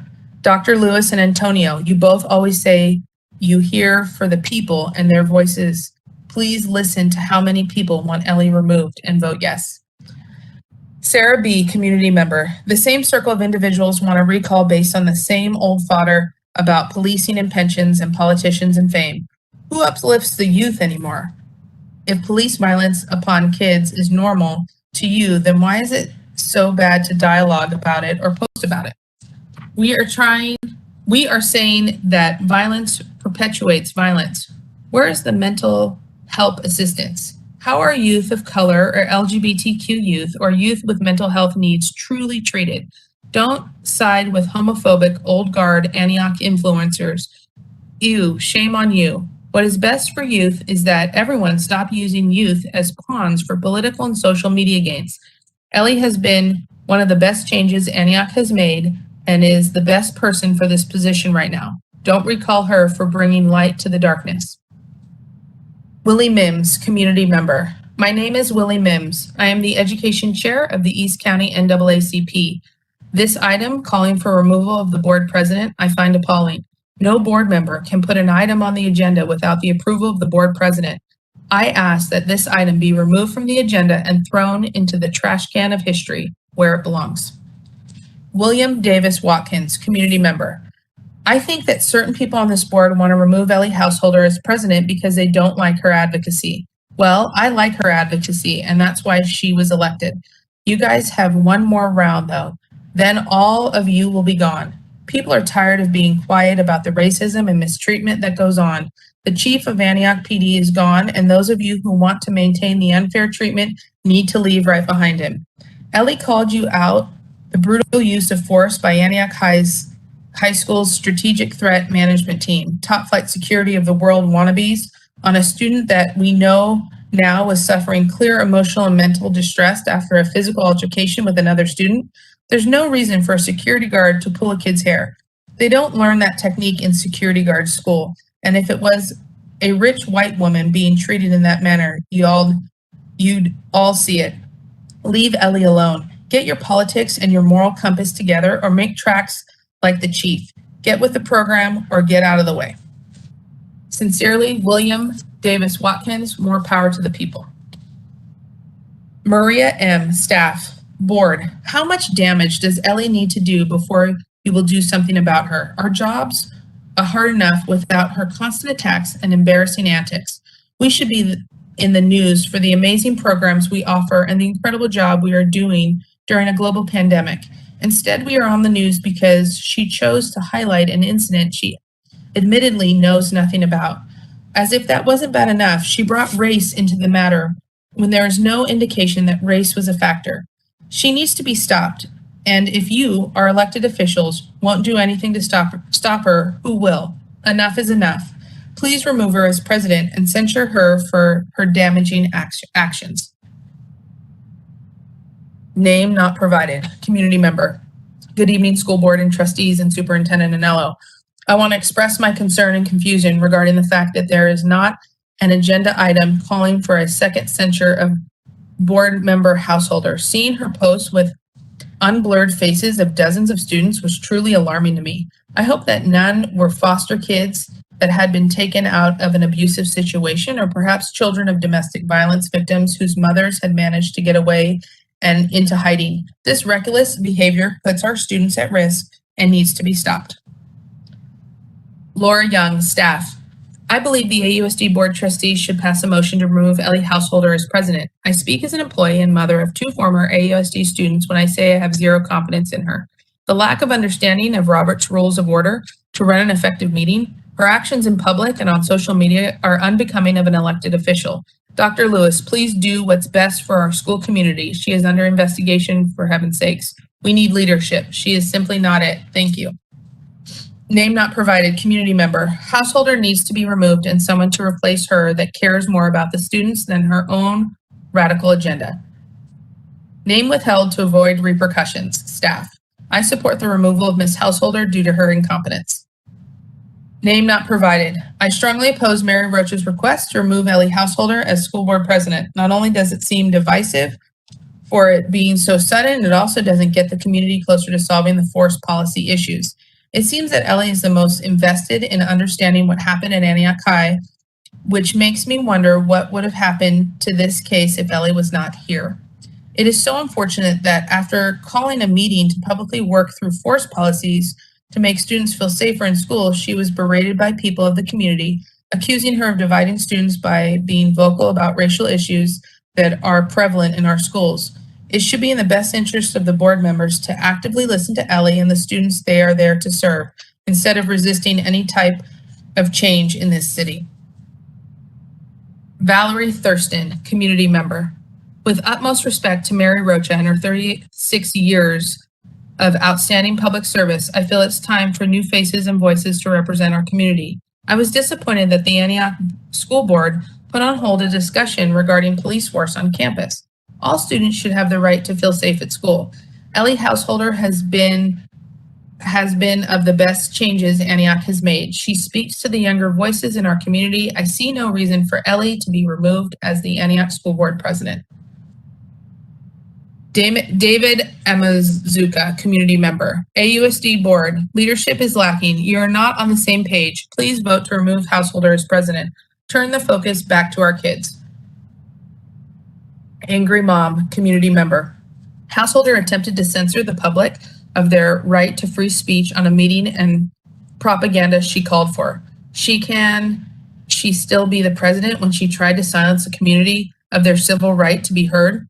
It is time to go, Ellie. Get the hell away from our kids' future. Just because you could not make it through Antioch High School doesn't give you the freaking right to destroy my kids' high school experience. Go now. We do not want you here. Hashtag angry mom. Name not provided staff. I want to begin by applauding Trustee Rocha for this agenda item. Trustee Householder has put this district into numerous precarious situations. Her lack of knowledge of board policy and California educational codes proves her incapable of holding such an esteemed position within our district. The board is here to protect and serve, not manipulate and victimize our community. As an educator in this community with a long-standing family tradition in Antioch, I believe we need a leader who will guide us to collaborate and unite for the betterment of our students.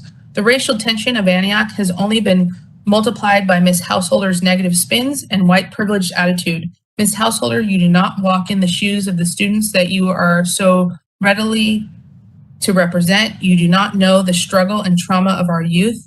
You insult them and our community with your rhetoric and victim mentality. Antioch is better than you, and the students of AUSD are owed an apology for your behavior. Save the board and district time and money, step down, and pursue other avenues for your political career. Jocelyn Baker, community member. Ellie Householder is doing an excellent job. Please keep her on to continue doing the work needed to support our students. Thanks. Shagufa Khan, community member. President Householder is one of the best things that has ever happened to the Antioch Unified School District. Not only is she someone who actively cares about the students, teachers, personnel of AUSD, but she has always worked for the betterment of the district. I remember meeting Householder for the first time when I was in high school at Dozier Libby. She was on campus one day actively engaging with students. She then saw me and warmly introduced herself, and we had a conversation about issues around campus. She then gave me her employee card with all her information on it. I emailed her and we set up a meeting to discuss how we can get more students involved with the district and to make our school a better place. We worked together every day since that day, from creating the first ever student advisory committee for the local control accountability plan to getting students to understand the importance of local politics, including staying involved, and so much more. I remember days where Householder was on different campuses helping students until 10 to 11 p.m., sometimes listening to students, helping them with personal and school-related issues, and always taking the extra mile to work on bettering our schools. Let me tell you all about Ellie. Ellie is one of the most kind and hardworking people whom I've ever met.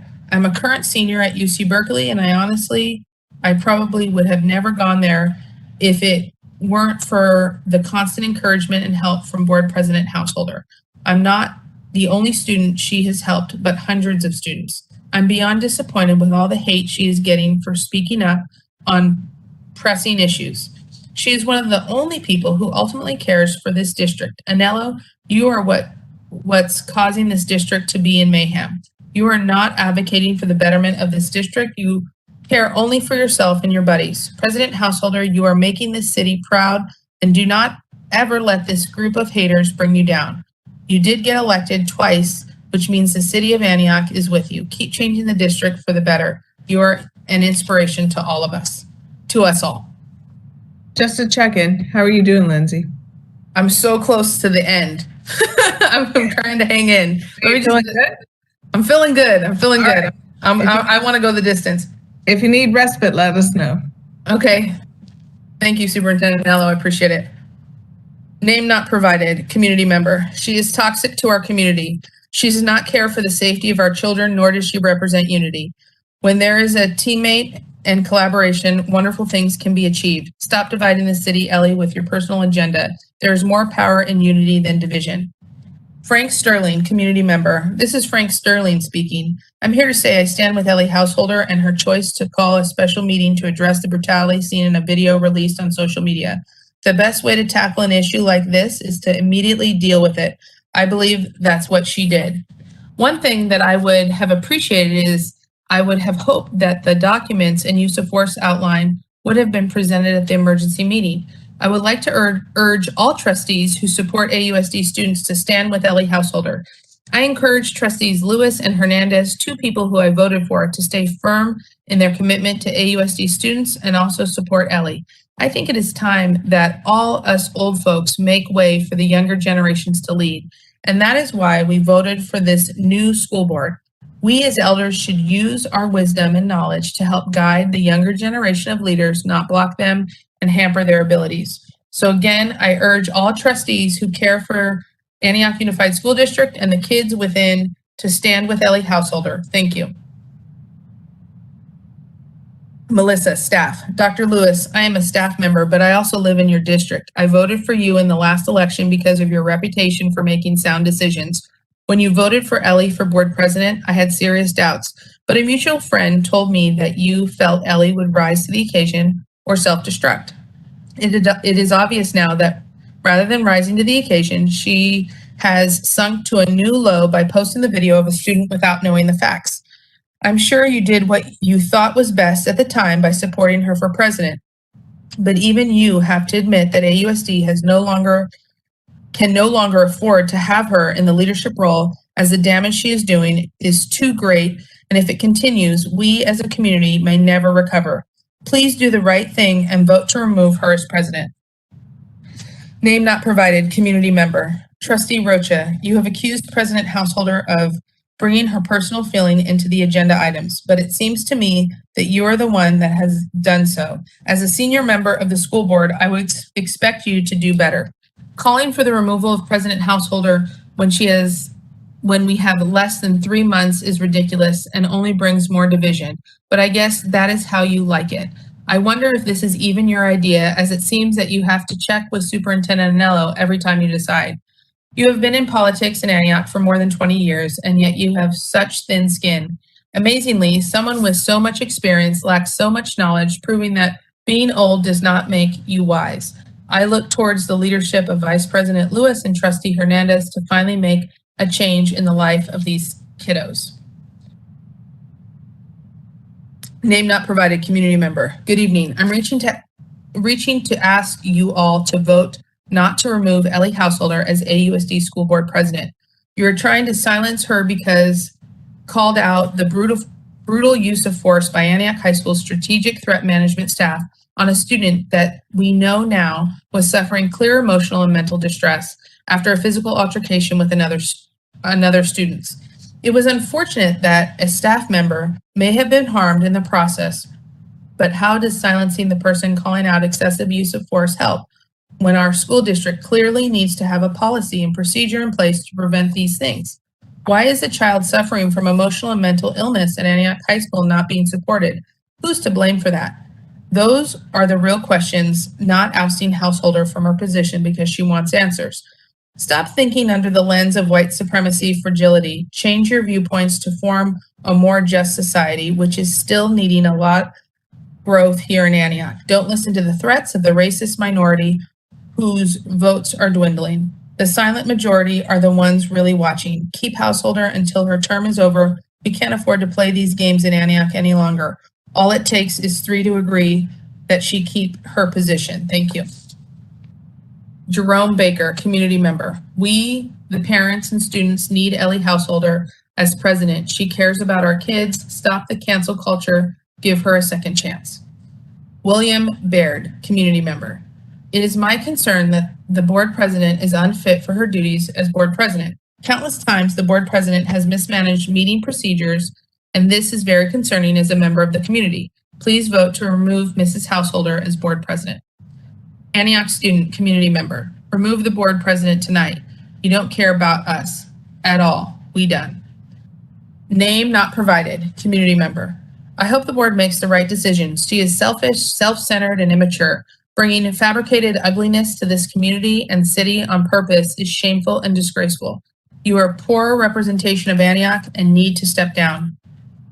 Former student, community member. Instead of removing Householder as president, board members should be removing Superintendent Anello from her position. No change will come to this district until she is gone. Look, we get it. She gives the teachers and staff what they want. What do we get? A warm body that hands out laptops. I ask you, is this what we pay someone $250,000 for? Jake, community member.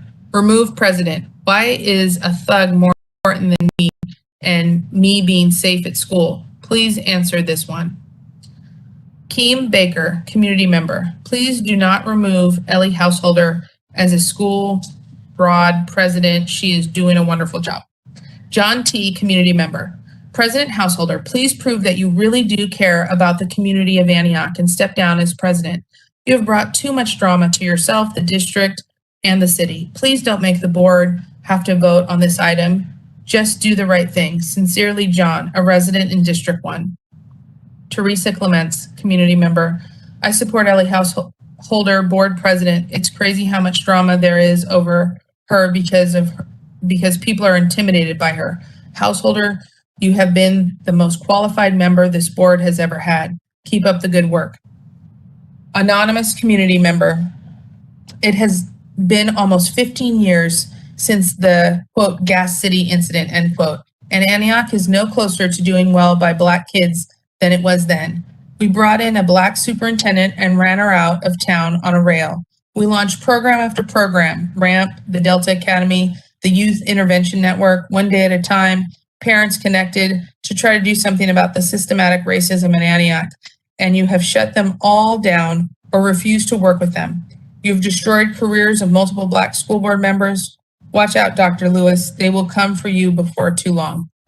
President Householder must have been in high school during Gas City, and now she is the loudest voice trying to protect the Black youth in this community from the demons that have plagued it for more than a generation. Ms. Rocha, you have been here this whole time and have done nothing but take care of your son's school. Isn't it ironic that Antioch High is the only school to not have a principal turnover since you rose to power? Shame on you, Ms. Rocha. You should be the one resigning, not the one calling for the removal of the greatest advocate the Black youth of Antioch have on this board. Shame on you. Margot, community member, I hope the board will honor their responsibility to do what is best for the school district and Antioch by removing Ellie Householder as president. She obviously does not know how to handle the power. Perhaps she would know better if she had served time as the vice president. Name not provided, community member. The president is a racist. She is the worst kind of racist because she uses us to further her career. She doesn't care about us. We help get her more votes, more view of effing TikTok. You gotta go, lady. NA, community member. Good evening, board trustees and Superintendent Anello. It is time for new leadership. We are still in a pandemic, and leadership is key to educate our AUSD students in a safe school campus environment. Students of color deserve proper safety, board bylaws, and a safety comprehension plan to refer to ASAP. President Householder, keep up the good work and continue to ask the necessary questions. Rebecca Ramos, community member. How do these meetings turn into wars against Ellie? All she wants to do is support our kids in the community. There needs to be an age and term limit for board member seats. Isabella, community member. It's absolutely necessary to question and or call out dangerous practices in our communities when we see them. We all want to create a safe environment for all at all times. I support Ellie Householder as an advocate for fairness and a believer in better methods of de-escalation than those which are too often practiced. Arnie Simonson. I believe this AUSD Board of Trustees should pass a motion to remove Eleanor Householder as president, to include a vote of no confidence and censure due to her rudeness to public speakers and the AUSD staff, and her lack of understanding of Robert's Rules of Order to run an effective meeting. Her actions in public and on social media are unbecoming of an elected official. Respectfully, Arnie Simonson, Master Municipal Clerk. Tammy M. As a parent, I'm extremely disheartened by the actions of the school board president. She's not an example that I want my child to look up to. I'm incredibly shocked at how far she's been allowed to drag her agenda of what she calls wokeness. A public figure, especially on a school board, especially the president, should be a person of example, somebody that does not set out to intimidate other people or deepen the divide in our community. Public school is a community. It is a place where we teach our children, who are our future, to become productive members of society. The school board president should not be one to intimidate people into thinking their way, should not be someone accused of crimes in our local community. And because of this, Ellie Householder should be removed. And I would hope that Mr. Lewis would step up and be a reputable school board member and example for our children and not follow Ms. Householder's example. Mike Burkholder, dear Board of Trustees. As someone who cares about the Antioch Unified School District, I would urge trustees Hack, Hernandez, and Lewis to join Trustee Rocha in the call for removal of Ellie Householder as board president. By removing Ms. Householder as president, it will allow the focus to be on actual district business with a focus on students, parents, staff, and overall health of the district as a whole, not a focus on political grandstanding, collusion with the mayor, and kangaroo court special meetings. Ellie, do yourself a favor and look into the mirror, grow up, and realize your circle of friends are not doing you any favors with the lies and misinformation being orchestrated into the community. It is time for this board to move forward which can begin this evening with the removal of householder as board president, Mike Burkholder. Name not provided. Ellie Householder is not qualified to hold the position of AUSD School Board President or any other seat on the AUSD School Board of Trustees, and she should be removed immediately. On August 28th, 2021, Householder took it upon herself to prematurely post a video of an event that had occurred the day before at Antioch High School. The video captured the tail end of an incredibly violent criminal incident where a student was arrested after bullying and viciously attacking another student, as well as battering school and security personnel that were trying to safely de-escalate the unavoidable situation and protect other students and staff that were in the area when the incident occurred. By posting the video, Householder acted on her own without first consulting with the rest of the board. Her reckless actions violated several California Ed Code mandates and were in direct conflict with her obligation to, quote, represent all the people of the school district. In making its decisions, the board is guided by what is in the best interest of the entire district, end quote. This is not the first time Householder has exploited her position as a member of the AUSD Board of Trustees in an attempt to further her personal agenda. To cite yet another example, in 2020, she was actually censured for posting inappropriate comments on social media. Householder claims to hold student safety in high regard, yet her actions do not support her claims. On the heels of this most recent event, she now calls for a review of the district's use of force policies. Her knee-jerk request suggests that she has not once taken the initiative to review a single AUSD campus safety policy that may exist. As the board president, she of all people should have maintained a firm grasp of all current safety and use of force policies from the onset. The likelihood that she had no idea if any such policies even existed speaks volumes to the actual insincerity of her misstated commitment to student safety. Householders should go back and review the first paragraph of the California Ed Code EDC 35183, where it clearly states, quote, the children of the state have the right to an effective public school education. Both students and staff of the primary, elementary, junior, and senior high school campuses have the constitutional right to be safe and secure in their persons at school, end quote. Again, her actions speak louder than her words. In closing, Householder has failed miserably in her obligation to protect the constitutional rights of AUSD students and staff to be safe and secure in their persons at school.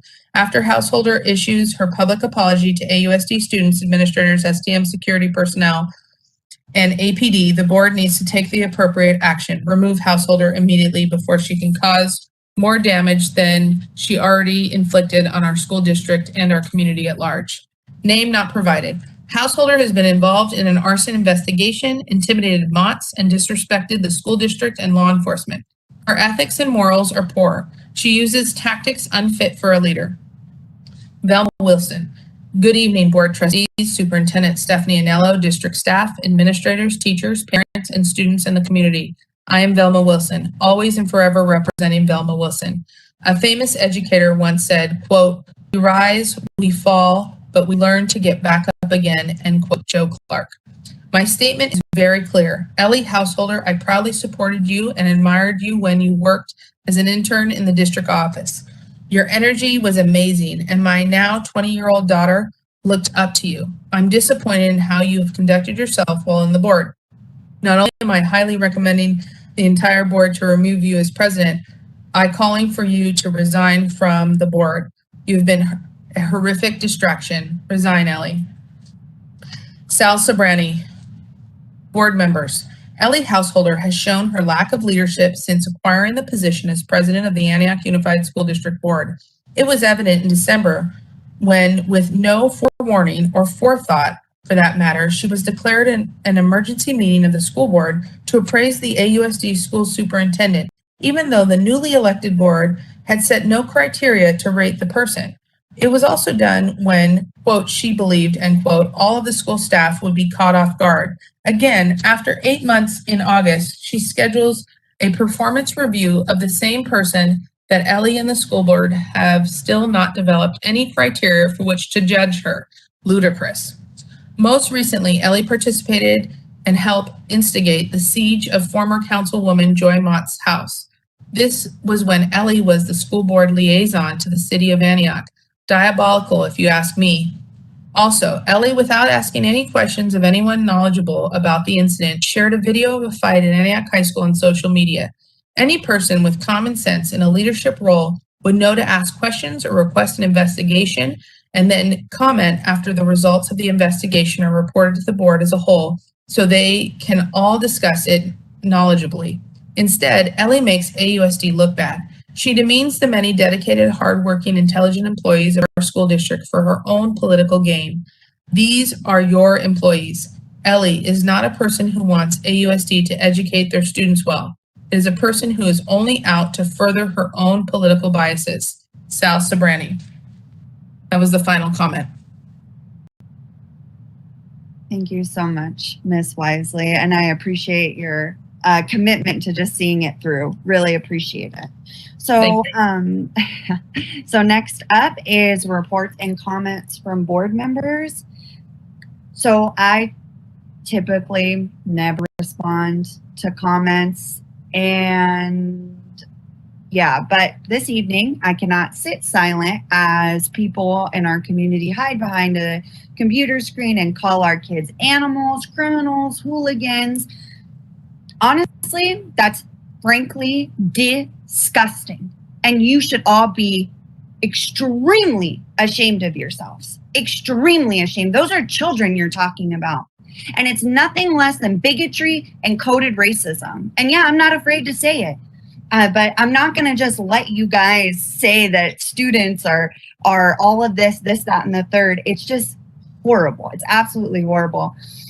And honestly, I heard a lot of the ones that said that our kids were animals say that if I wasn't removed as board president, that you guys would move out of Antioch. And I don't think it's unfair for me to say that a lot of people would probably be really happy if you truly believe that our students are animals. They would be happy to see you leave our AUSD community. And so, yeah, with that, is there any other reports, comments? I know it's a long evening. It's 11:36 p.m. So I'm not sure if anybody else has other comments. Madam Chair? Yes. Okay, point of order. I'm placing the removal of your seat as chair of the board. I need a second. Is the move to, sorry, I just wanted clarity on to remove you from the chair, and I need a second. So motion made by Trustee Rocha to remove me as board chair. Is there a second? Second. Seconded by Trustee Hack. Ms. Cavallero, can you call the roll? Trustee Hack, Yes. Trustee Hernandez, No. President Householder, No. Vice President Lewis, No. Trustee Rocha. Yes. The motion fails I'm sorry, it's late. Can somebody help me with how that motion should so the motion fails 2 to 3. 2 to 3. Since the motion, they made the motion, so it's 2 to 3. Okay. 3 no. With Trustee Hernandez, Vice President Lewis, and President Householder voting against. And then since Trustee Rocha, is there any reports or comments relative to membership or organizations? You were the last one to speak, so I'll just go backwards, alphabetical order. Oh, you're muted.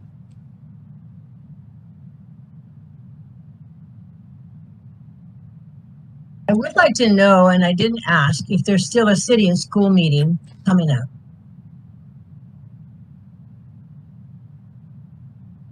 Being that we've lost the city manager and we've lost the chief of police, are we still meeting, Superintendent? There is, I think it's September 16th or 18th. I'm not sure right now. Okay, so I just wanted to confirm that it was still on. Yeah, it is. Thank you. Trustee Dr. Lewis?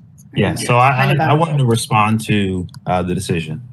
This is, I think that there's a healthy conversation to be had here, and I think that conversation needs to be had. I was hoping to have a fruitful conversation tonight.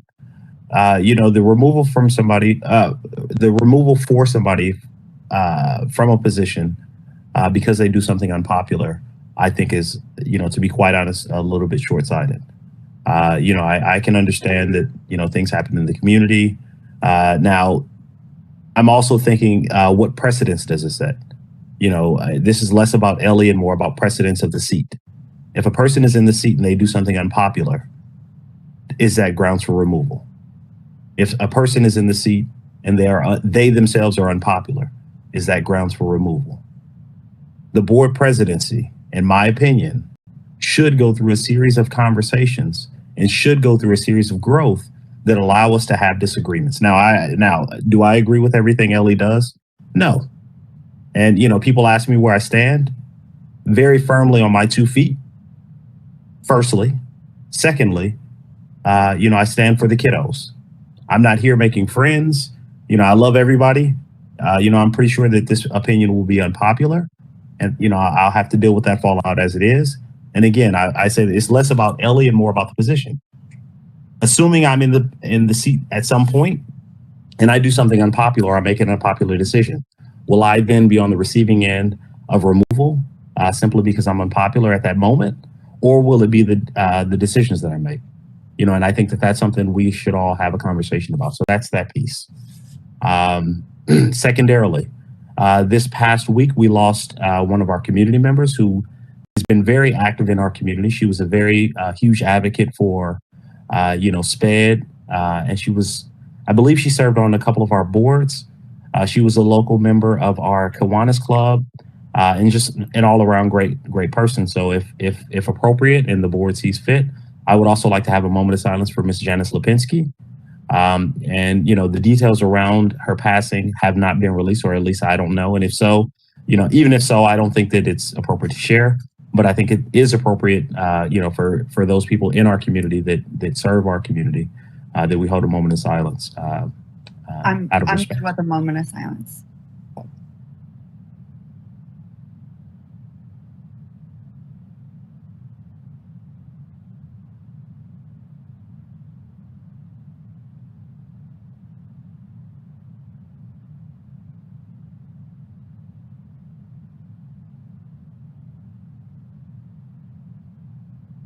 Thank you. And again, I'm sure the next meeting I will have comments, and I'm happy to. So, for me, I don't respond in these meetings to comments, but I'm happy to have. Starbucks on Blue Rock. Anybody would like to have a conversation with me, I'm happy to do face to face about my decision or any decision I make. So, Dr. Luce, your Wi-Fi glitched a little bit. I don't know if that was just me, but it sounded like you were saying anybody willing to have a conversation, like you're down to talk. Absolutely. I sit at Starbucks on Blue Rock all the time. I'm happy to have a conversation. Any conversation or any decision I make. I don't do that, and I don't take my decisions lightly. But I do put a lot of thought into my decisions. So, and again, it won't be always popular, and I'm okay with that. But I am hoping that we can have a conversation as to why decisions are made, as opposed to saying, okay, well, this person I disagree with, so now they need to be dismissed. So that's kind of where I've come from. Thank you. Thank you, Dr. Lewis, and thank you for elevating that very sad news about Miss Lipinski. I know that she has a young son, and my heart goes out to her son and her family. Trustee Hernandez. I think Vice President Lewis said a lot of the points very great, very succinctly, as he very often does. So I won't spend time restating all those things. I will say that I am here on the school board for the students, and I'm here to do work. I'm here to get to work, and I don't want to waste any more time on conversations that take us away from the students, because that's ultimately the population I care for. That's why I'm here. I don't have any other agenda. The only thing I'm here for is the students, what they care, what their experiences are. And sometimes those experiences and their opinions and the things that happen for students don't always align with administrators, with teachers. And it's about how do we find a way to get those interests to align. So, if you have any questions on how I make my decisions, look to the students, talk to them, ask them. That's how I make my decisions. Trustee Hack. Yeah, A few comments. You know, the vote's been taken, it's passed, or, you know, you're still president, Ellie. But the reality, I never asked for you to be kicked off the board and removed. I just simply said your position is in question from me. Looking at I kept tally marks of all the people who have phoned in or read. There was 400 people that responded, a little over 400 people altogether. And 75% said you should not be president. I still believe that. I think you absolutely have the right to be on the board. Absolutely that. Absolutely true, until your term is over. Presidency was the issue to me. And unfortunately, the majority of the board disagreed with 70% of the responses. So be it. All right, moving on. Future meetings. So our next meeting is in 2 weeks on the 22nd. And then in October, we only have one meeting. And so that's the 27th. And then next adjournment. Is there a motion to adjourn this meeting at 11:45 p.m.? And wait, in honor 9/11 memorial, all the folks, all the victims and folks who lost their lives on that day. Is there a motion to adjourn in honor of those victims? I so move. Moved by trustee Dr. Lewis. Is there a second? It looks like. Second. Seconded by trustee Hernandez. Ms. Cavallero, can you call the roll on adjournment in honor of the victims of 9/11? Trustee Hack, Amen. trustee Hernandez, Yes. president Householder, Amen. I liked that. vice president Lewis, Yes. trustee Rocha. I'm sorry, I did not catch trustee Rocha's. Oh, I said yes. Oh, thank you.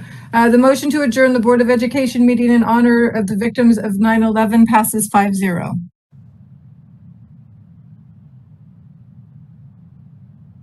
Thanks, everybody. All right. See you all soon.